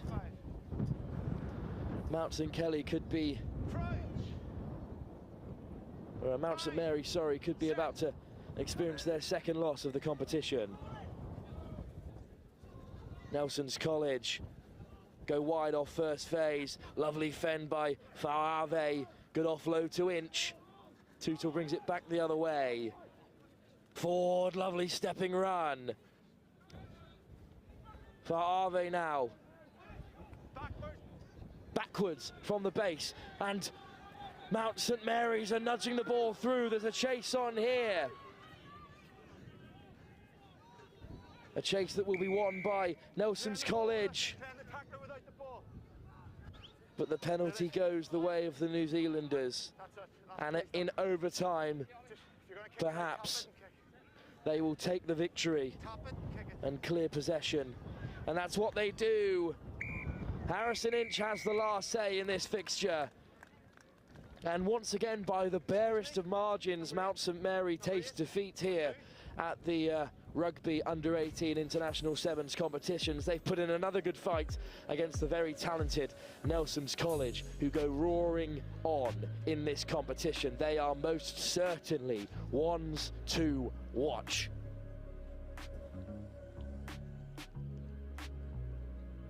The action continues here on pitch 1 as two very talented sides face off at 2 o'clock.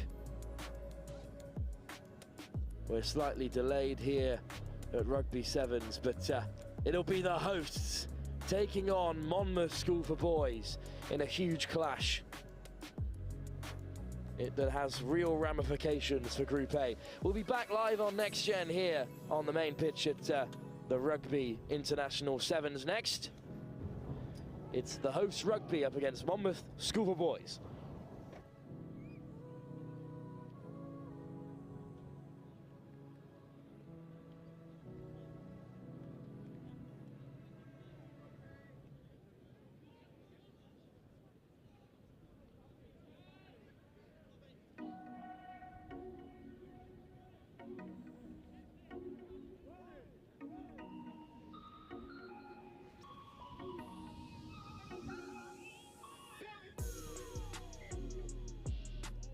Well, it will be Monmouth School for Boys to get us underway here in their brown and gold, but it's Rugby who look the brightest, taking possession from kickoff.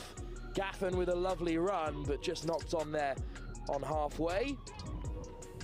But a lightning fast start to this game as the hosts look to bounce back from their remarkable draw with the Grange School in the last game following their opening round win against Fettes College.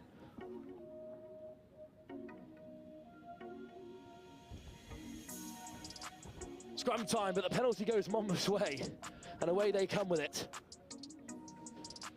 Loose ball from Monmouth School for Boys. But now they look to play from the halfway line. They go all the way wide with Kane Davis. And now back into midfield they go.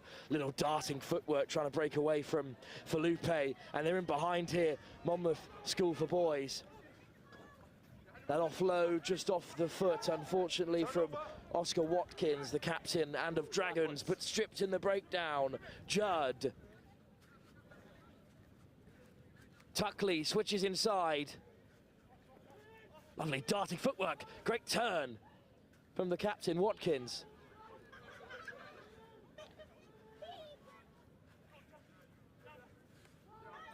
There's ball at the breakdown, but Judd must go in at foot to play 9 and just spilled. And Rugby still look to play in that wide channel. Huge chop tackle there, very important intervention. Felipe now with the ball in one hand, looking to take on players. Lovely out the back offload, and Rugby go roaring away. Tannett hunting for the corner. Massive covering tackle by Monmouth. Spat out the back of that breakdown. So Sweeting now into contact. Goes McLaughlin, and now Felipe. Wide once more to Henderson. Henderson, great pace. Skipping away from Tuckley, and Henderson will open the score for the hosts. Rugby are in front.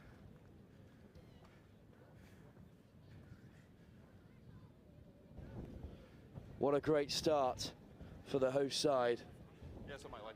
My apologies for Logan Williams, who's also wearing one. Misidentified earlier. Felipe cannot add the extras, so Rugby will take the solitary score. 5 points they currently lead against Monmouth,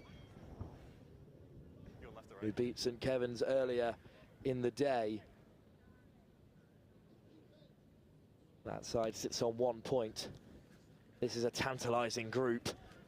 Lovely kick-off, but really well taken by Monmouth, who look to play quickly to the short side. They go.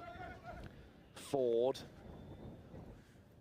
carries well, and now Ford is over at the breakdown supporting Kane Davis. Judd skips past first Rugby defender Kayada. Kane Davis now. Lovely little switch in play, great work. Henderson eventually brings down Finn Roberts. Back to the short side they go, where they may have numbers. Wadu and Kayada are marshalling the defence, and a big tackle from Nathaniel Kayada as Monmouth tried to get the ball away. Shay Lewis throws it to touch, the young Dragons Academy player. But a good defensive intervention from Kayada, so the line-out will go in the favour of Monmouth, and Shay Lewis has another opportunity to throw in, this time hoping to find a teammate. Clean line out that goes the way of Monmouth. Judd to Lewis. Roberts is on the wraparound. Roberts taking it to the line. Tackled by Felipe. Great off. Roberts is up back to his feet, still going. Kane Davis now. Lofted ball to Lewis. Judd. Tuckley. Flashed across the face. Still going is Monmouth. They're all the way into the corner now.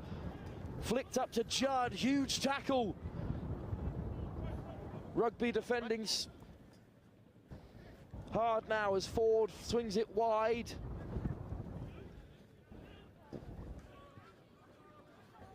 Felipe's the last defender. Lovely cut inside from Roberts. Roberts brought down at the 5. Great offload. And it could come here for Williams. Still short. to the short side. Lewis takes on Felipe. Huge tackle, but he's reached out and scored. Shay Lewis has the equaliser for Monmouth School for Boys. Just be careful your offside stuff. We have a game on here. It's so tight between these two talented sides. We knew that Group A was going to be an absolute cracker, but I don't think anyone could have called it being this close. We've already had 2 draws in this group.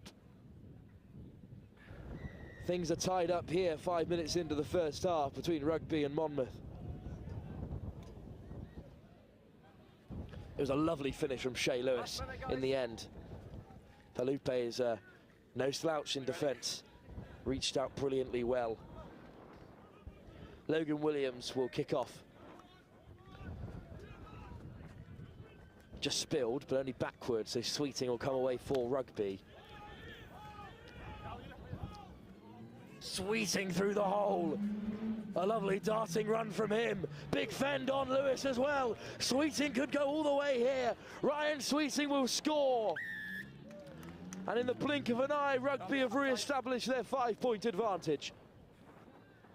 The top try scorer in the Roslyn Park Vase earlier in the week has scored a wonderful try for Rugby.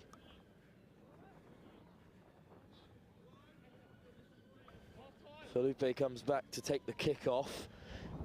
He won't make the same mistake as he did against the Grange, allowing Alec Formella to take his own, and that kick sliced, catches the wind and drifts wide right. Well, the referee calls half-time here in a thrilling encounter between Rugby and Monmouth School. Monmouth have looked impressive with ball in hand, but Rugby have been clinical, and they lead 10-5 at the break. We'll be back very shortly for the second half here at the Rugby Under-18 International School Sevens Tournament.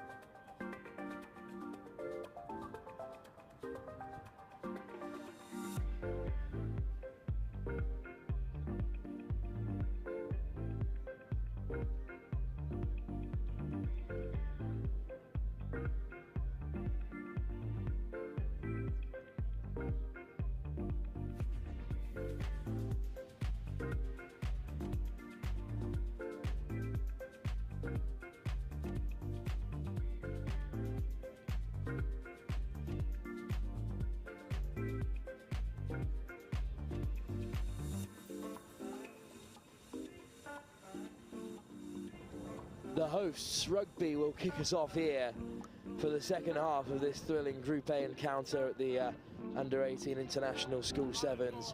Rugby School currently lead Monmouth School for Boys by 5 points, scoring right on the half there. Their so often scorer Ryan Sweeting getting that try. That kick-off caught in this blistering, blustering wind, and Monmouth will have the tap penalty. You see, even as they try to return the ball to the midway point as Kane Davis gets us underway, the wind is howling here, and the wind is in the favour of Monmouth in this half. We'll see if that has an impact. All the way wide they go once more. Patient play by Monmouth, just teasing this Rugby defence. Out of the line comes Kayada, and they've made the intercept as well. But up goes the assistant referee's flag. Line out, Rugby, taken quickly. Kayada to Felipe. Felipe spots a little hole. Kane Davis to beat. Oh, through 2 players. Felipe will score. Dara Felipe, Rugby's talisman, has got another. And now they lead 3-1 with an easy 2 points to be added.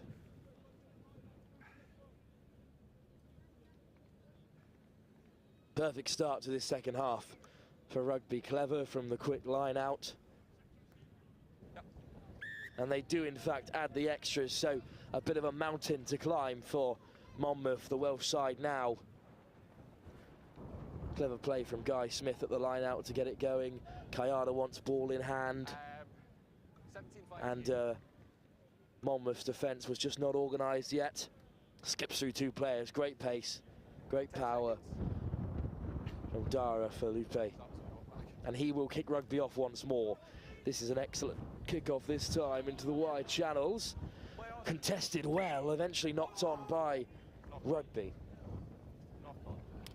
Todd Chin was under lots of pressure there, did really well to force the knock-on from Rugby School, who now lead 17-5 against Monmouth School for Boys.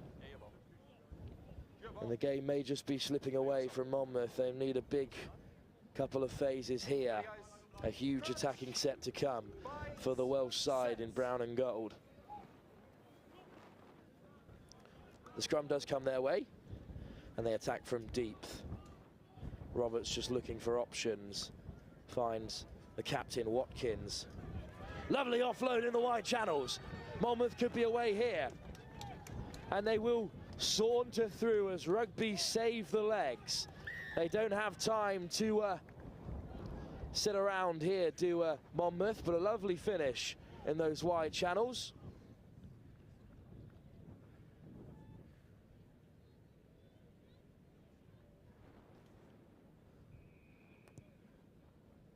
And with the conversion, Monmouth are very much back in the game. This seems really simple in the end. It was great work from the captain, Oscar Watkins, and then once that pacey wide player was freed up, there was only one outcome.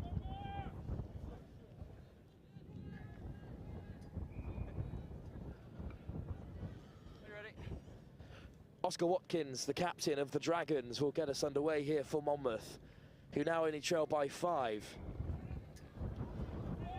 Oh, what a lovely nudge that is into the wide channels, but Rugby will come away with it. Price inside, and now they switch it back to the short side. There'll be a penalty here and a red card from the referee. Oh no, a yellow only for Finn Roberts. Well, he was worried there, but only a yellow card for that late tackle. However, Monmouth, who trail by 5, are now down to 6 players. Huge tackle on Alec Formella. That was fantastic from Monmouth. And now the 6 players of Monmouth have a line out deep inside Rugby's half. Price will get us underway for Monmouth. Crucial that they retain possession here. Price finds Chin, who offloads it back to Price. And now Watkins, patient play from him, under pressure from Rugby, who have a man advantage. Lovely offload around the corner and away down this short side again. Go Monmouth. Patient play from them and from Judd. Oh, it was really loose ball there, and Falupe is right under Monmouth. They've got so few options in the attacking line here. Through the legs. Lovely offload. Still Monmouth in possession. Judd, short of options, but finds Tuckley. Tuckley puts the hammer down. Rugby are over the ball. Great counter ruck and great pressure still from Rugby. They could have forced a maul here, could Johnny McLaughlin, but no, still Monmouth run down this yellow card in possession, and now they go to the boot. Monmouth herring after it, but it will be gathered by Pearce. Pearce with the offload away to Sweeting, playing against a broken field now. A numbers down. Sweeting still in possession. 2-on-1. Excellently taken. Rugby will steam away for the score against the 6 men of Monmouth. And that is game, it must be, as Rugby now lead by 4 tries to 2. Alex Formella gets his 3rd so far on our screens.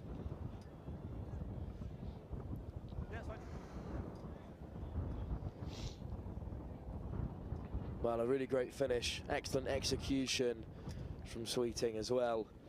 Really talented player. And Rugby have seen off this game. That conversion is wide of the right-hand post, but they lead by 10 with just 30 seconds to go. Monmouth returned to a full complement, but that yellow card really was their downfall. Strolling in, Alec Formella. Sweeting will get us underway from the kickoff. Nice and wide and contestable, and just too much on it. So that will be game here. The hosts have won another. They are undefeated at their home tournament in front of a delighted home crowd. A very successful day so far for Rugby. Monmouth School taste defeat for the first time in the competition. As we go steaming on, there's no break here. Not on our main pitch at the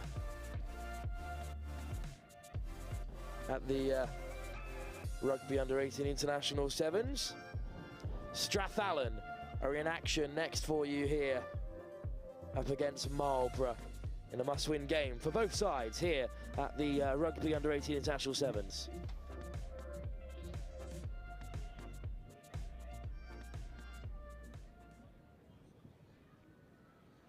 Well, hello, back here on pitch one, Old Bigside. We're about to get started with Marlborough College against Strathallan, but Rugby School back to winning ways against Monmouth. But the story in this group is surely the Grange. 2 draws. Who was predicting that? The Chileans, well, they deserve so much, but they are doing so well.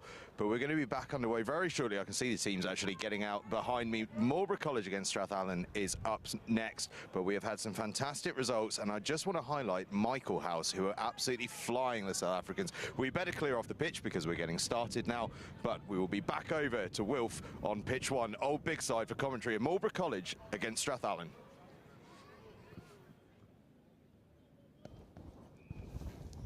Well, we're back here for more action from the main pitch here at the Rugby Under-18s International Tournament. It's Marlborough, very impressive Marlborough side, who we saw see off Mount St Mary's in their last outing, up against Strathallan. And one of Strathallan's travelling supporters and players is joining me. Murray, how have you found this international tournament so far? It's been amazing so far. There's been some great rugby on showcase, some really good matches. All have been very competitive, so yeah, it's been amazing, and it's been a great showcase for players to show what they're about. No, Josh Uma, unfortunately, there with the knock-on, so the first attacking set of the day for Strathallan. How have you felt Strathallan have fared throughout the game so far? They've played some really good stuff. Last match, they played against Campbell College and won in the last play of the game. And then they were narrowly edged out by Nelson College from New Zealand. Offloading-wise, they've had some great play. So this should be another game to chuck the ball about and have a bit of fun. Well, that's a huge win against a very talented Campbell side, so they'll look to continue their winning run here as they pick from the base through Norza. Lovely footwork from Norza. Norza goes driving on. Norza's round another. There's the cut inside. What a score. What a beautiful score. Sean Norza. Now that is fantastic. What a lovely score that is. You must be happy with that, Murray. Yeah, that was an amazing score. Great feat from Sean there to beat the defenders, and just some individual magic to cross over there. Well, that's a wonderful start for Strathallan. Marlborough trail by 5. Great effort from the conversion as well, and that is beautiful. How important could those 2 points be in this game, Murray? Those 2 points slotted by Adam Anderson could be absolutely crucial there. As we've seen in some of the games, it's very tight margins, so to get that kick could be crucial. We've seen those conversions decide games. There's been plenty of draws already in this tournament, and that's hooked wide into the hands of Ed Betts. As Marlborough look to build, that's a wonderful take under loads of pressure. The offload is away, and Josh Uma comes with it. Good fend from Uma to free up the hands, as Marlborough look to go wide now. 2-on-1 with Norza, gets the fend away. Marlborough down the far side. Marlborough could skip away unchallenged here. And they will. The perfect counter for Marlborough College. A lovely score. And that's the worst time to concede, eh, Murray? Yeah, definitely. After you've just scored, the coach will be kicking himself conceding like that, but that was some very good play from Marlborough. The Strathallan defence put them under a lot of pressure in their own 22, but they managed to cope and then get it through the hands and make the break down the touchline. It looks like Max Robinson, who went over for Marlborough. A great score in the wide channels, a lovely finish, 7-all, and this might be yet another delightful and thrilling sevens game here at the Rugby Under-18 International competition. Hooked deep into the 22 of Strathallan. Norza once again teasing with the ball in hand. He may have found another gap, just chopped down in the 22. Still Strathallan in possession. Picked at the base once more, this time by the captain Anderson. Up to the 15 they go. Patient play from Strathallan this time, looping around the corner. Lovely line. Strathallan are in behind once more. And it could be a dart for the corner. There's Marlborough players closing in from all sides, but not a single one will catch Oscar Baberstock. A wonderful finish. And the tries just keep coming, Murray. Yeah, definitely. Another very well-worked try from Strathallan there. Very patient with the ball, weren't really going anywhere, and just a bit of interplay to find that gap, and then Oscar Baberstock had the pace to beat the rushing defender and score the try. Strathallan will look to add the extras once more through Adam Anderson. This time it's hooked wide of the right-hand upright. Caught in the wind as well. The wind has been blowing with such severity, Murray. Yeah, and I think it's having a big impact on the games as well. Players aren't throwing the big risky missed passes, leading to passes shortened up a bit and leading for more space for people like Oscar, who have got that speed. Lovely restart from Norza, but this is lovely footwork himself from Bartlett, who's still going. Bartlett for Marlborough picks a lovely pass, and they could be away here on the left-hand side. They've got numbers once more, but this time it was knocked on, and Murray, I really thought we'd see a repeat of the opening exchange where Marlborough go right down the other end and score. Yeah, definitely. Marlborough just lacking a wee bit of final execution there. They had that overlap. They worked the ball well into space, but just couldn't finish it off with the hands, leading to this scrum. Well, Strathallan have had a very successful 15 season, of course, Murray, but the transition to the 7 season, how has that gone for the squad? It's been very good. We've had a lot of time since about end of January working together to prepare for this tournament, and someone's up in Scotland as well, so it's been good to have that exposure with lots of boys down training. Unfortunate knock on there from Stan Brodie, but good line speed from Marlborough, which was a facet of their victory over Mount St Mary's earlier on in the competition. The Mount St Mary's side, who did amazingly well. They came from 17-0 down to lead 1917 until the final play, but Marlborough came through and won that game, and here is the match winner. It was. It will be a penalty this time for Strathallan, offside from the knock-on. And as I was saying, the try saw Seb Hepplethwaite just knocked it on there, so Norza will get us underway. The hint of a high tackle there, but instead it was spilled, and away come Marlborough now, but there's a second knock-on. Forward pass is the given call, and again, dangerous moments for Strathallan. Yeah, very dangerous there. The game's turning into a bit of a scrappy one. Neither team managing to get a foothold, and a lot of passes not going to hand, are allowing for types of opportunities like that with overlaps. So it's a very expansive, open, free-flowing game just now. Exactly what we want to see here at the Rugby International Sevens competition, where some of the finest sevens I've seen all season is being played. And once again, the captain Anderson takes it to the line. Lovely offload to the try scorer Baberstock. Norza in possession again, hunting for space, hunting for holes, finding only blue and white shirts. A real battle at the breakdown there from Robertson, and eventually Carl Robertson comes out on top. Anderson keen to get Strathallan underway. Searching for that offload, but a huge shot comes in from Marlborough. Oh, and there was a hand there, and that'll be a yellow card. Well, Oscar Baberstock was just impeded there from retaining possession, and Jamie Cook is leaving the field. Huge moment this for Strathallan. Yeah, that's massive, especially in a game of sevens. To have that man overlap across the pitch really stresses out the defence. And it's Robertson who's looking to suck in that defence. Clark, that ball goes behind. Lovely flick up from Anderson to keep the move alive. Little hitch kick and a great step round the defenders to free up the arms. Anderson with the fend, 2-on-1 here. Anderson shows and goes, hunting for the line himself. A massive large stitch tackle from Marlborough. Numbers are here on the left-hand side, but the penalty goes against Strathallan. And Marlborough, in the overtime here in the first half, will look to play instead. They look to break out from their own 22, and they might do just that. Roaring down this left-hand side. Huge covering tackle. There's the offload. Marlborough still going. They put it to the toe. There's a race on for the line here. But gathered eventually, after all that madness, by Baberstock, who can only find Seb Hebblethwaite, not the man you want running into broken field. Hebblethwaite puts the hammer down. And in overtime of the first half, the six-man Marlborough will equalise against Strathallan.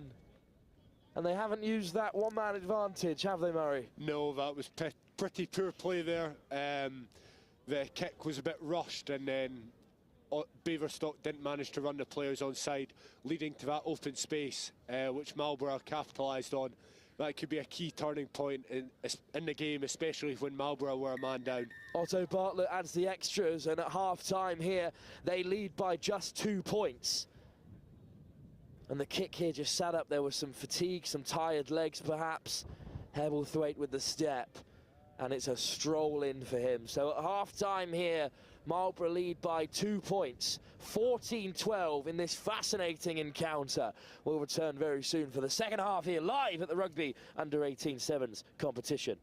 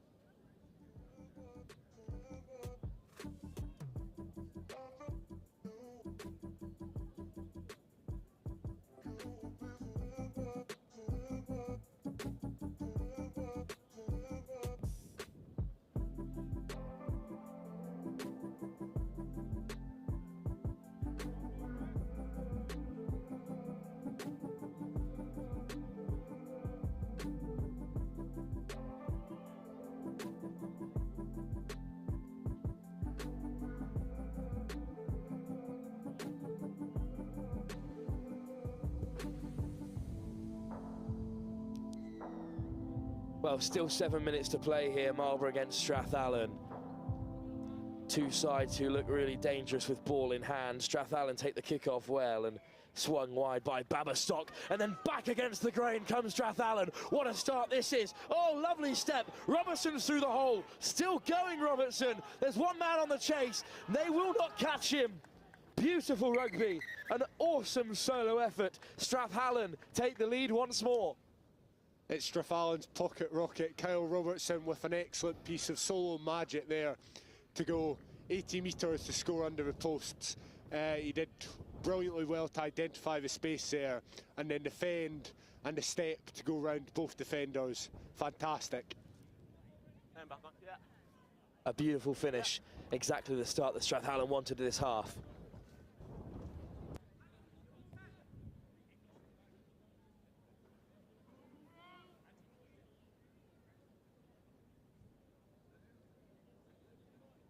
This is just a beautiful score. The footwork was wonderful, and then to skip away from the covering defenders. Woody Wilson for Marlborough is no slouch. I saw him in action at Roslyn Park earlier in the week, where this Marlborough side performed admirably well in the Vars. Great pace to get away from his man. And Strathallan will get us started. Perfect start for Strathallan.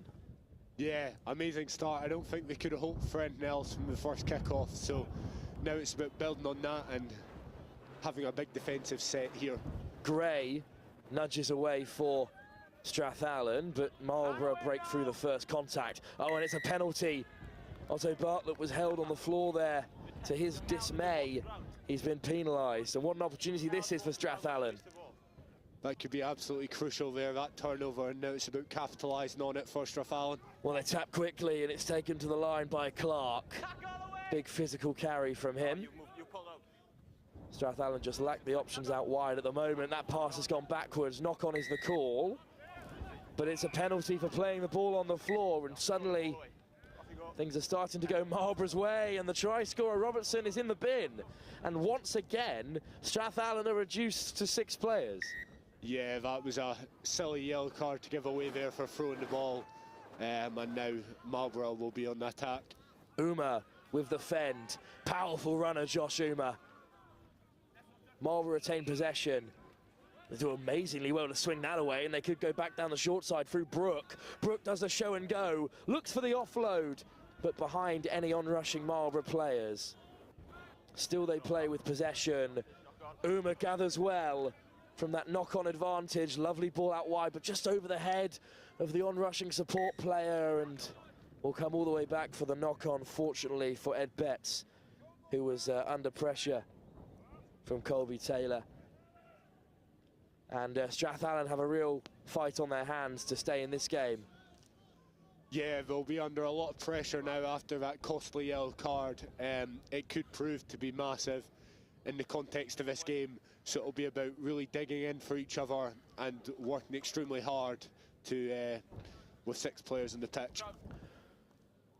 Otto Bartlett, who's really ran the show for Marlborough at 9. And it's clean ball as they come back down the short side.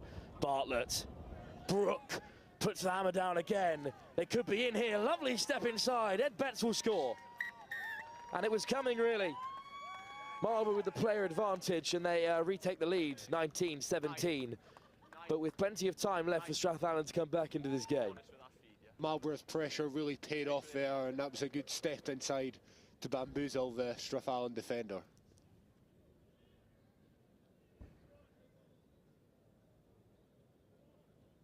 Well, they'll look to add the extras. Marlborough from a long way out, a very difficult conversion as the wind just drops for Charlie Brook. And he maybe would have liked a little bit of wind to nudge that to the other side of the left-hand upright.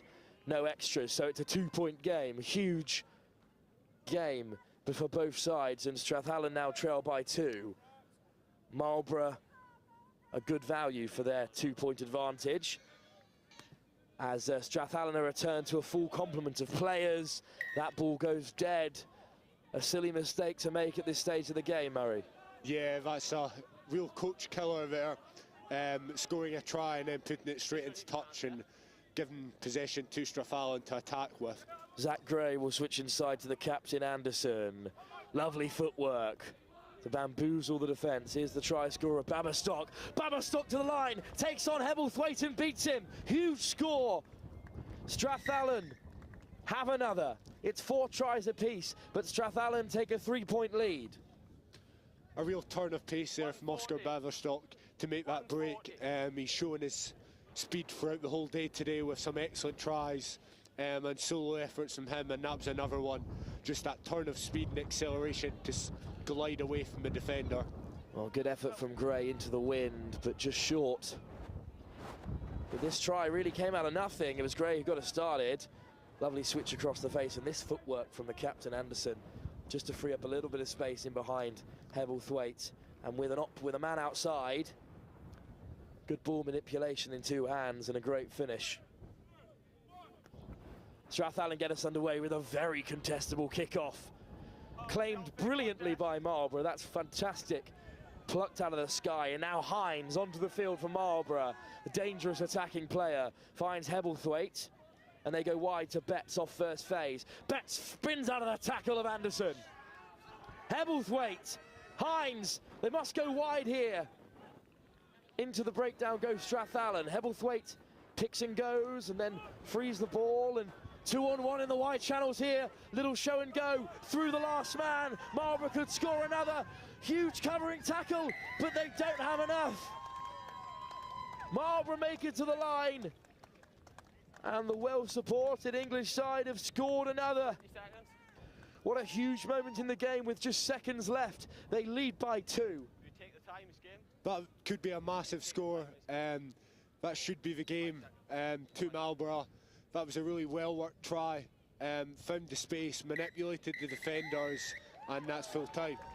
26-22. Another barnstorming game of rugby here at the International Rugby Sevens. And this was a beautiful try. Marlborough have claimed victory right at the very last. For the second time, they win it in the final phases. Max Robinson, who scored the first, scores the last. A huge moment. And Strathallan could be disappointed with that. Yeah, that was very disappointing to lose like that. But it was some fantastic play from both teams. Well, that was a massive game. Marlborough College come away with it, but the rugby doesn't stop here. We return to your screens now with more action from the main pitch here at the Under-18s competition at Rugby School.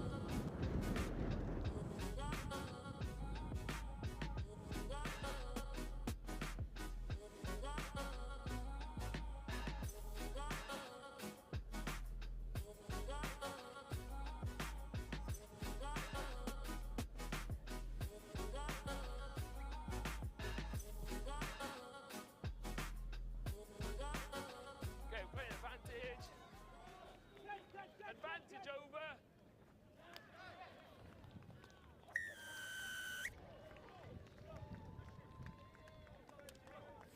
So it's on the 15, okay? On the 15. Yeah. Can you move out of the way of the kicker, please? Thank you.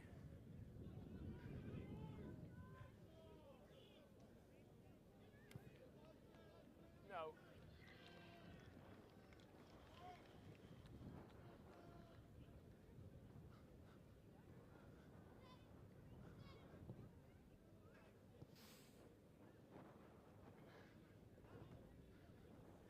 Okay, time it, guys.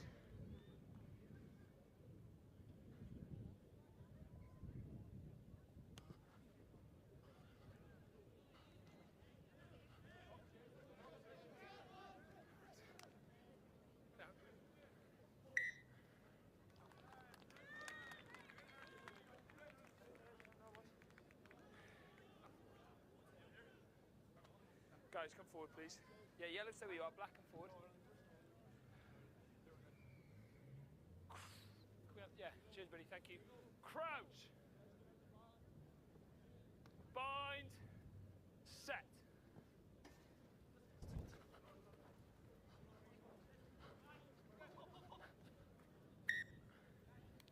Welcome back to RBAI against Shawnigan Lake. Royal Belfast Academical Institution, the school from Belfast, Northern Ireland, against Shawnigan Lake, the school from Canada. And I'm joined by Bruce, Merchiston Castle's teacher. And Happiness, I'll let you introduce it, Bruce, go on. Yeah, Happiness is egg shapes, the social media nonsense, so I've been enjoying posting over this weekend. Perfect. Well, as we join you, RBAI 5-0 up, early score in this game. And what have you made of these two sides so far from a Merchiston Castle perspective? Well, we've already played Inst and managed to beat them. We played quite well in that game. They're pretty physical. We've got Shawnigan Lake up in our last group game. They did really well against Clifton. They're a gutsy bunch. Yeah, and as Shawnigan Lake, all the way from British Columbia in Canada on Vancouver Island, as they go down the end of the pitch, chip through, gathered and score. Brilliant try there from Shawnigan Lake. Well, Bruce, I'm not sure if you saw that. If not, we'll see a replay. It was on the far end from where we are, but looked like a brilliant chip through and gather. Can you watch the kicker, please? These boys from Shawnigan Lake have played what's in front of them. There's not a huge amount of structure. They've not got a lot of experience as sevens. They had a great time down at Roslyn, and then they've been in Cardiff, where they played some ties against one of the Welsh-speaking schools, and you can see that a bit individual brilliance. Sees their space in behind, sticks it on his boot, and he's got the speed to go and find it. Yeah, John C. Nicholas, who got the score, this number 15 here for Shawnigan Lake, drops his on his boot, picks it up, drops it again, has the pace to get it.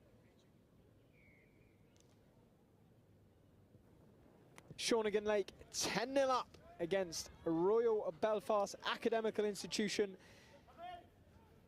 Royal Belfast Academical Institution, RBAI, recently won the 2023 Ulster Schools Cup, beating Campbell College, another side in this sevens competition, 22-17 with a last-minute score. But they're behind now by 10 points to the Canadian side, Shawnigan Lake, as it's hacked through. Another chip and go, and it's gathered again. Well, we just saw Shawnigan Lake score a try off the boot, and now it's RBAI's turn. Bruce, what did you make of that? Yeah, it's quite interesting. There's not many teams playing with a sweeper in behind. There's a lot of them playing with a flat 7 in defence, so there is that space in behind, and the bounce of the rugby ball made it beautiful there, because it just sat up from him. He's able to dive over. Boys, thank you.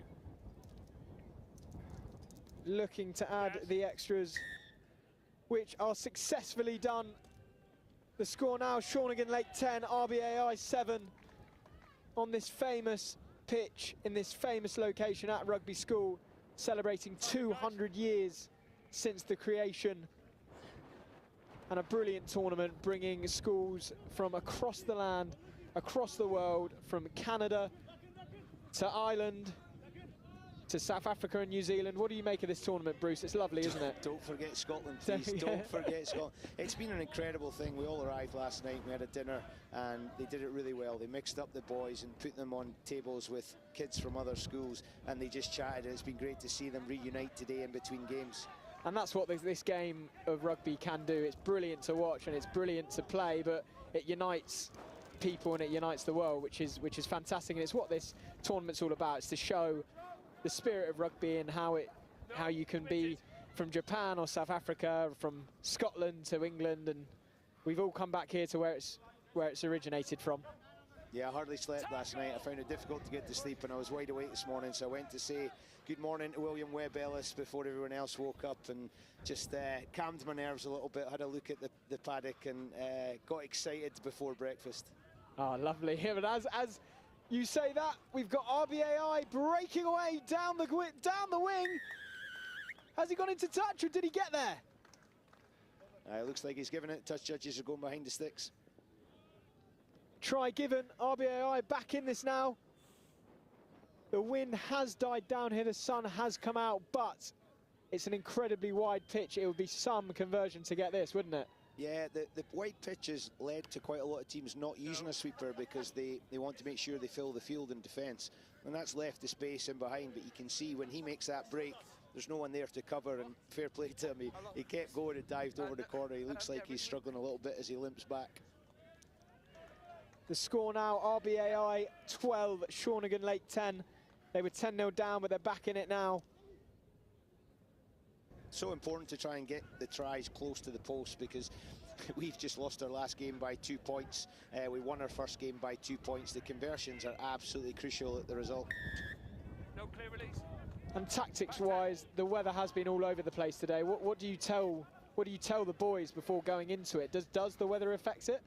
this is tropical, my man, compared to what we're used to. This is absolutely tropical. We've had 4 seasons in one day. As we were driving down yesterday, we came through a hailstones, and we stopped at a service station. It was blue sky and sunshine. So yeah, the boys have just got to play to the conditions, and I think they've done that brilliantly. You can see the love they've got for the game. They're just playing what's in front, full of enthusiasm and energy, and how they keep going to the well to run again or make another tackle is just incredible.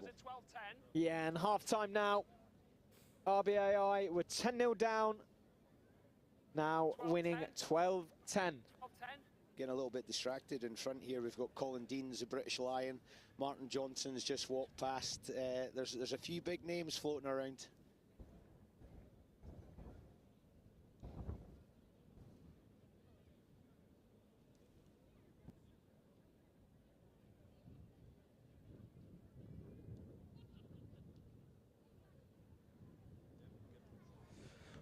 Well, I'm joined here by Martin Johnson, former England captain, a man who's lifted the Webb Ellis trophy, and here we are, where William Webb Ellis first received that ball. We've been getting the terminology on that right all day.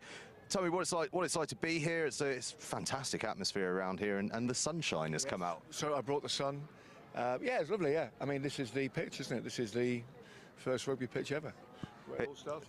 It certainly is, and, you know, Leicester Tigers, of course, where you were, they've got associations with Rugby Lions. I'm sure you played with a lot of boys that maybe dabbled on this pitch, and you were telling me you played a bit of cricket here. I played cricket on, I think that's over there, but never played rugby on that pitch, no. I was never allowed. Can we tempt you? Well, I think we're a bit late. I think we're a bit late. We get a bit. There's a Vets game coming up in a few months' time, but it's a very special atmosphere. Teams from all over the world, as we can see, there's a team from Ireland on the field and a team from Canada, and I guess that's what rugby is to us. It's bringing people together around the world. Yeah, these lads, they'll never forget this. Well, they're coming over here to rugby school, so yeah, fantastic opportunity for them, and some great rugby as well, actually. Absolutely. Well, the action is back on field on Old Bigside here at the close. Royal Belfast 12-10 up against Shawnigan Lake. It is an absolute cracker of a game, so I will hand you back over to Hamish, who I believe has got Bruce Aitchison alongside him as well in co-commentary. Well, welcome back. There's been a yellow card in this game for a high or a tackle in the air for RBAI's number 14. How difficult will this be now for RBAI with 6 men?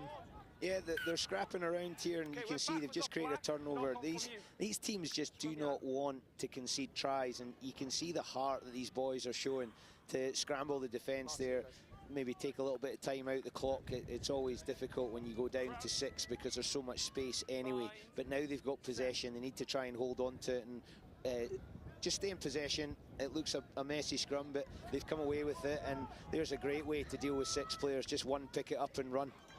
Well, yeah, as you say that, Josh Eagleson comes away with it, but he's lost it forward now. Shawnigan Lake on the attack, wheels to get by, and it's a one-on-one. He's backed himself. 2-on-1 now. This is exciting stuff. He's choked it, and he's dropped it forward. Exhilarating sevens here. Luckily that wasn't captured on camera. all his friends back home in Canada are going to remind him of that one over and over again. Yeah, that was, if he just made that stick, Shawnigan Lake would be back in the lead under the posts. Those are frustrating ones for coaches and teammates. You've made all that effort. You've got the support line on the inside, a bit of a DuPont line there, and unfortunately the pass just didn't stick. RBAI opting to kick here. Is kicking something you tell the boys to do in sevens, or? We actually have this tournament, because the pitch has been so big and the defences have been so flat. We've got a couple of lads with some wheels, so we have used the boot. One boy tried to pick it up when it was pretty wet and knocked it on when we probably would have wanted them to fly hack it, but you know, those are the decisions the boys make at 100 miles an hour, and you can forgive them a little bit. The kick in behind, you know, you saw a try in the first half with the bounce of the ball. It pops up and it's a great kick. If it bounces the other way, you're cursing it a little bit. Yeah, that's the egg-shaped ball, isn't it? That's the egg-shape. It's my happiness, but it can cause a bit of frustration when it doesn't go quite for you. it's been really nice, actually. I've bumped into so many people who have said, oh, you're the happiness is egg-shaped guy. Good advantage from the referee there, letting Shawnigan play. Be interested to see them get out of this corner. Yeah, Shawnigan, Ian Brown taking it forward there. Previous games, he's loved crashing it up in the midfield. Dropped in, RBAI hacking it on. Picked it up successfully. Try scored for RBAI. Great to score under the post. That should make this conversion a bit easier, and it just puts pressure on Shawnigan Lake because now they're going to have to score more tries. Yeah, try scored in the end. Alex Place. Extras soon to be added by Josh Eagleson. Successfully done, taking the score away from a converted try. How important is that? Yeah, it's been difficult. We lost by a conversion because we didn't get under the sticks and asked our kicker to do it from the 15-metre line, and it is windy. It's difficult kicking conditions. I've been really impressed by the restarts that the players have been putting in. There's not been too many that haven't gone 10 or have gone straight out. So, you know, the boys have got the skill, but it is challenging when you're trying to get through those uprights. Shawnigan Lake here successfully gathering that restart. They've got just over 2 minutes to get back into this game as the ball's loose on that far side of the pitch. The commitment these boys are showing is absolutely superb. They're just throwing their body onto it. They're desperate to get the ball back. Shawnigan Lake guys, I was hearing, play quite a lot of ice hockey as well. You got to be brave to play that game. But you see the freedom they've got when they're on the ball. They're stepping, they're jumping in the air, they're changing direction. It's really refreshing to see that. There's a lot of really pre-programmed rugby going around, but when you see schoolboys playing sevens, it gives you that breath of fresh air. Yeah, and ice hockey is their main sport at Shawnigan Lake. Canadian national sport too. Rugby not up there in one of their major sports, but for Shawnigan Lake, they're trying to play it. They're one of the most successful schoolboys in Canada. They've produced professional rugby players like Josh Jackson and Matt Evans, but I don't know if you've seen, this is the first time Canada as a national side have never qualified for a Rugby World Cup. Yeah, and Canada is one of those countries that every now and then they produced a couple of players that you thought they could get into some of the other teams. A good friend of myself and Roddy, the director of rugby at Merchiston Castle, Ander Monroe, he went to school in Scotland at Glenalmond College and qualified for Canada. He moved over and played for Canada, and he actually taught at Shawnigan Lake until about 3 years ago. He's now moved on to a school on Vancouver Island. So the world's very small. Ander went across and really got rugby flying. They found it difficult in the last 3 years, but what a trip for these lads. They arrived in town, they went to Roslyn Park, they've been to Cardiff, and now they're at rugby. I mean, I hope they appreciate it. They might not. It might be a few years before they reflect back on it, but I hope one day they sort of pull out that shirt out of a cupboard or a suitcase at some point and go, do you know, I did something pretty special. Yeah, well put. Playing rugby at the home of rugby is pretty special, and it's special for all of these boys, especially the ones who've come from Canada and South Africa and New Zealand and Scotland. And Scotland, yeah. When he took that ball and ran with it, complete disregard for the laws. You know, imagine he was to be transported now and have a look at this. The kit's changed, the pitch has changed, the posts are different. They're being coached. They're lifting weights, they're doing funny things with elastic bands around their knees as a warm-up. The referees have got helpers, and the development of the game is just been absolutely, you know, unthought of in those days when he did that. But every now and then, if you just wander through the corridors, you see a painting of that image, and you think, geez, we started with that, and now look what we've got. Yeah. It is quite fascinating, isn't it, 200 years ago when you think about that, and then now how international it has become, and this is just proof, this tournament, of how amazing this sport is. Oh, we've got teams from Chile and Canada. I mean, it's just quite amazing. My boys are getting sick of me. They just keep looking, going, Mr. Aitchison just can't stop smiling. Yeah, we know that some old guy did something sometime here, Mr. Aitchison. Just give us a break, would you? We just want to play rugby. I'm sure in a few years they will realise. As RBAI come on the attack now to score their 4th try. Fourth try of the game for RBAI, taking it out of Shawnigan Lake's reach. Shawnigan Lake just got really narrow in defence, and the Inns team were able to handle and get on the outside. He's not got round behind the sticks, but he doesn't need to. I think he knows how far ahead they are. But that's a decent win. They'll be pleased with that. I'm not too upset. We play Shawnigan Lake in about 45 minutes, so hopefully they get run ragged a little bit and get a bit more tired before we end up playing against them in our last game. Fancy your chances? Do you know, with sevens, you just never know. You can see how gutsy they are. They're still going. Look, they're still pointing. There's still that enthusiasm to go. So if we can start well, I'd be confident that we've been able to use the squad quite well today. So hopefully they're ready to rumble for this last game. Well, RBAI might not be finished just yet, as they're just approaching the opposition 22. Lovely little offload there. Callum Sims taking it forward as it's chucked around to the outside to Jack Parkinson. But it's lost forward just before the line, and Shawnigan Lake. You gotta love that. There's 15 seconds to go.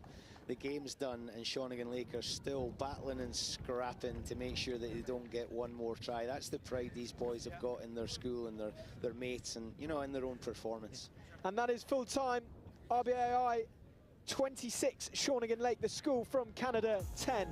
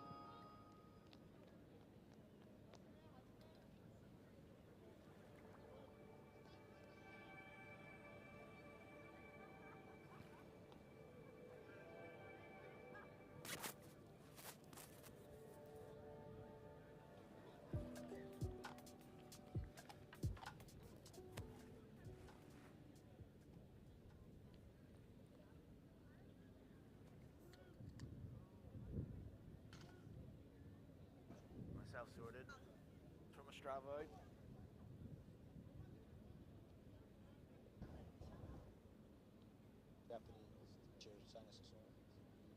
Okay, Captain. Okay. Well, here we go then. Good to go, Blackrock. Waseda High, the school from Japan, against Blackrock College.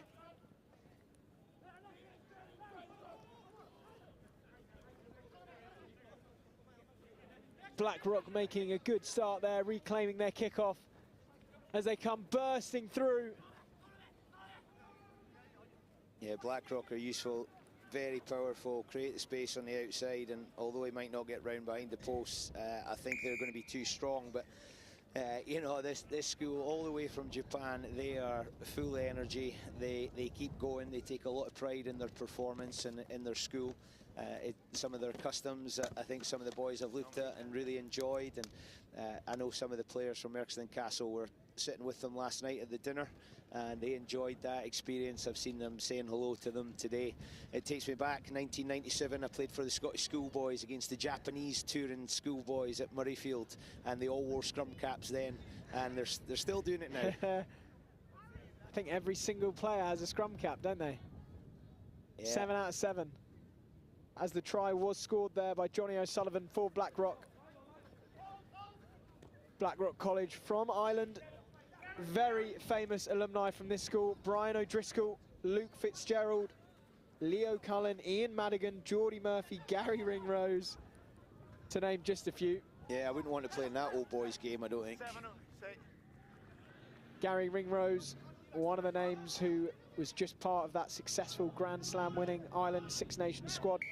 Yeah, they were decent, weren't they? Not bad.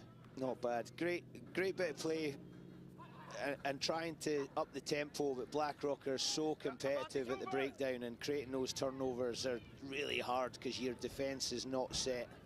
And Johnny O'Sullivan is streaking in for his second try of the game. under the posts. He loves to score tries. You can see the appetite he's got for it. And when he gets that ball, he's got only one thing in his mind. I'm going round the outside here. 2 tries in under 2 minutes for Blackrock. Waseda High were under a bit of a thrashing from Michaelhouse earlier, losing by 55 points to 12. One of the highest scores of the day, if not the highest score. Michaelhouse are really powerful and their skill set's absolutely outstanding. The way they put the ball through their hands, there's no time for the defence to get reset, and then when their powerful runners got on the ball, they were just brushing off tackles. Blackrock College, though, one of the favourites in this tournament. That's 10. Great take there. And streaking all the way in, Charlie Woodcourt. Yeah, forget tactics, just catch a kick-off and run and score. This game's so easy. Blackrock, you know, got the timing absolutely spot on there. Waseda just couldn't get underneath the ball, and when you're sort of ball watching, you can't get yourself back and set, and that's a pretty easy one. Do you tell the boys that? Kick the ball, catch it, score? Yeah, easy? The restarts are now a set piece. You can plan them. You know, the players rehearse the kick over and over again. If they can put it into the same area, you can plan for what you're going to do and how you're going to attack it. And if you can claim the kick-off and keep the ball, then you're just applying more and more pressure. Having a good restart's crucial in sevens. And another brilliant restart, almost identical there, as it's taken by Brian O'Flaherty. Bustling through, pumping the legs, as Blackrock in the blue and white move further forward. Waseda High School, the Japanese high school from Japan. It's taken 3 defenders to put down the Blackrock ball carriers, and it's creating space a bit wider. Look at that, great competition at the breakdown. They're on it straight away and create a turnover. Hopefully they can spend some time on the ball now. Yeah, penalty won by Waseda. Look like they're opting for a kick. It's the first time I've seen that today, but it's a lovely kick over the top of the Blackrock boys into the corner. I think they're looking to try and get some territory because they've put themselves under pressure, and when Blackrock have created turnovers, they've been able to run and score. So getting into the Blackrock half's a little victory. They're a bit closer. I think they'll probably have a set piece up their sleeve now. Yeah, well taken, and Rio Miyashita fires Waseda through as the kick is put through by Dato Tanaka. Well picked up by Blackrock College. Joe Roden. And there's the game of sevens. You're on the attack, you're inside the opposition 22, the ball bounces, and at the other end, you're now down by 5 and probably 7. Yeah, Joe Roden, the scorer. 4th try of the day, takes Blackrock to 22 points up against Waseda High School from Japan. It's amazing the speed endurance these players have got. They're now into their 3rd or 4th tie of the day. Players have been through a pretty long season. He's able to run the length of the pitch at that pace and dot it down under the posts, and still has the high skill level to go and do it again, and he's still got more in the tank. They've got a long day ahead for the rest of today, and then more tomorrow. And the reserves these boys have got is amazing to see. Kick off again. It's always that high hanging one over to the left hand side. They're a popular team, we said. I think they would get a fairly sizable cheer if they were to get a try, but they're just being dominated at the breakdown, and then these skills are being executed to such a high standard, and what a try in the corner. Brian O'Flaherty in the corner there. 5th try of the afternoon for Blackrock. Executed brilliantly. They've just got them under the pump because they keep winning the kick-off, and you know, possession is king in sevens. They've kept the ball, and when they've had it, they've been really ruthless. They've not actually had to go through too many phases to try and score their tries because the defence has been disorganised, and they've been able to put them to the sword. Half-time then now in this Pool D game between Blackrock, school from Ireland, and Waseda from Japan. Blackrock 29, Waseda 0.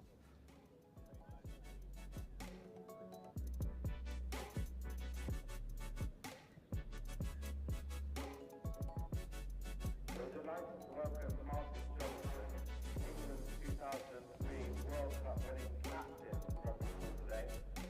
Masters agreed to do a book signing of Past Bladders, which is the book that's been written for over 200 years since William Webb Ellis took the ball and danced and ran.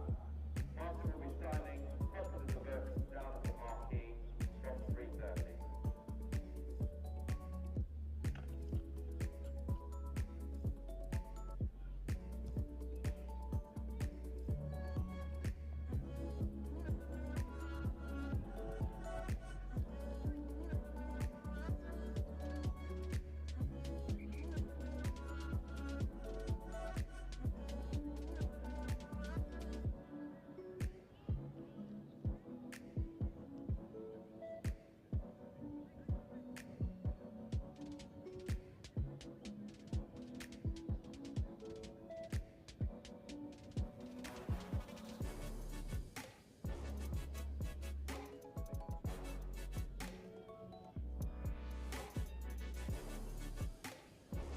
Second half about to get underway. Blackrock College from Ireland against Waseda High School from Tokyo, Japan.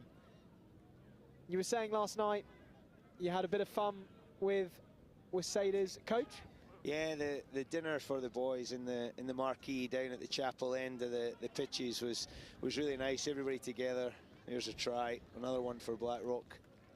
Normal service resumed in the second half. Yeah, Charlie Woodcourt again, second try of the afternoon, taking Blackrock further ahead. So the boys had the dinner, and the executive headmaster, Mr. Green, made a speech and then introduced one of the teachers from Waseda High School who'd written a song to the tune Imagine by John Lennon, and we had the words on the table, so we joined in. I'm a karaoke lover, but nobody else is when I start doing karaoke. And then the tune finished with Hey Jude, so we all joined in with na na na na na na na, and it was just one of those brilliant things, all these people from around the world and singing a song about rugby while sitting next to guys that you've never met before but are now best mates. That's brilliant, and I'm sure a few people listening at home probably joined in when you started singing that. or turned me off.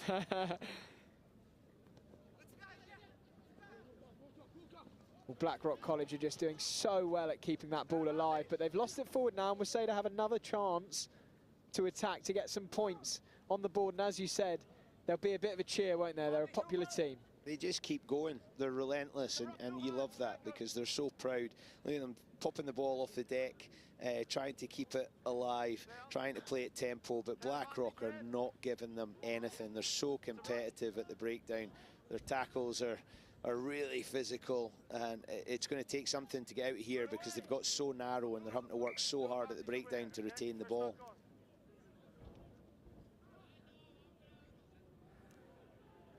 Blackrock are able to roll substitutions on, and their players are still physical, still got high skill level, but now they're fresh. So it's a thankless task for Waseda, but you know, they've got the chance here. Can they go the length? It would get a massive cheer because the crowd's now gathered, ready for the next game. So there's a lot of eyes on them.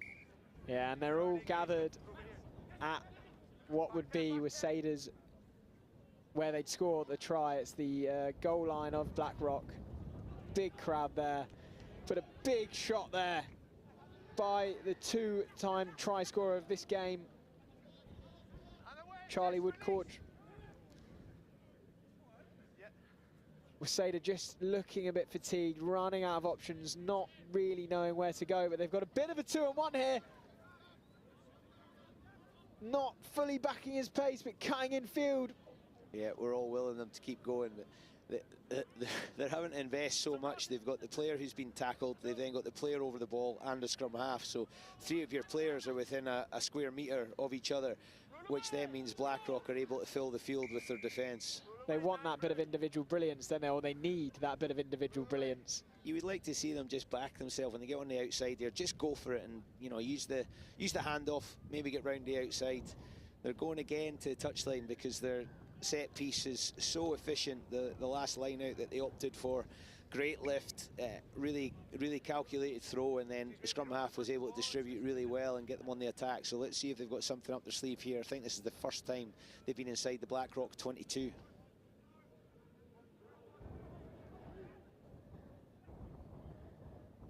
I think the referee was going to blow the whistle there for the dummy jump, but he let them off with it. I think there's a little bit of rugby generosity there. Well, Matero, Sonaby taking it forward. Oh, but the ball spilled, and Blackrock have gathered it back as they look to offload it across the pitch. And it's, again, you said earlier, defence to attack, so easy in sevens to do, so quick it can change. You can see the confidence of the Blackrock players. They're throwing the ball out of contact. They're able to dish it out the back one-handed. And then, just as I was saying, I wanted Waseda to do there. He's gone on the outside. He's got the ball on the outside hand. Good technique. And because he's running with such determination against probably quite a tired defender, he's able to beat the tackle, and he goes all the way to the line. Blackrock looked like they were going to concede, and now we're at the other end, and they're picking up 7. Yeah, and Joe Roden adding the extras. And what is becoming a bit of a runaway victory for Blackrock College, the school from Ireland.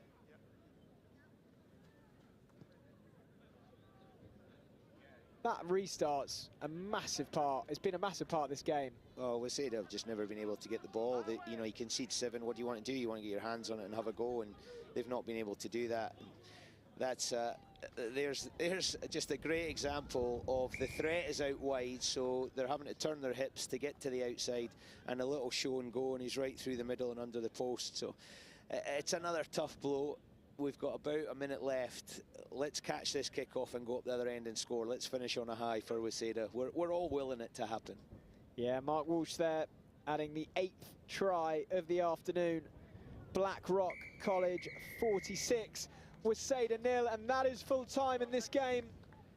Waseda failed to score, but Blackrock College, a brilliant win for them, 46-0.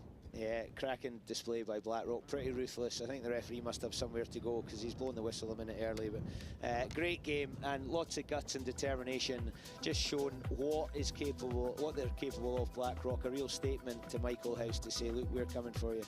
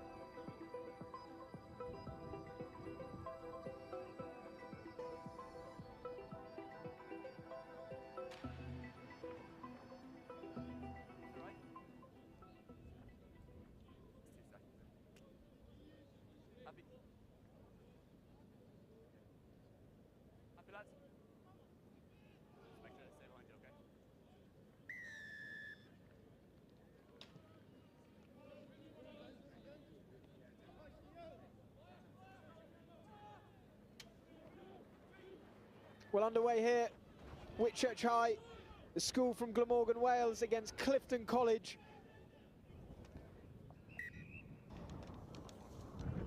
Pool B game as the wind picks up here at Rugby School in Warwickshire.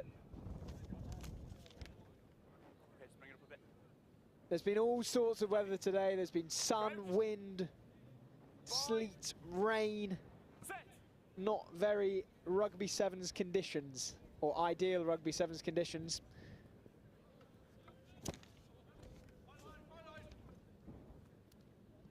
Clifton College, though, looking to break away from their own 22.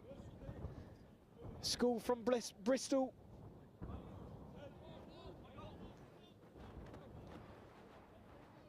In the blue and white of Clifton against Whitchurch in the black and blue.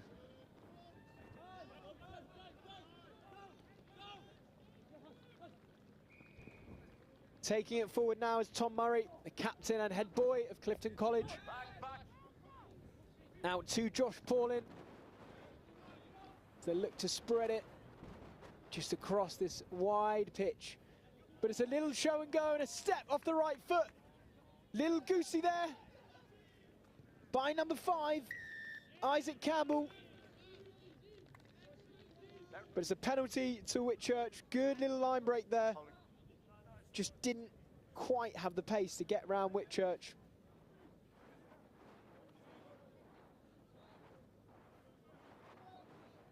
Well, Whitchurch High has produced many famous sportsmen. Geraint Thomas, 2018 Sports Personality of the Year. Cycler Sam Warburton, British and Irish Lion and Wales captain. And Gareth Bale, former Wales football captain and Real Madrid player, Champions League winner. Not bad. Clifton College, perhaps not as significant. They've produced Owen Lloyd, current Bristol Bears player. As Josh Paulin looks to get Clifton College's first points of this game on the board. But great little show and go there, as it's offloaded to the number 2, Tomaya Nijuk Adichie. Lovely bit of play there by Jack Pollitt, whose 18th birthday it is today. He offloaded it. And Nijuk Adichie, Dragons player, goes under the posts. Clifton College 7, Whitchurch 0. Just looking at the try again. Clifton College start going one way, it's handed off, little dummy, basketball style offload. And Nijuk Adichie, little fend before he goes under the post. Attempted clever kick-off there by Clifton College, but Whitchurch High alert to the danger as they come forward now. Still going. And he scored a few tries earlier. Matthias Young must be one of the top try scorers of the day. Goes under the posts. 30, yeah. Just needs to add the extras now to level the scores.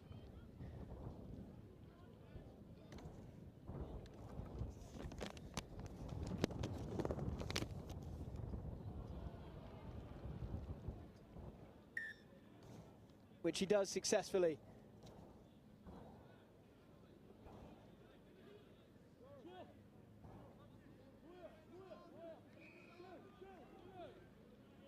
If we look at it again, Matthias Young sizes up the opposition, beautifully steps round. And in the game of sevens, well, normally once you beat the first line, it's a foot race to the try line. Matthias Young again loses it forward. It's in line for me. Hero a minute ago, unfortunately knocks it on. Will be a put in for Clifton College. Well, Clifton College this year in 15s played 12, won 10, lost 2. They beat big schools, Millfield, Berkhamsted, Wellington, Marlborough College. Marlborough College playing in this tournament. However, they've lost to Blackrock College, one of the favourites of this sevens tournament. Just watch them on pitch 1, Old Bigside, this famous pitch. And this famous place for the sport of rugby.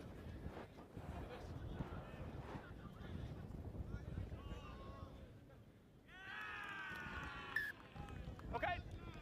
Ball's lost forward there, and it'll be a scrum down. Whitchurch ball.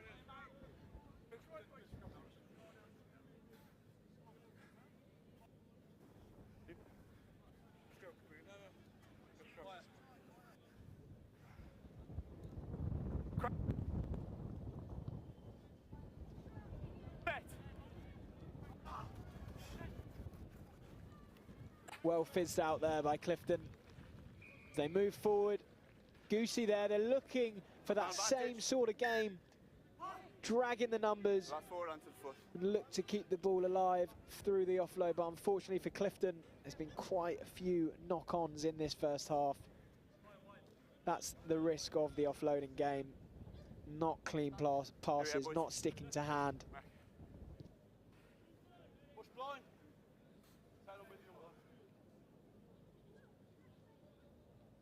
Crouch. Whitchurch high with the put in for the scrum. Matthias Young feeding the ball in, the try scorer. No, play on. Little step. Still going, Matthias Young. Brilliantly worked there. Penalty as well. As Theo Lewis Thumbs up. Okay. was looking to take it quickly. As Matthias Young just gets to his feet. Ahead. Winded.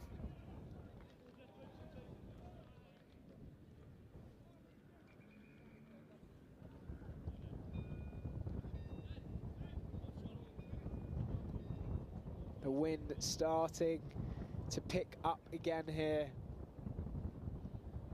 Rugby in Warwickshire, where it's been an extremely windy day so far today, really affecting the conditions of the Sevens game, meaning these long rangy passes out wide harder to make happen. Kicking from the corners very hard as well.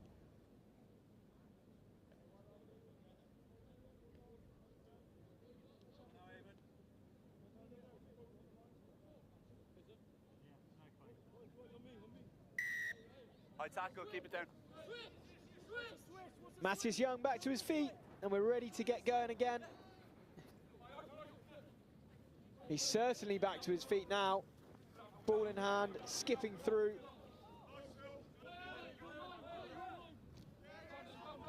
Big collisions there. Tackle. As Clifton collide with Whitchurch. Matthias Young digging the ball out. Zebaparo off to Leston Hutchins. Leston Hutchins spreading the ball out wide. Tackle. Meters away now, Whitchurch trying to get a score while we're in dead time of this first half. Crashed in the middle, but big defence there by Clifton. Whitchurch meters out now though. Brilliant defence there by Clifton. Whitchurch were really building up some momentum there. As Clifton College say that's enough, and the first half comes to a close, 7 apiece. Whitchurch High, the school from Wales, Clifton College from Bristol, England.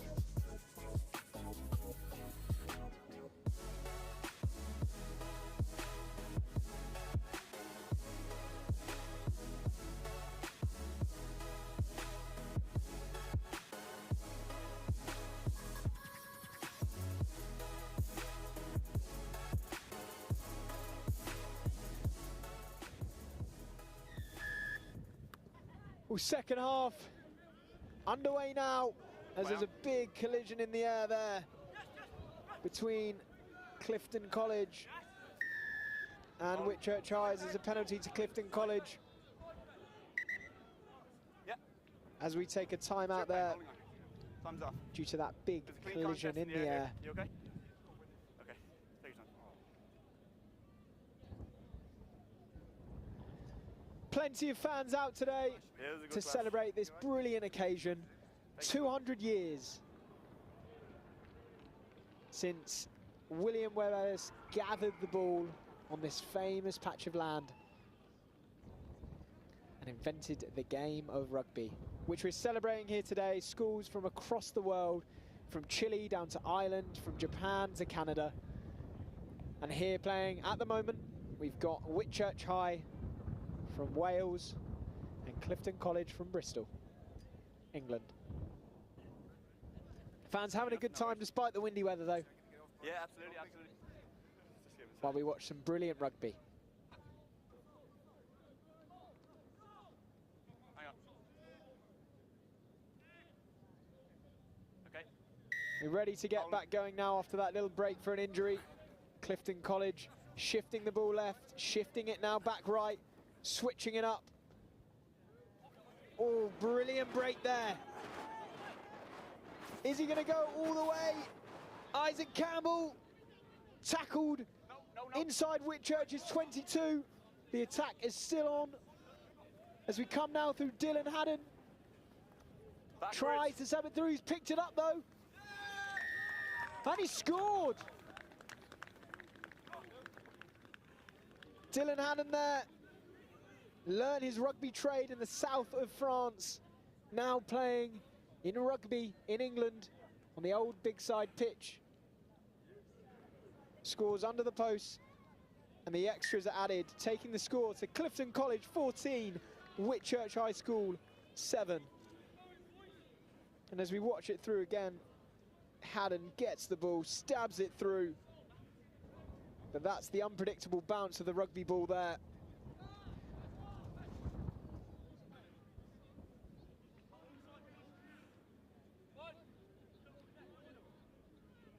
Clifton College to get us back underway. High, hanging in the air there. Brilliantly taken there by Jack Pollett.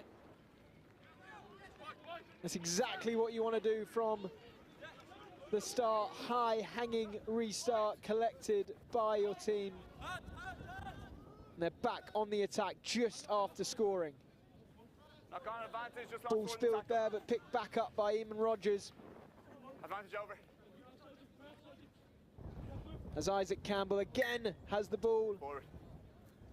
Yeah, it was, and then advantage over. But it's deemed as a forward pass. Yeah, just a stop. And it'll be a scrum down, Whitchurch ball. Forward pass.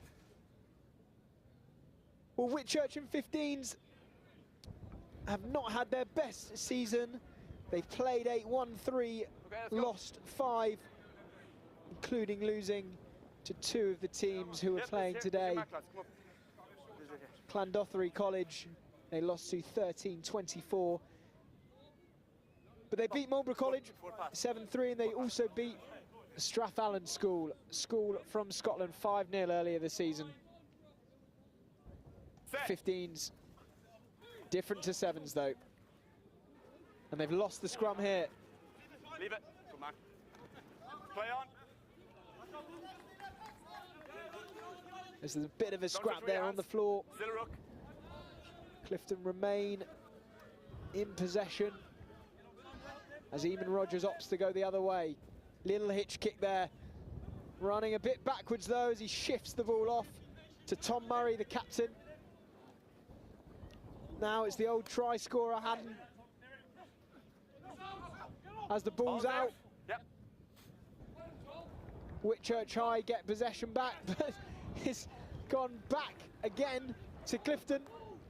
And this is where it's hard to chuck the ball because of the wind, but brilliantly stabbed through and collected. Tom Gardner stabs the ball through, and Josh Paulin runs the ball through under the posts. Third try of this game for Clifton College.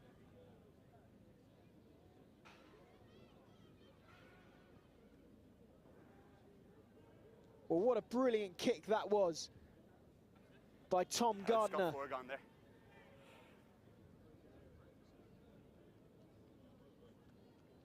Eamon Rogers to add the extras as he does. But if we have another look now, correction, it was Isaac Campbell who stabs it through. Josh Paulin, alive and alert to the cross kick, picks it up and dots it down for their third try of the game. Sorry, lads. Well, just over 2 minutes to go in this game. Knocked forward though, however, by Clifton College from the restart. The restarts for Clifton College have been excellent today though. Sending it high, catching in the wind that blows across the close at Rugby School. Historic venue. Mark's here. You okay? Okay. Here we go. Here's the mark. Let's go.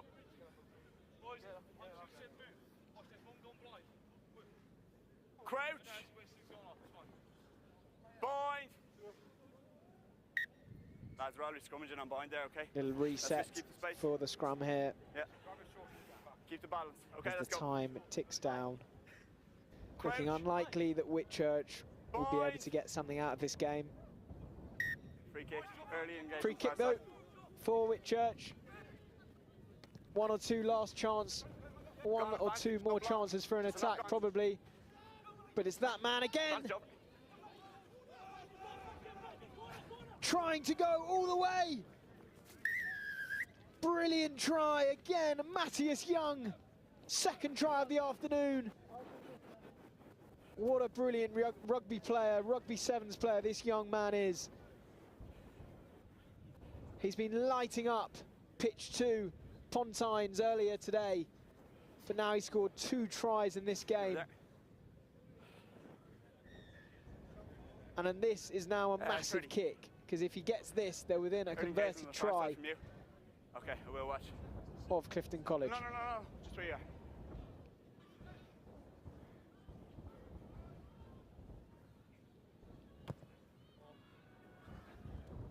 Unsuccessful by Matthias Young, so hard in these conditions.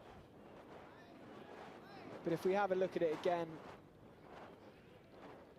Matthias Young tried to kick it through, comes off the Clifton players, ball to hand, fend, couple of dummies chucked in, but he's got more pace than anyone else, and he dots it down for his second try of the game.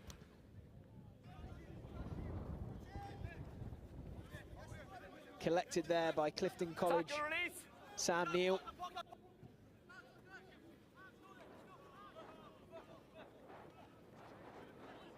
That's it. Release now. Release. Clifton College will be happy to just keep possession now as they knock it out. Full time in this Pool B game between Clifton College from England and Whitchurch High School from Glamorgan, Wales. 21 to Clifton, 12 to Whitchurch High School. Another win for Clifton.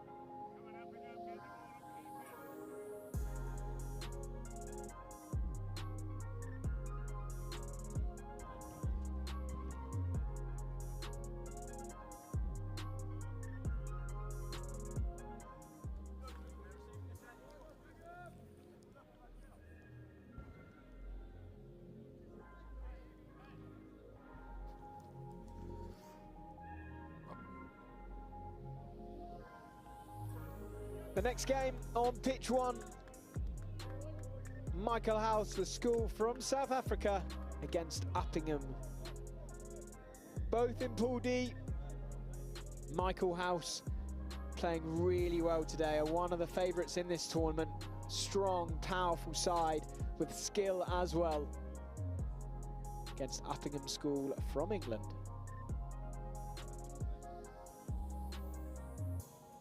You ready, kicker? Okay. Bit of a shaky restart. That kickoff did not go 10, so it's a free kick straight away for Uppingham. Nearly dropped there.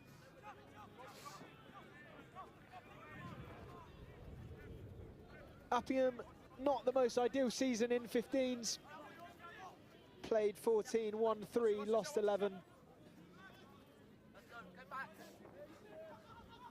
Sevens, though, trying to get through. Little stab through.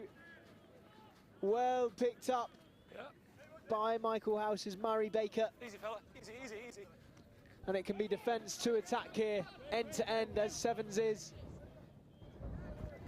No ball. Missed the ball. As Dwayne Malba tries to go around the outside. Ball's loose there, picked up well by Michaelhouse, the school from South Africa, and a little gap here. Enough of a gap to get through. Shifted on. Can he go all the way? Yes, he can.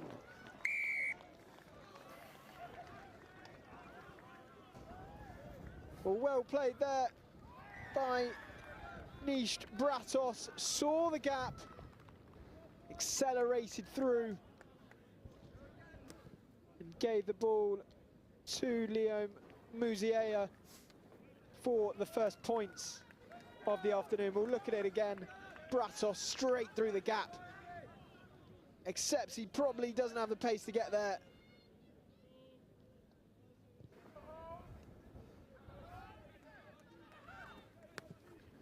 Corrections, Murray Baker, who had the pace to get there. Uppingham here, trying to keep the ball alive with a few offloads, but misplaced passes mean the ball goes loose.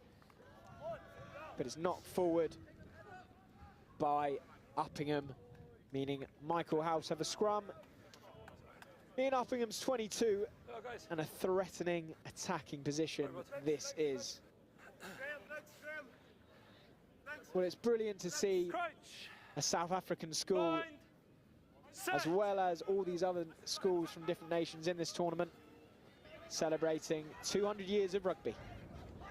A brilliant fend there by Michaelhouse's Campbell Riddle. Swatted off. Second try of the game for Michaelhouse. And well done by Campbell Riddle. Gets the ball, accelerates, steps off and fends.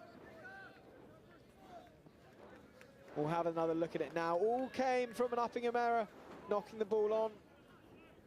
Straight to Campbell Riddle, little hitch kick. 2 fends. Get the boys behind you over there, yeah. Too strong for Uppingham.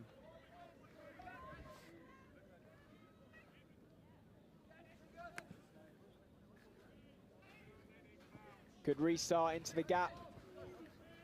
Uppingham trying to fling it about. Keep that ball moving. Keep the space going. Brilliant little out the back. Switch move there by Uppingham. Really allowed No left, no left. Uppingham to charge through the middle. Stepping and darting around, but it's been held up here. Maul called.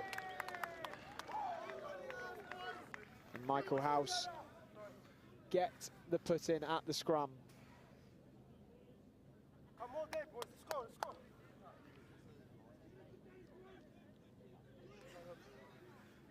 Coach.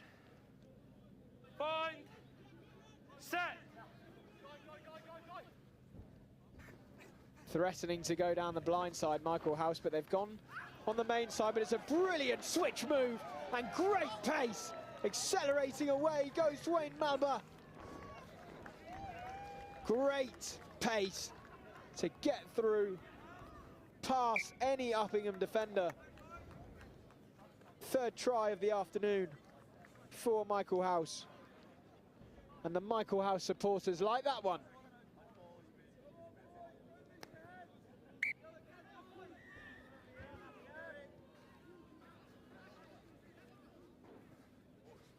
Michaelhouse 19, Uppingham 0.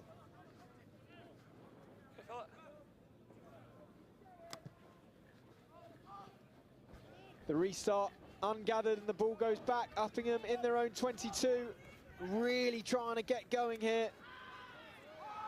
But Michaelhouse, the school from South Africa, so strong. For sure one of the favourites in this tournament. Step. Yeah, good man. Well done. Uppingham just don't really know what to do here with their attack. This defence of Michaelhouse has been so strong all day, exemplified by this passage of play. Not letting Uppingham break through, not letting Uppingham have any room to work. Here we go though. Uppingham found some space on the wing. Ball's out. Pulled down however, but the ball's out. Really trying to use the width of this pitch. Now the wind has died down a bit. Really trying to utilise all of the room.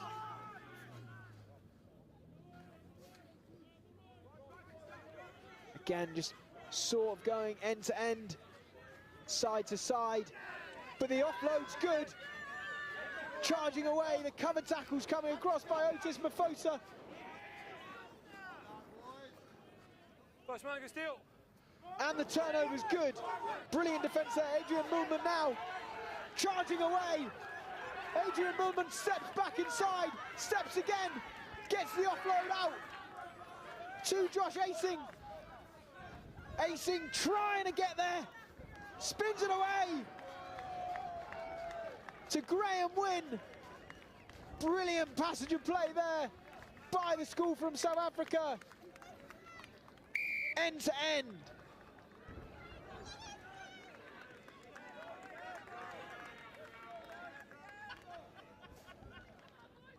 Half time. Fellas, that's half.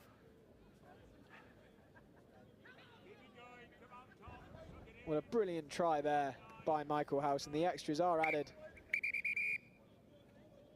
And that will be half time. A great way to finish the half by Michaelhouse. 26 points to 0.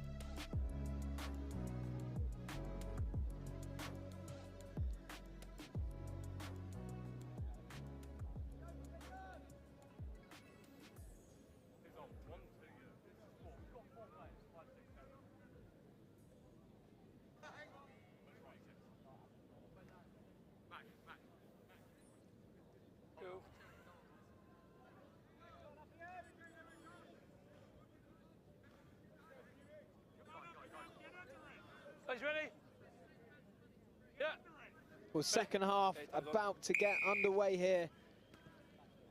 Uppingham starting it off. Michaelhouse been so good today as they come on the attack here through previous try scorer Otis Mafosa. Ball lost though, and Uppingham have it back in their own 22. They've struggled to get past the Michaelhouse defence, which has been so solid all of today. Tackle! Good man, cheers. Uppingham trying to go down the short side. They have done well. Bit of space.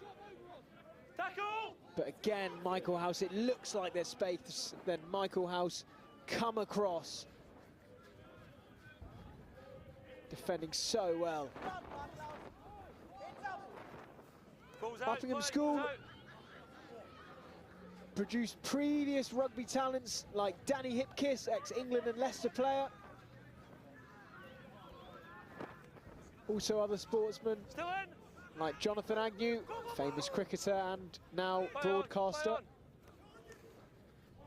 And also Stephen Fry. 22. Old Uppingham boy. There's no goal lines in Dotted this down. at sevens, yes, I bet you get 22. And it will be a 22 metre restart for They kicked it in, you touched it down, 22. Uppingham. Okay, fella, when you're ready. Charge down there. The ball's loose, but Uppingham come away with it. Bit of a split field here. Lots of space to work with. Uppingham keep on going. Unfortunately, the ball's lost there. Kept alive. Not quite. Touch, chill. There'll be a Michaelhouse line out Let the ball just go, please, Uppingham. behind the halfway line. 26-0 up, 4 tries for Michaelhouse, the school from Guys, South line out on the Africa, line, please, it's you. wearing the red and the white. You set the gap. Uppingham Someone in that channel, please, in hooker. blue and white, struggling to make dents in the Michaelhouse defence, which has been so solid. They're good, just move that way, please. Guys, smaller gap, Michaelhouse, in you get. a famous Thank you. alumni, includes Michael Rhodes, plied his trade for Saracens in England for many years, but also Pat Lambie and Ruan Combrick as they come again. And it's another try, 5th try of the day for Michaelhouse. Walking away with this game, and it's the number 10, Graham Wynn.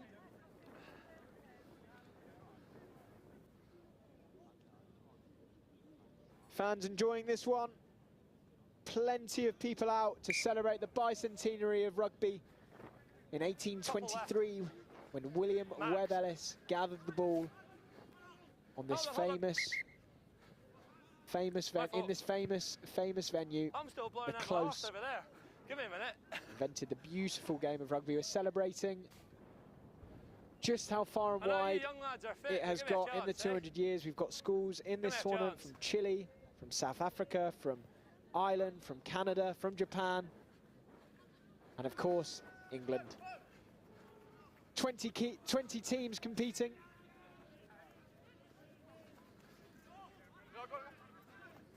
Uppingham coming away with it now.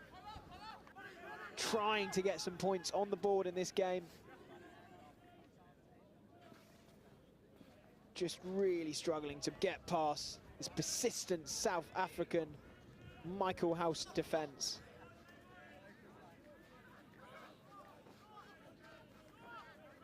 I'm sure there'll be a cheer if they score. Down the opposition end is where most of the fans are gathered. Still in. Sure, they'd love to see a try.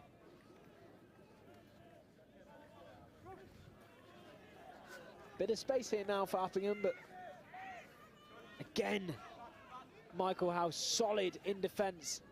Whenever a gap appears, it's closed down, it's thwarted immediately by a Michaelhouse defender.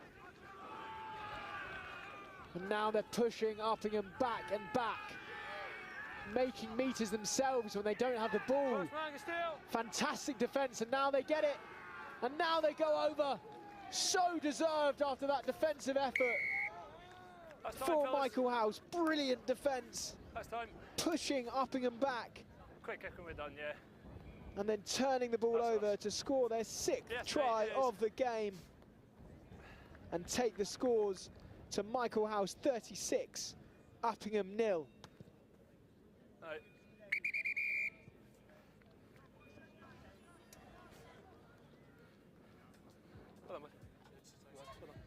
And that's full time in this game. Michaelhouse 36, Uppingham 0. Another brilliant and dominant display by the South African school.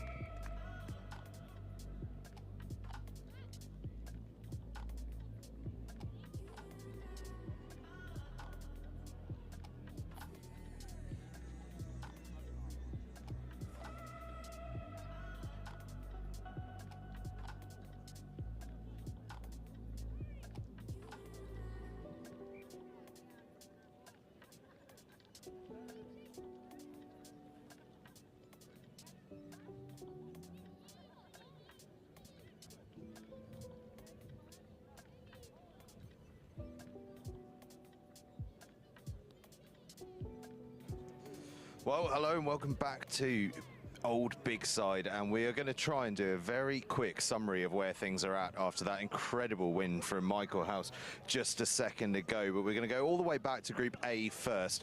Rugby School have played all their games. They're sitting on 10 points, and they are waiting on Monmouth against the Grange and St Kevin's against Fettes College. Fettes College can't make the cup, but Monmouth, the Grange and St Kevin's all can. Now, 3 teams from each group go through to the cup. So those top 3 teams in each group go through. The next 2 down go into the bowl. So Rugby sitting and hoping that some of the results go their way. They're in a good position, but we'll see how it goes. In Group B, Clifton College are already through, unbeaten, flying along. Merchiston Castle take on Shawnigan Lake. Merchiston Castle are looking like any sort of point in that will probably take them through. And then a big one, Royal Belfast Academical Institute against Whitchurch High School. The winner of that will go through alongside Clifton and probably Merchiston Castle. Group D, I'm going to jump to because Group C is really interesting. Group D, already done. Blackrock College, Michaelhouse and Llandovery College are all through. Michaelhouse absolutely flying. Blackrock College have been absolutely brilliant as well. Group C, though, well, all teams can go through. Nelson College look as though they're pretty much through. They're sat on 11 points. But Marlborough College, Mount St Mary's College, Strathallan and Campbell College are all in with a chance. So tune in for Strathallan against Mount St Mary's College and Campbell College against Nelson College, because they are going to be rip-roarers. They are winner-takes-all games into the cup. It is going to be absolutely massive. So we're just now waiting for the teams to get ready. They look as though they are about to come out just behind my right shoulder. But that's the state of play. All to play for. We're going into that final round of games now. The last set of groups. It's going to be very exciting. Here we go. Kick-off behind me.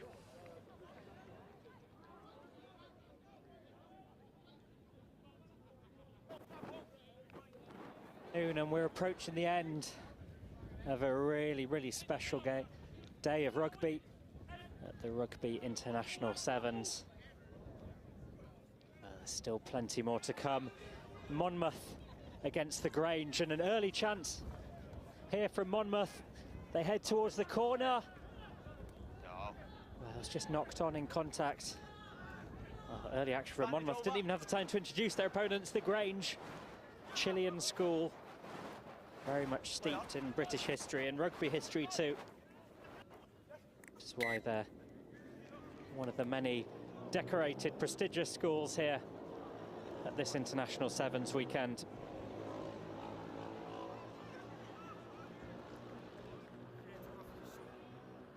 Two very strong sides here. Monmouth 1-2, lost 1. The Grange curiously drew 2. And they just won the game I just saw on the other pitch, where they were absolutely imperious. Made very light work of a very dogged Fettes side.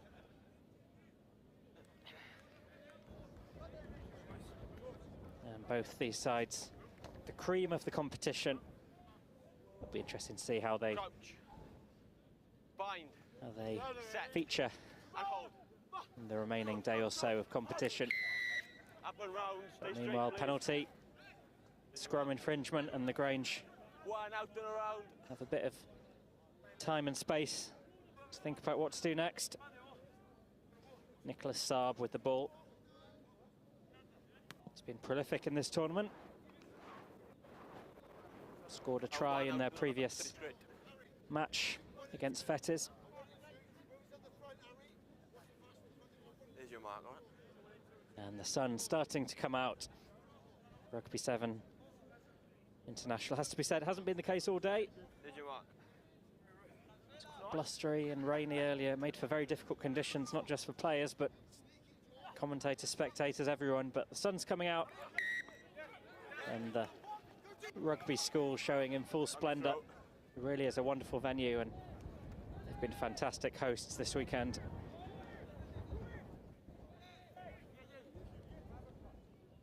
There we go, Monmouth building from the back. Featuring a pool with some really prestigious sides. Got Fettes, the Grange. And Monmouth have had the brightest of these early exchanges. They've got space out on the wing. Number 5 going in and out. Plenty of options alongside him.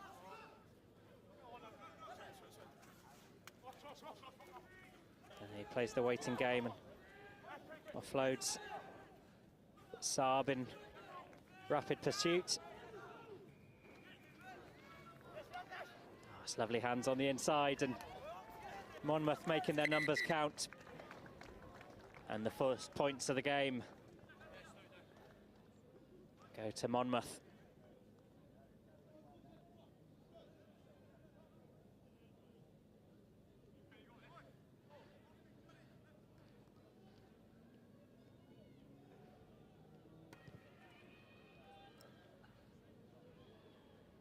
And the kick just wide. Hasn't been an easy day for kickers. Some difficult conditions. As we look there at a beautifully worked Monmouth try. Incidentally, the word try was actually invented here at Rugby. The etymology of it being, you score a try, you get to try and convert it.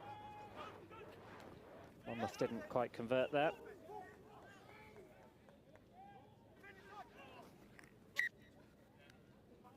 Knock forward. So it'll be Monmouth possession of the ball. Scrum, Bromwell.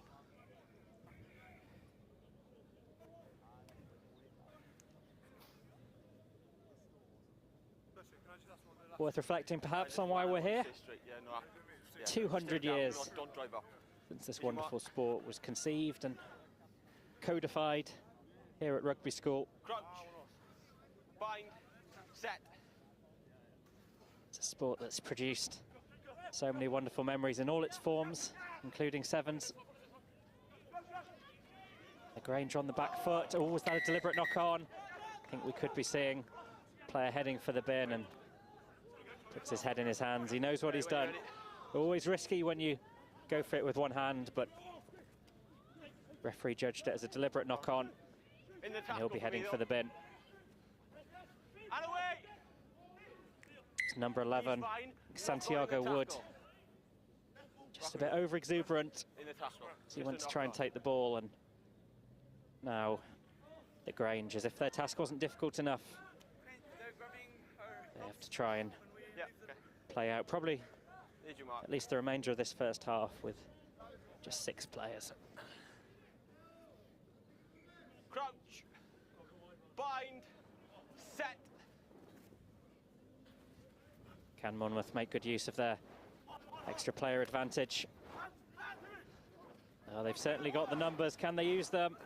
Well, they chose to go inside. I was expecting perhaps him to go outside, and well, it's been turned over, penalty given. And that is real respite, and Grange turning defence into attack. And we've got a real foot race on our hands. Nicholas Saab makes it look so easy, shrugging off the Monmouth defence, and despite their numerical deficit, the numbers where it counts on the scoreboard, it's 5 apiece.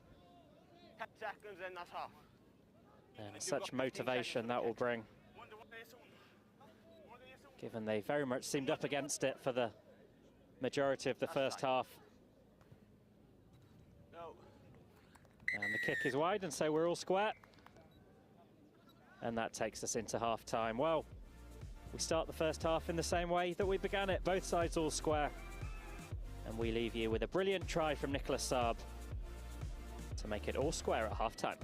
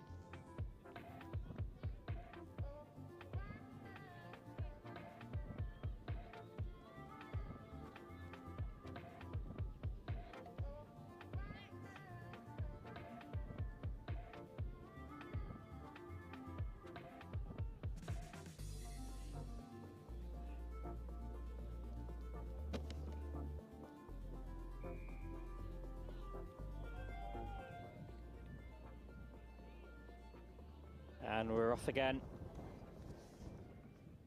Second half about to get underway. Scoreline very finely poised. Nothing, not even a width of paper between these two sides. And a tantalising second half in store. Monmouth against the Grange. And tackle away! The Grange club with a really interesting rugby history, a Chilean school, but the moment when rugby was brought to Chile from England, from the UK, was the Grange that was at the forefront.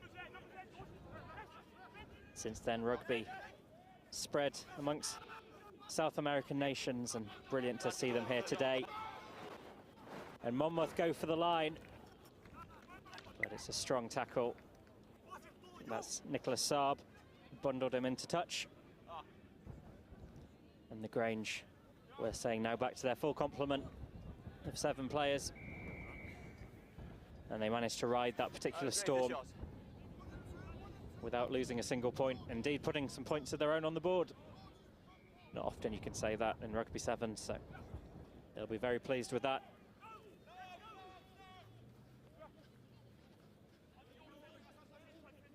What can the Grange do here?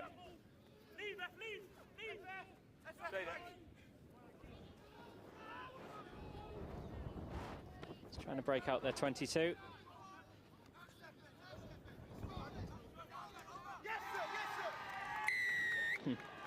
The crowd on the touchline like that one.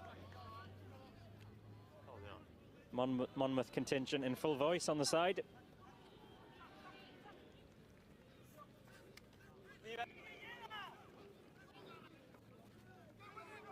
So they try through Harry Judd to break through that black and white defence.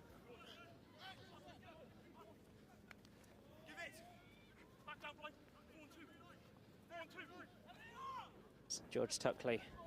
Oh, was that another deliberate knock-on? Well, it is, and once again, Grange are down to 6, and it's exactly the same offence, that deliberate knock-on. And if they do end up losing this match, it could be that discipline that's cost them. Twice in the course of the match, they've conceded through deliberate knock-ons, and once again, they'll have to try and weather the storm, knowing that they're one man down.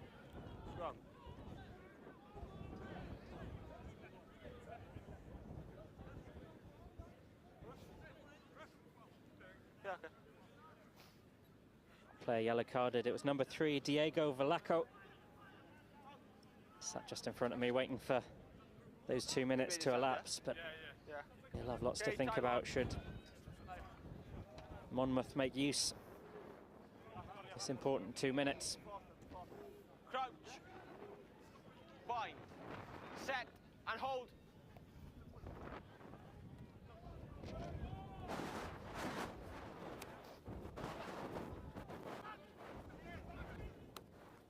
Strong play from Monmouth, but it's stolen by the Grange.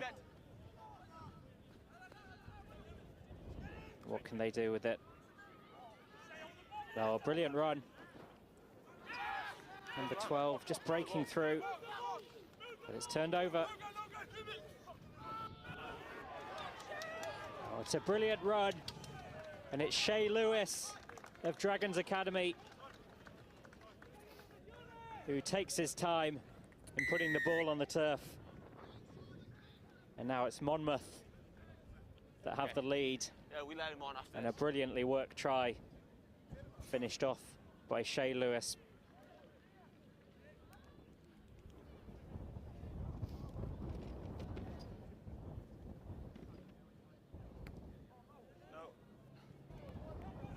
Well, the conversion didn't quite go the way it was intended. Another look at Shay Lewis, herring away to give Monmouth their second try. The Grange now back to 7. And they've got it all to do in these final 2 minutes.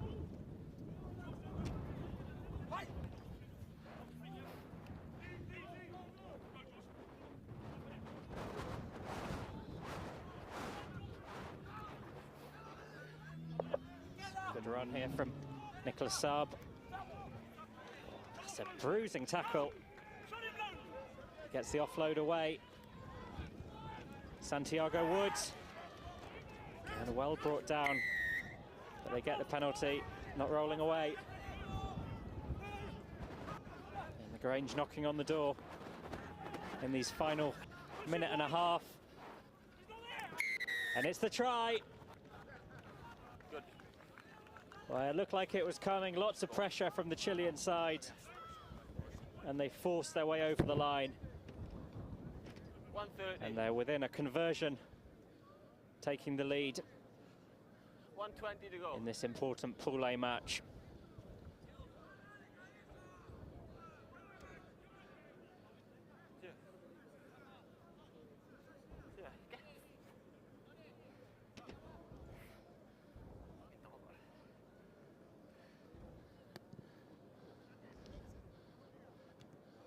Kicks off the post. That was a difficult effort at the best of times. Not the easiest of angles, but did well to come so close, but just fell the wrong side of the upright as we look at the try that's brought us all square. Yeah, when you're ready. Just 30 seconds left, and this is perfectly poised. We said earlier, the Grange, something of draw specialists. They've drawn 2 of their matches so far. It would be something really special if they were to draw 3, but here's Shay Lewis surging forward. Shay Lewis, he's already scored once. Can he score again? He just couldn't get the offload away. Still, Monmouth have the chance to make it count. Leave it. We're very much in the red. The scores are square. Is that a turnover? And Grange have the penalty in this close and exciting match. Continues to swing Last time. from side to side. Oh, the Grange have seen enough. They're happy with their draw, and you can see what that means to them. 10 points apiece. A really close and enthralling game. Final score, Monmouth 10, the Grange 10.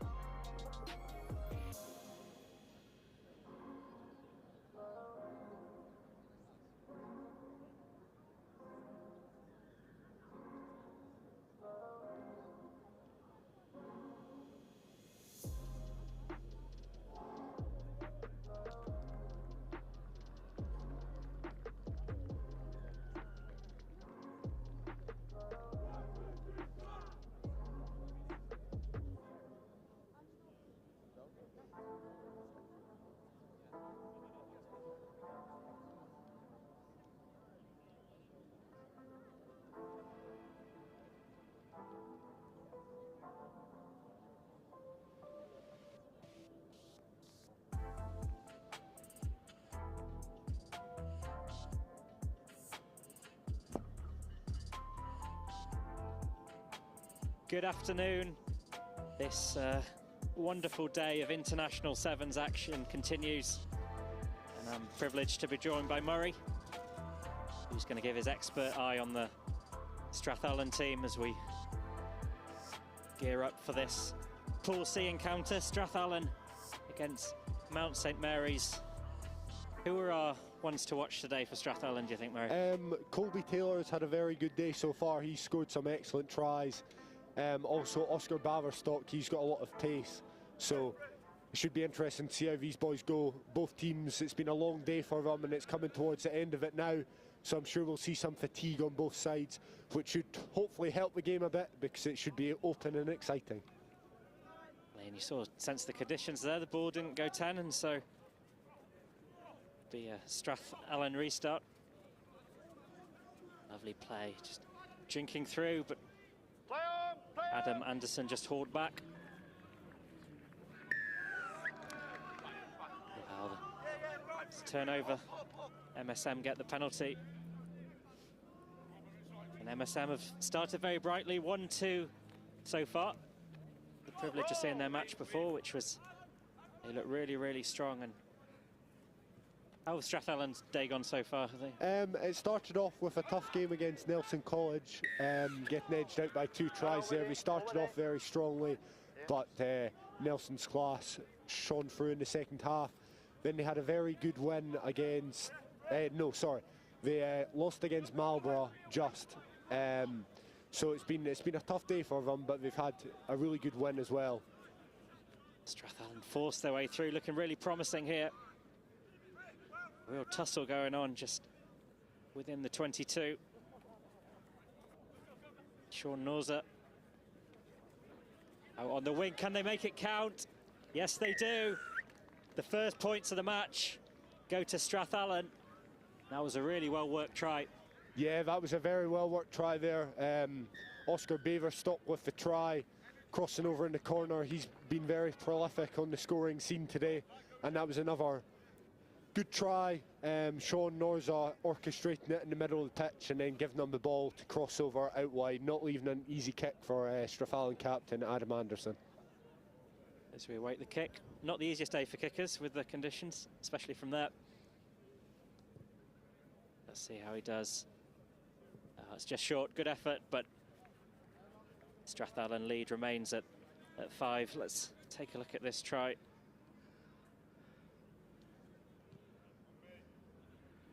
Really well to open position, good footwork. Yeah, well finished by Oscar Baverstock.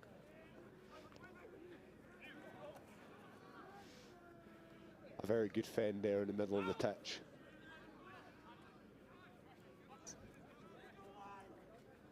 Any, obviously it's an international tournament, any teams caught your eye over this weekend? Any? Nelson College have looked very good.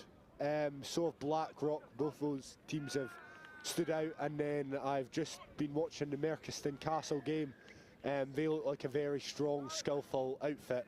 So it should be very interesting going into tomorrow, because I think the tournament's still wide open. Oh, and extend their lead yet further. It's number 4, I think Zach Henderson. Oh, has it been pulled back? No. Zach Henderson. He was so calm and composed, I thought the whistle had gone, but Zach Henderson puts it under the posts, and that's the second try for Strathallan. A very good break from Zach Henderson there to go under the post, identified the space and backed himself. And I think that's a key thing about sevens, is you just need to back yourself. When you go to try and find that gap, you've got to have faith in yourself, and he did there. And that was a very good piece of individual skill to burst through the tackle as Adam Anderson adds the extras. I'm not sure he did. I thought the flag stayed down there, but it looked over to me. I guess we shall see. We've seen many kicks going astray today. Oh, talking of kicks going astray, straight into touch. A lot of them today have resulted in that turnover of possession, and that can be costly for teams, giving that attacking ball away.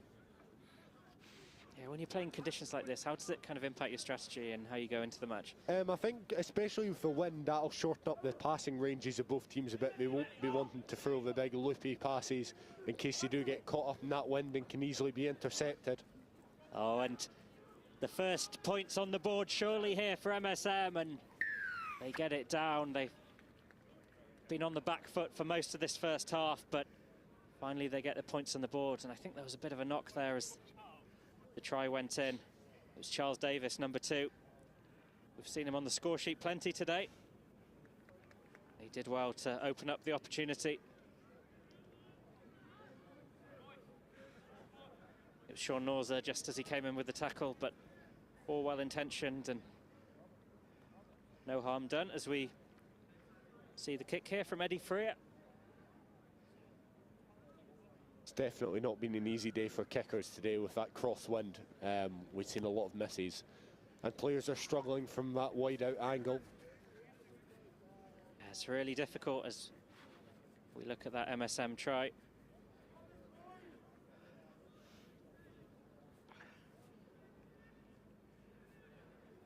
Some very good interchange and offloading there to allow that try and the space for it. A brilliant try, and this game remains wide open. Just a minute or so left of the first half, and although Strathallan have the lead, could still be anyone's.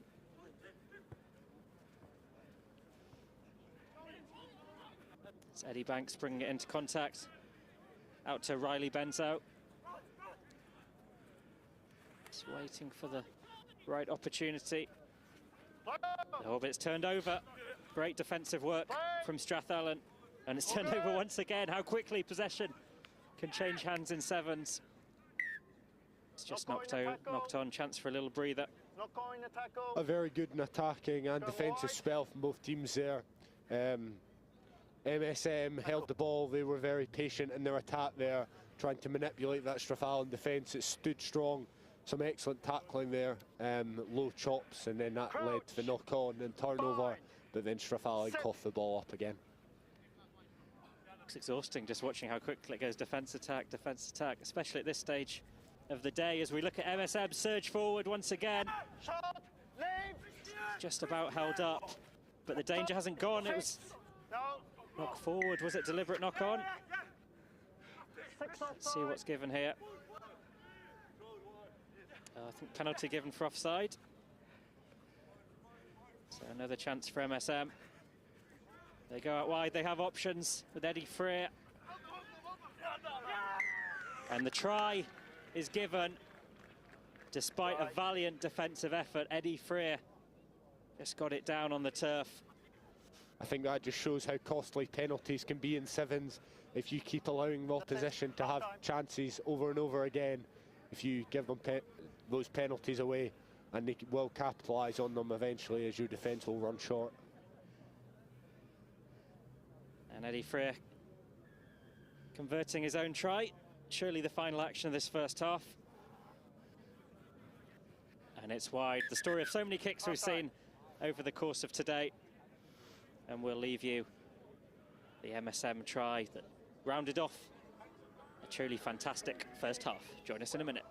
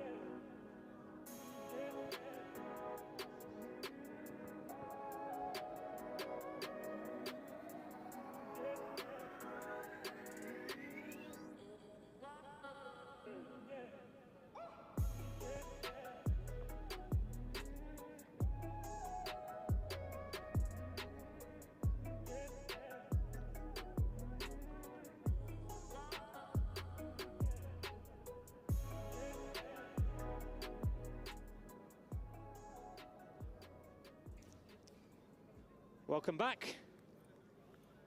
And it's a enticing looking second half. There's Sean Norza ready to get us going again. Ball C interestingly positioned. Strathallan 1-1 lost to Mount St Mary's, won both their games. So it's slightly, scoreline slightly against the run of form, but it's a very open group. Eddie Freer sets the ball out wide, and Riley Benzow stepping in. MSM have been very good at keeping that ball alive and not going into contact, which is especially key in a game of sevens. Backwards, backwards. Yeah, they've looked really sharp on the ball, and speaking of which, they surge forward past halfway. Oh, a penalty though. A very good turnover there from Kyle Robertson, straight onto the ball, and a clear lift that allows the referee to reward him there. And how is, it's a representative of Scottish rugby, how is kind of Scottish sevens, and how's the scene there developing? Yeah, it's been really good. There's been some fantastic tournaments lined up throughout the course of the seventh season, and I know a lot of the teams have been training pretty hard for this.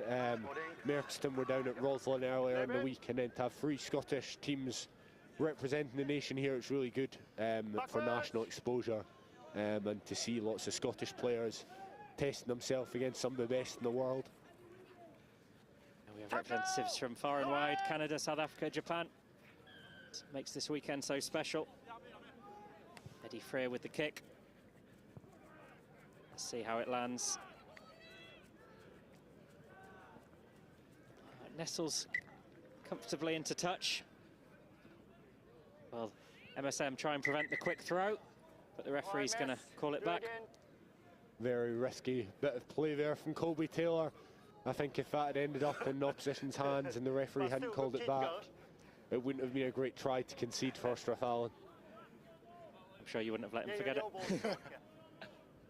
It's all on video as well. Yeah, second chance for Strathallan. A key set piece here in their own 22. They can't really be affording to lose this, so hopefully a secure line out for Strathallan. Sean Norza with the throw. Oh, nearly turnover, but Strathallan keep hold of it. They're very much pinned in their own 22. Oh, and Sean Norza judged to be holding on. Well, it's a bit of afters, but referee touch judge just stepping in. And MSM wasting no time and getting on with it.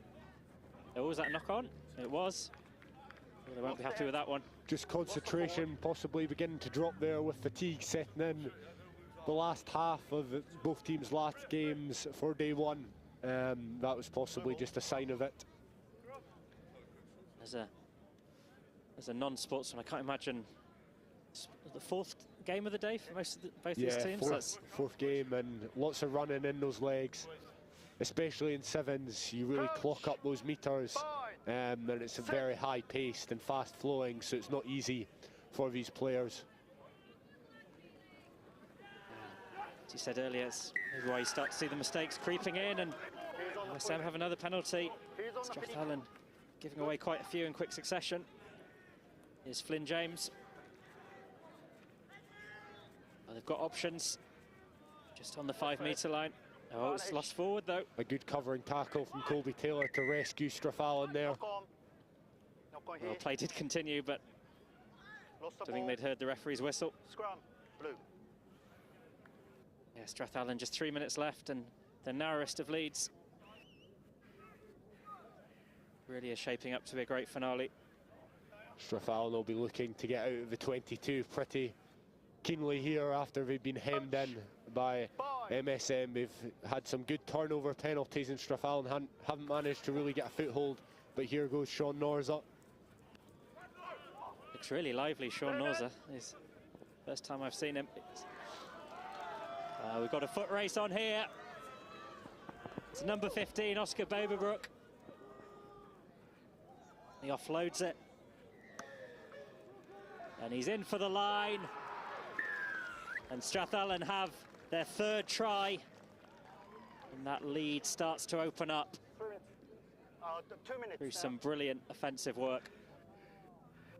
A very good try there from Strathallan. Started with Sean Norza with his distinctive haircut, making the break there, and then getting it wide to Oscar Baverstock, who didn't have the gas to finish off, but smartly played the opposition well, manipulated them, held the ball, and then offered the offload to Colby Taylor, who used some excellent footwork to evade the defender and go over the line in the corner. As we see the kick just falls short, it was Colby, you said earlier on, is one to watch. And Yeah, very sharp. Definitely. He scored some cracking tries today with his dazzling footwork. So, and now it stretches out to a 7-point lead, which will make Strathallan feel that bit more comfortable, although knowing that MSM can really come back into the game. Some really good finishing. Came dangerously close to the touchline at one point, but stayed in field and give them a bit of extra breathing space in this final minute. But MSM, dangerous opponents, and seen them come back before. A lot of space out wide here for MSM, but they find the gap. Oh, and they don't need it out wide. They go right through the centre. And MSM looks set to have levelled things right at the death.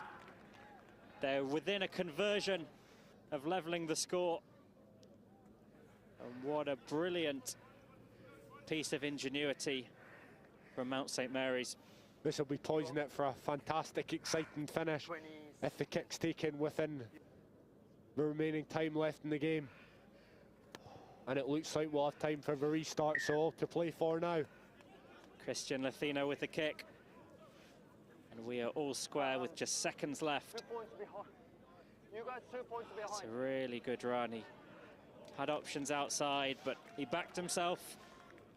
And he was able to get it down right under the sticks. And this will be the last play, and what an important play it will be. Well gathered by Colby Taylor. Crunching hit there in the middle of the park.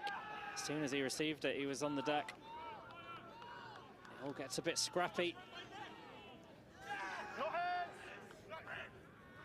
Strathallan managed to retain onto the ball though. And just trying to work way through the opportunities. And he's in touch, and that will be that. A really exciting, enthralling encounter in Pool C. And we start the match the same way we finished it. Nothing to show between these two teams. Final score, Strathallan 17, Mount St Mary's 17.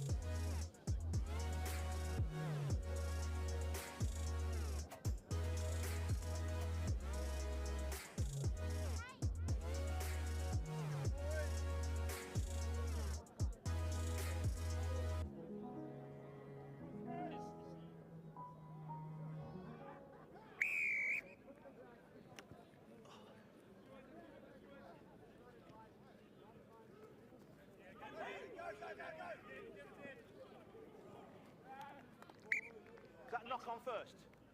Yeah. Knock on into touch, you'd have the scrum or line out. Do you want a scrum or line out? He's knocking into touch. Okay, line out. Okay, line out called.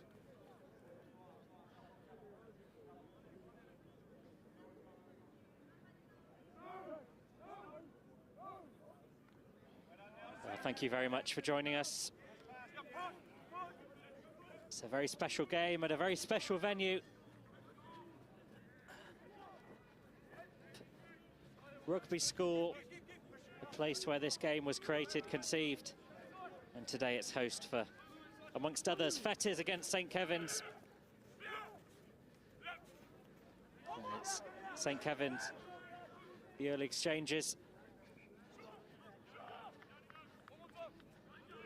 Being penned in near the touchline, looking to use their options out wide.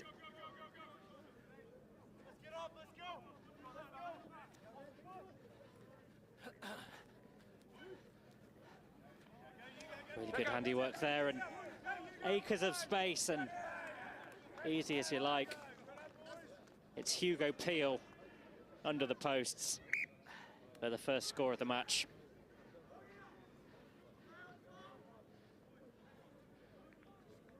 Out of these two sides, they've had the better of the start to the tournament. 1-1 drawn, 1 lost 1.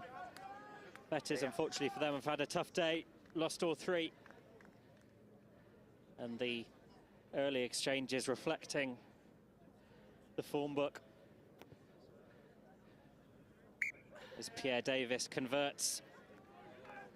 Look at this finish from Hugo Peel. All the space and time he wanted. Getting them off to the start they would have dreamed of.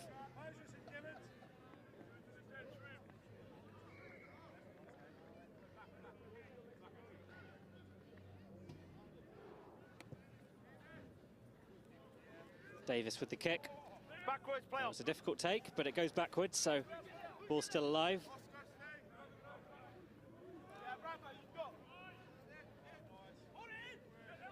Really promising, really encouraging when they go forward. Fettes struggled to break out their own half at this point.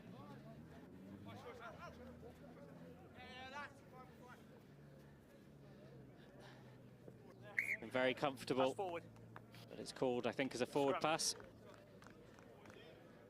And Fettes have a chance to regroup and rebuild and think about how they're going to try and get some points on the board. There's your mark. Yeah.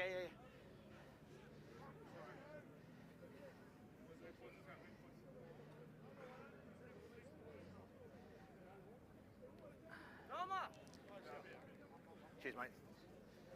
Let's hear it for the refs today. Done a great job in some quite difficult conditions, and one of the many factors that make this tournament what it is. Do it again. Keep your foot out. Okay, just keep your foot back for now. Not quite happy with the scrum, the way it was set, and I think we're going to have another go. I'm just giving you the benefit of the doubt at the moment. Crouch, bind, set. Thank you. Ball's gone, ball's out.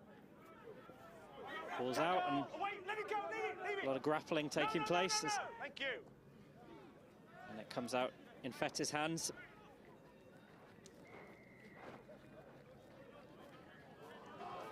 Here's Roy Brogan.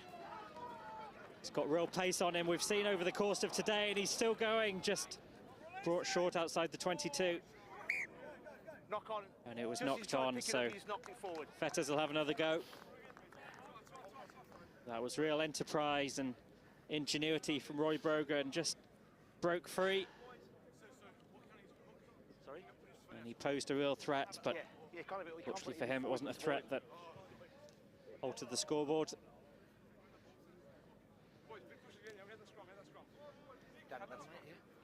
Thanks. Crouch, bind, set.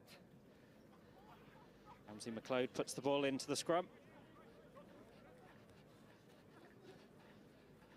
Oh, little feint from Connor Steele. Hit the ground, mate, before you picked it up. It's another knock forward. We're starting to see a few more handling errors creeping in towards the end of the day. It's the 4th day for both fourth game of the day for both of these teams. Yeah, yeah. And it takes a real physical and mental toll. Crouch, bind, set. Ball's gone, boys, ball's gone. Some good sustained pressure from Fettes, although St. Kevin's here to spoil the party. What can Fettes do here through Roy Brogan once again? Oh, beautiful. Leaves the opposition trailing in his wake. And a well-deserved score from Roy Brogan.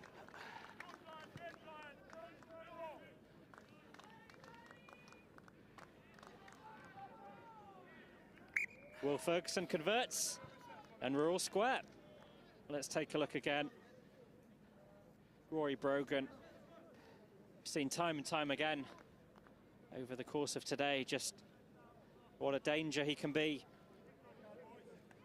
to defences. And he definitely showed it there.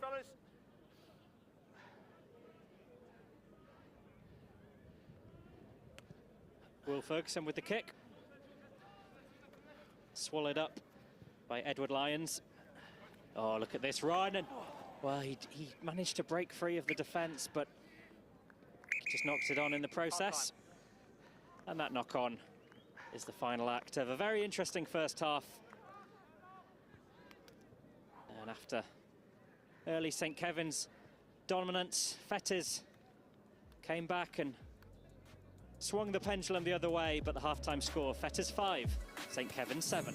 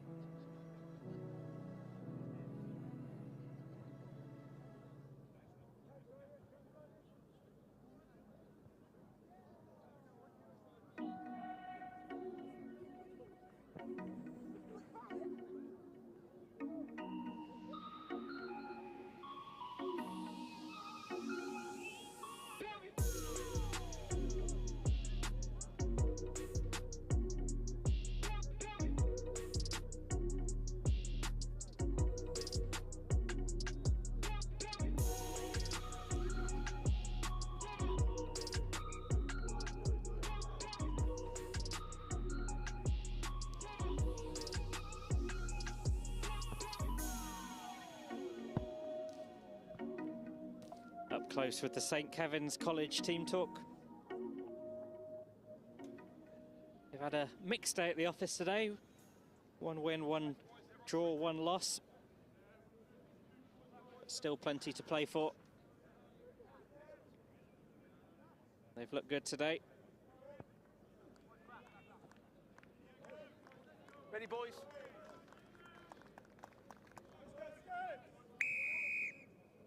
And away we go. Fettes against St. Kevin's. Nothing to show between these two sides. Ramsey McLeod with the run, just brought short. Here's Vijay Mango.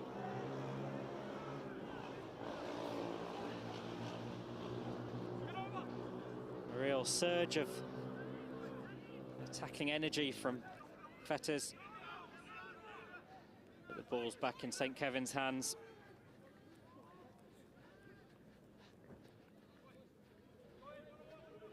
The hands of Edward Lyons.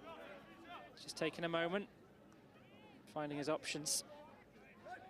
Pierre Davis just manages to offload. It's turned over. And St. Kevin's have the penalty. Just for holding on. It's Lewis Tracy going through the middle. Oh, took a real effort to bring him down. And St. Kevin's have an advantage coming. They choose to go out wide. Advantage over. And just knocking on the door, trying to find a way through. He's in for the line. And it's Hugo Peel. Get the press, fine though. He's given us a try. TMO needed for that one, but maybe. Sent the post flying. Not that the post counts these days for touch and goal. But the referee and touch judge between them happy with the score. St Kevin's lead by 5. Right on the touchline, mate.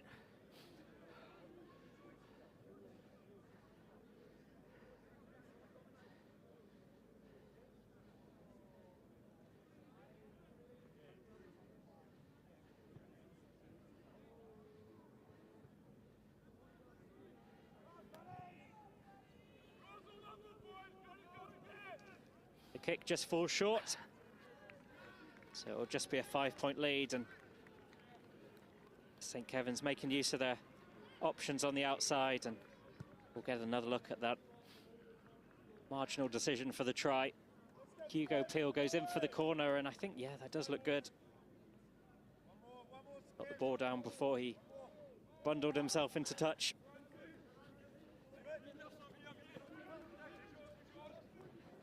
Fettes with about 4 minutes left, trying to find a way back into this match. It's a really promising run.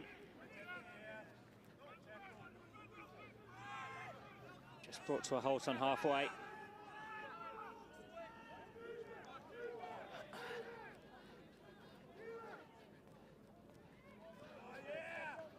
Hamish Buchanan-Smith just knocked it on. Yeah, scrum. This is scrum, mate. So we're coming to the end of... It's been a really fantastic day of sevens action, but as we leave you today, that won't be the end of it. There's a full day of sevens to come tomorrow, and enjoying us. Both pitches being streamed on Next Gen, so no shortage of action to choose from, and do join us for the second day of what will be a brilliant competition. Fettes have the penalty. He's in front of you. Go for the grubber kick. Oh, and he picks it up from it. That is brilliant, brilliant play. A perfectly weighted kick. Finished with some brilliant handling. And that is very impressive indeed. And that changes the dynamic of this match entirely. And the kick gives Fettes the lead right when they needed to disrupt the momentum of this game the most. And let's have a look. It was Jaden Aiden with the kick. We get a ball. Picked up by the number 4, Roy Brogan, who's already scored earlier in this match.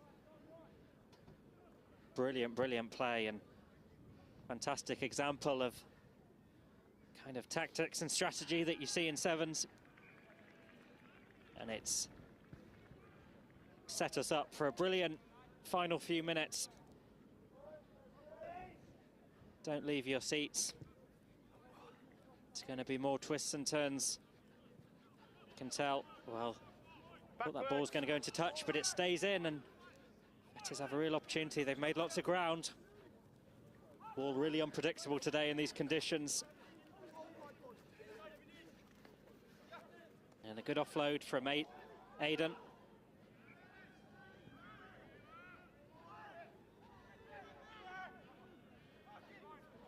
Fettes doing well to keep the ball alive.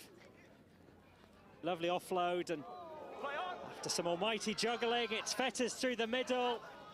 Oh, brilliant tackle to bring down Fettes player. But they do have numbers. And it's a try from Alan Ralph. And Fettes on course to get their first win of the tournament. And it's thoroughly deserved.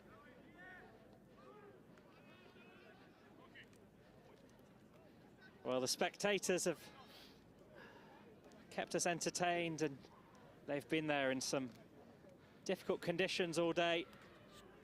Let's clear out of his way, mate. Definitely can't begrudge them a drink or two. Let's go, boys. And they've been the soundtrack to a brilliant day of sevens action.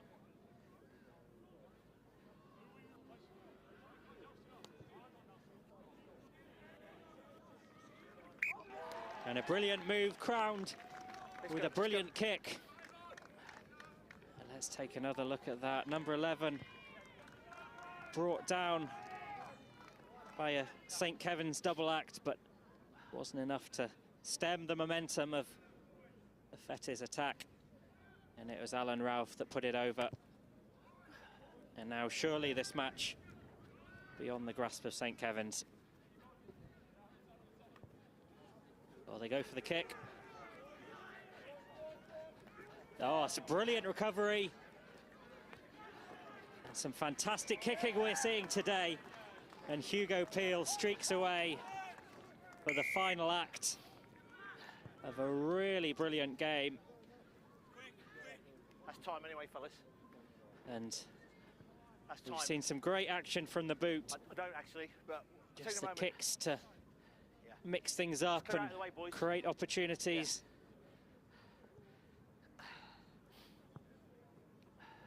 And both sides using it to its full potential. And now with time elapsed, we'll see the final action Mate, 'cause that's, time's up anyway, mate. of this match. And what a match it's been.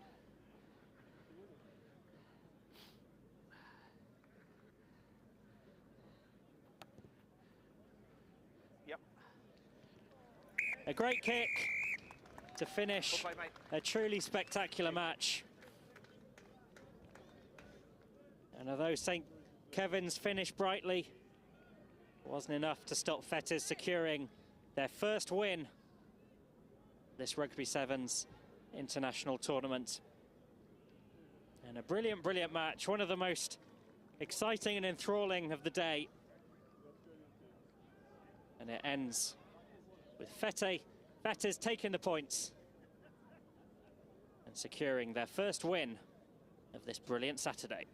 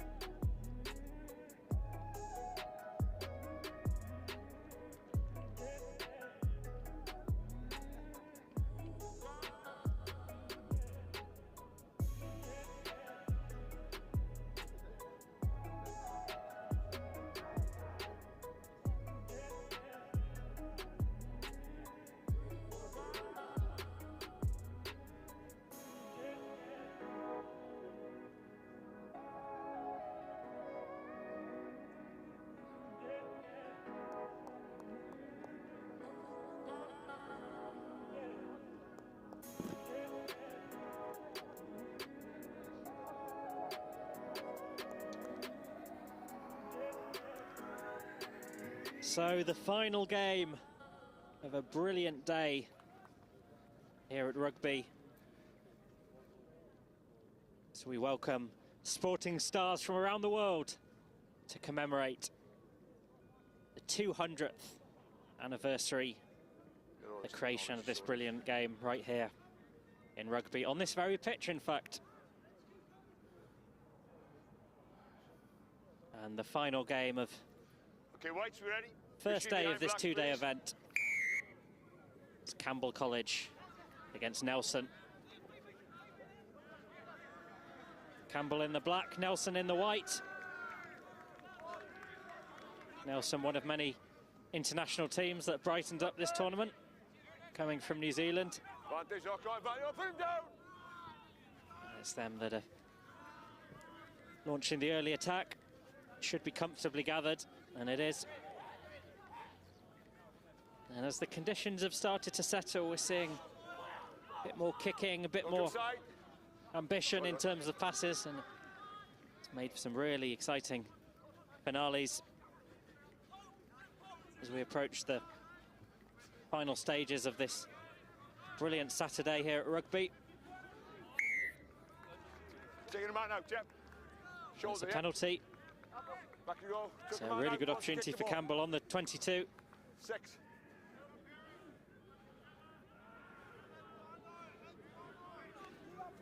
Had a mixed day today, 1-1, lost 2. They got a chance to finish their day with a real flourish.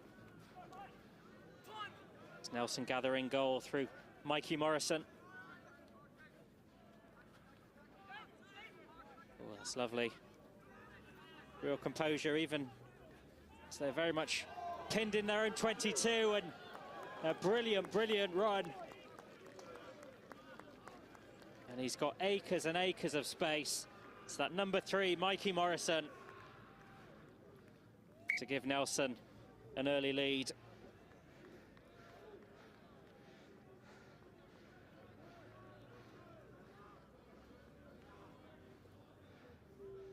We've seen flair and creativity from all across the world this weekend. As the kick just sails wide. Teams as far afield as Japan, South Africa, Canada, and certainly seeing the best of New Zealand there through Mikey Morrison. Machine behind, guys, please. Machine This behind, is the guys, please. weekend where we think about the history of the game and Ready, mate. the role that this amazing venue played in its creation, but Nelson also played an important role. Off his foot, play Took it back, part in the back first over. ever game of rugby played in New Zealand in 1870. Introduced to the country by a Nelson Oldboy and his some more Nelson talent, and it's the number 13, Harrison Inch. And Nelson really dominating these early exchanges. There's a Nelson Oldboy that brought the sport of rugby to New Zealand, and since then they've been dominant in so many forms. 7-a-side, 15-a-side, you name it.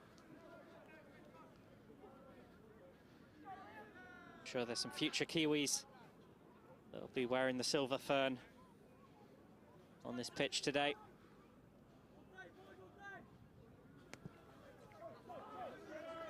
So fairly one-sided start to the first half, but Campbell have real quality about them, and I'm sure they'll try and find a way back in it. Oh, that's a really good run and brilliant tackle from Oliver Gibbons to bring him down. You have it. As Campbell look to find their way back into a match that hasn't been easy for them, but that was a really excellent run, but just dislodged in the tackle, and it's going to be Nelson ball. Did really well to work that turnover. Leave him down. We're starting to see some stray passes as legs tire. But Nelson have another really good chance here. And it's Dane Lepien streaming for the line. And this will surely be try number 3 for the boys from New Zealand. And Nelson have their third. Just 4 minutes in, and they lead by 17. A really impressive display. Come on, man. You young pup fit. And they're finishing off this day of action in the best possible way. Let's take another look at this. Dane Lepien just picked it up in his own half, and it's clear he had the legs on him. No Campbell player could get near him. And with just 2 minutes left of the first half, Nelson have a commanding lead, and they look threatening once again. And it's outside to Caelan Grafton. They try and work the opportunity. It's Mikey Morrison again. And it's a Mikey Morrison try again. His second of the match, and Nelson's fourth. Okay, thank you. And they're really starting to run away with this one.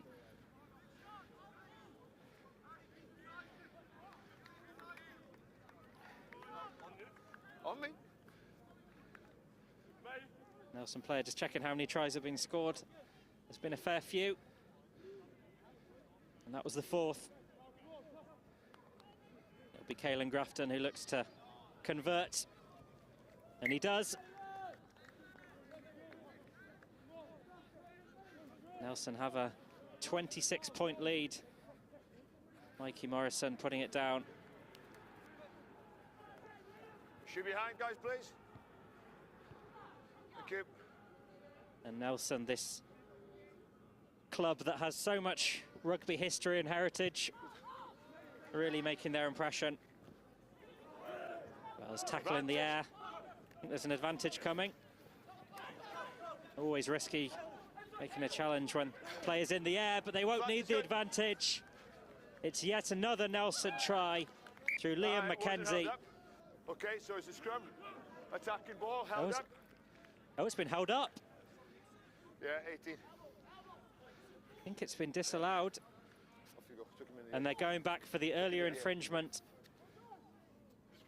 Scrum. And so, scrum advance. Good news and bad news for Campbell. They didn't concede a try, but they're going to be down to 6. Let's go. I thought he got it down, but 2 minutes on him, yeah. referee was right on the spot, said it was held up. You wait for my engagement calls. Crouch. Bind. But Campbell going to have to finish off this first half and probably some of the start of the second with just 6 players, and you can see the space opening up. And it's surely going to be a formality for Caelan Grafton. And Nelson end the first half in the way that they've gone about their business with a score. And they've racked up a really commanding lead. Just over 7 minutes. Yeah, when you're ready. It's half time, mate. Let's go. To await the kick. The final moment of this first half. And the kick is wide, and that's the end of a high-scoring, enthralling first half. And it's a first half where the boys from New Zealand have been dominant. So we look at the brilliant try that rounded off that first half, and Nelson making their numbers felt. And the halftime score is Campbell 0, Nelson 31.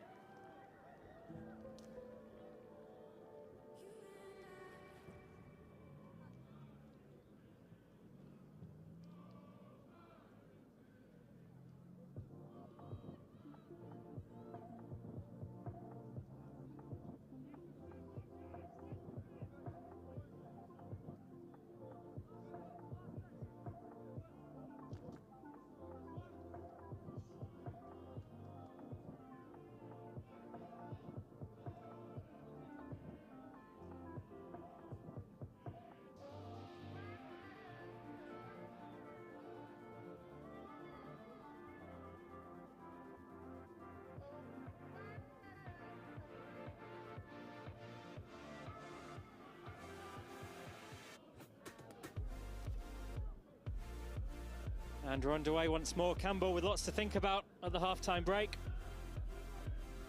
Nelson have built up a sizable lead.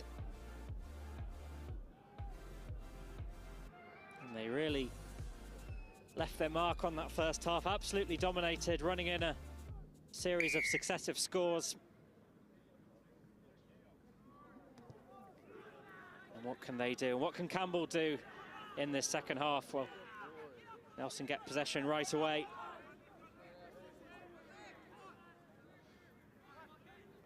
They gather through Samatu Samati.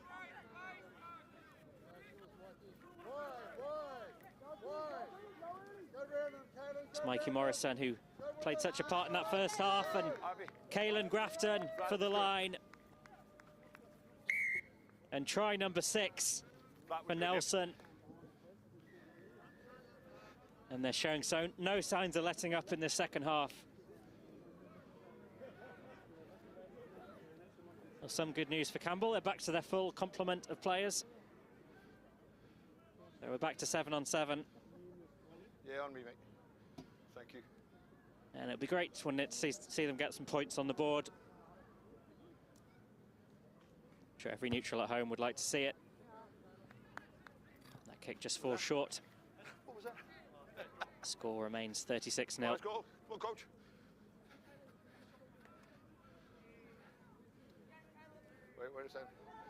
Difficult day at the office for kickers. I'm sure they'll be hoping for more favourable conditions tomorrow. Real swirling crossfield wind. Thank you. Okay, when you're ready. Makes it hard to aim and navigate properly. We've seen various kickers tearing their hair out here in the day's proceedings.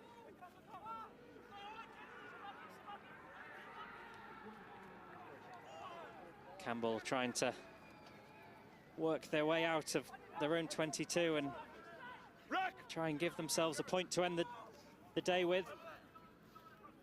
They've had their bright spots today, a win earlier in the day, but found it tough going today. And clear pick up, knock on by White. They will have some respite though, knock on, and Campbell have the ball. Mark, gents. Come on, let's go, you're right, let's go, come on, speed it up. Come on, gents, let's go. 5 minutes left of this match, and of what's been a really special day. Thank you for joining us. Thank you to everyone here at Rugby School for being such generous hosts. And indeed, thank you to all the spectators, coaches, players who've put on such a spectacle. But of course, the show is not over, and we'll reconvene tomorrow for what should be another exciting day.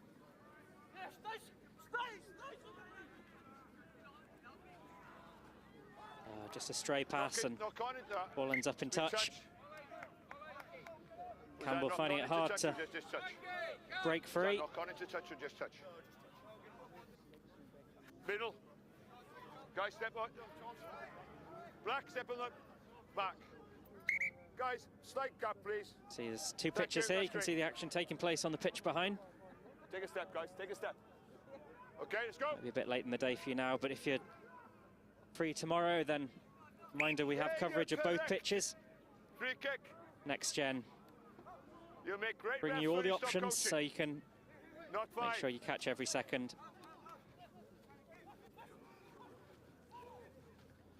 What can Campbell do here?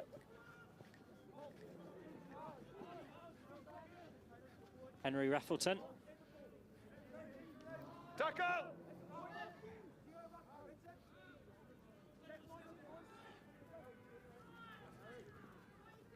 And on halfway, they're just trying to find a way to break the stranglehold that Nelson have on this game. They get a penalty. Another opportunity coming. They don't have much time and deficit very much against them, but it would be great if they get some points. I'm sure neutrals at home are cheering them on. Roll 7. Good man.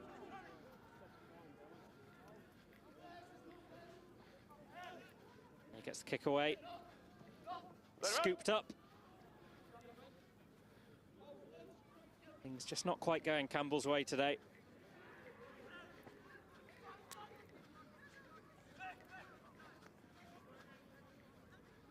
It's Finn Kilworth. To Tenia Thompson. Nelson seemed to have made a few changes, bringing on some fresh blood, and here's Samatu Samati. He's got real legs on him. And this will be number 7. Magnificent 7 for Nelson. And that was a really well worked and executed try. That makes that already impressive lead that bit more impressive. All right, no problem. Very good. You keep at it, okay? Body language, yeah? Keep at it, okay? Encourage all the time. And the kick is good.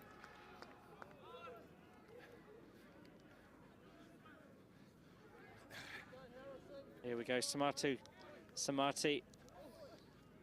Fantastic execution. Evaded the lunge of the Campbell player. And looking as easy and comfortable as you like. Just puts it down between the sticks. Yeah, when you're ready.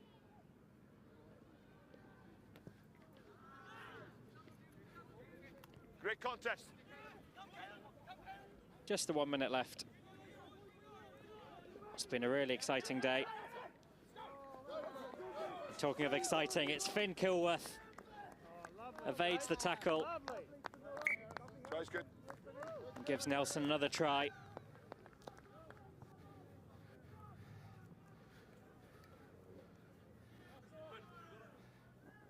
And you wouldn't know they'd been playing for their 4th game of the day, still looking full of energy and real pace and ingenuity to get those points on the board. And that's that.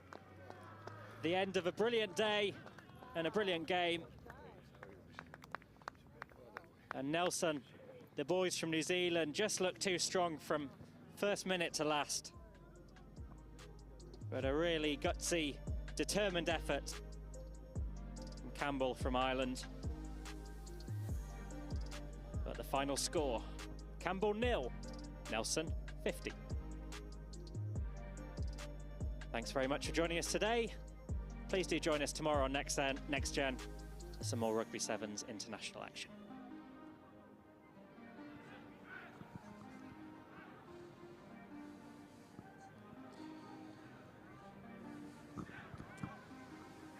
Well, thank you very much, Daniel. What an epic day here at Rugby School for the Under-18 International School Sevens.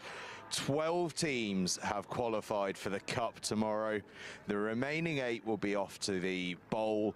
What a day, though. It's been all about the action. It's been all about the sport. It's been all about the enjoyment of this great game of rugby football that this school, this location, the close, old Bigside that I'm standing on, has brought to the world. And my goodness, has the world brought it back. We have seen fantastic rugby. And in those quarterfinal pools tomorrow, we've got 4 teams from England, 3 from Wales, but listen to this: a team from Scotland, a team from Chile, a team from Ireland, a team from South Africa, and a team from New Zealand. How about that for a broad depth of the rugby spectrum? Just to let you know what's happened then over in Group A. Now here's the one that's got everyone excited. 3 draws they had, but Chile, the Grange, they've made it through. Everyone around here is very, very happy about that. They're a real fan favourite. Joining them to Rugby School, the hosts. We couldn't have tomorrow without the hosts going through, could we? They're going through, as are Monmouth from Wales. From Group B, it's an all-British contingent, but from all corners of the UK. Merchiston Castle, Clifton College and Whitchurch High School have gone through. Pool C, well, the Kiwis, Nelson College. We all knew what we were to expect from Nelson College, and they have more than delivered. They are going through to the next round. Mount St Mary's College and Marlborough College, 2 English schools going with them from Pool C. And Pool D, just finishing up on the other pitch, Pontines, was Blackrock College against Michaelhouse. In a way, it was a dead rubber, because they were both going through anyway, and they're both going through. They both have gone through, and they are joined by Welsh side Llandovery. And just to run you through those plate teams, St Kevin's and Fettes from Pool A, Royal Belfast Academical and Shawnigan Lake from Pool B, Strathallan and Campbell College from Pool C, and Uppingham and Waseda High School from Japan from Pool D are all going to be in the play. So all the action is going to be coming to you tomorrow from 9:30 a.m. start. So be tuned in nice and early. We'll be up with the lark to bring it all to you. But all that really remains is to say a huge thank you for watching, and more importantly, a huge thank you and a huge well done to everyone here at Rugby School for what has been the most incredible day of international under-18 sevens. We've loved every second of it, and we cannot wait for the rest. Do come and join us tomorrow, 9:30 a.m. All the links are up across the Next Gen 15 social media channels. On YouTube, it's youtube.com/NextGen15. You'll find it all there. Do come and join us. And until then, have a very good evening.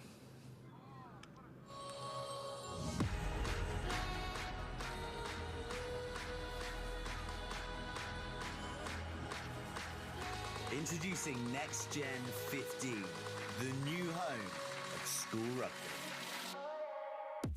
Well, where does this come from? Covering everything the school game has to offer in both the north and southern hemispheres. What a great tackle! It's not good enough. 1, to skip a few and with the wheels.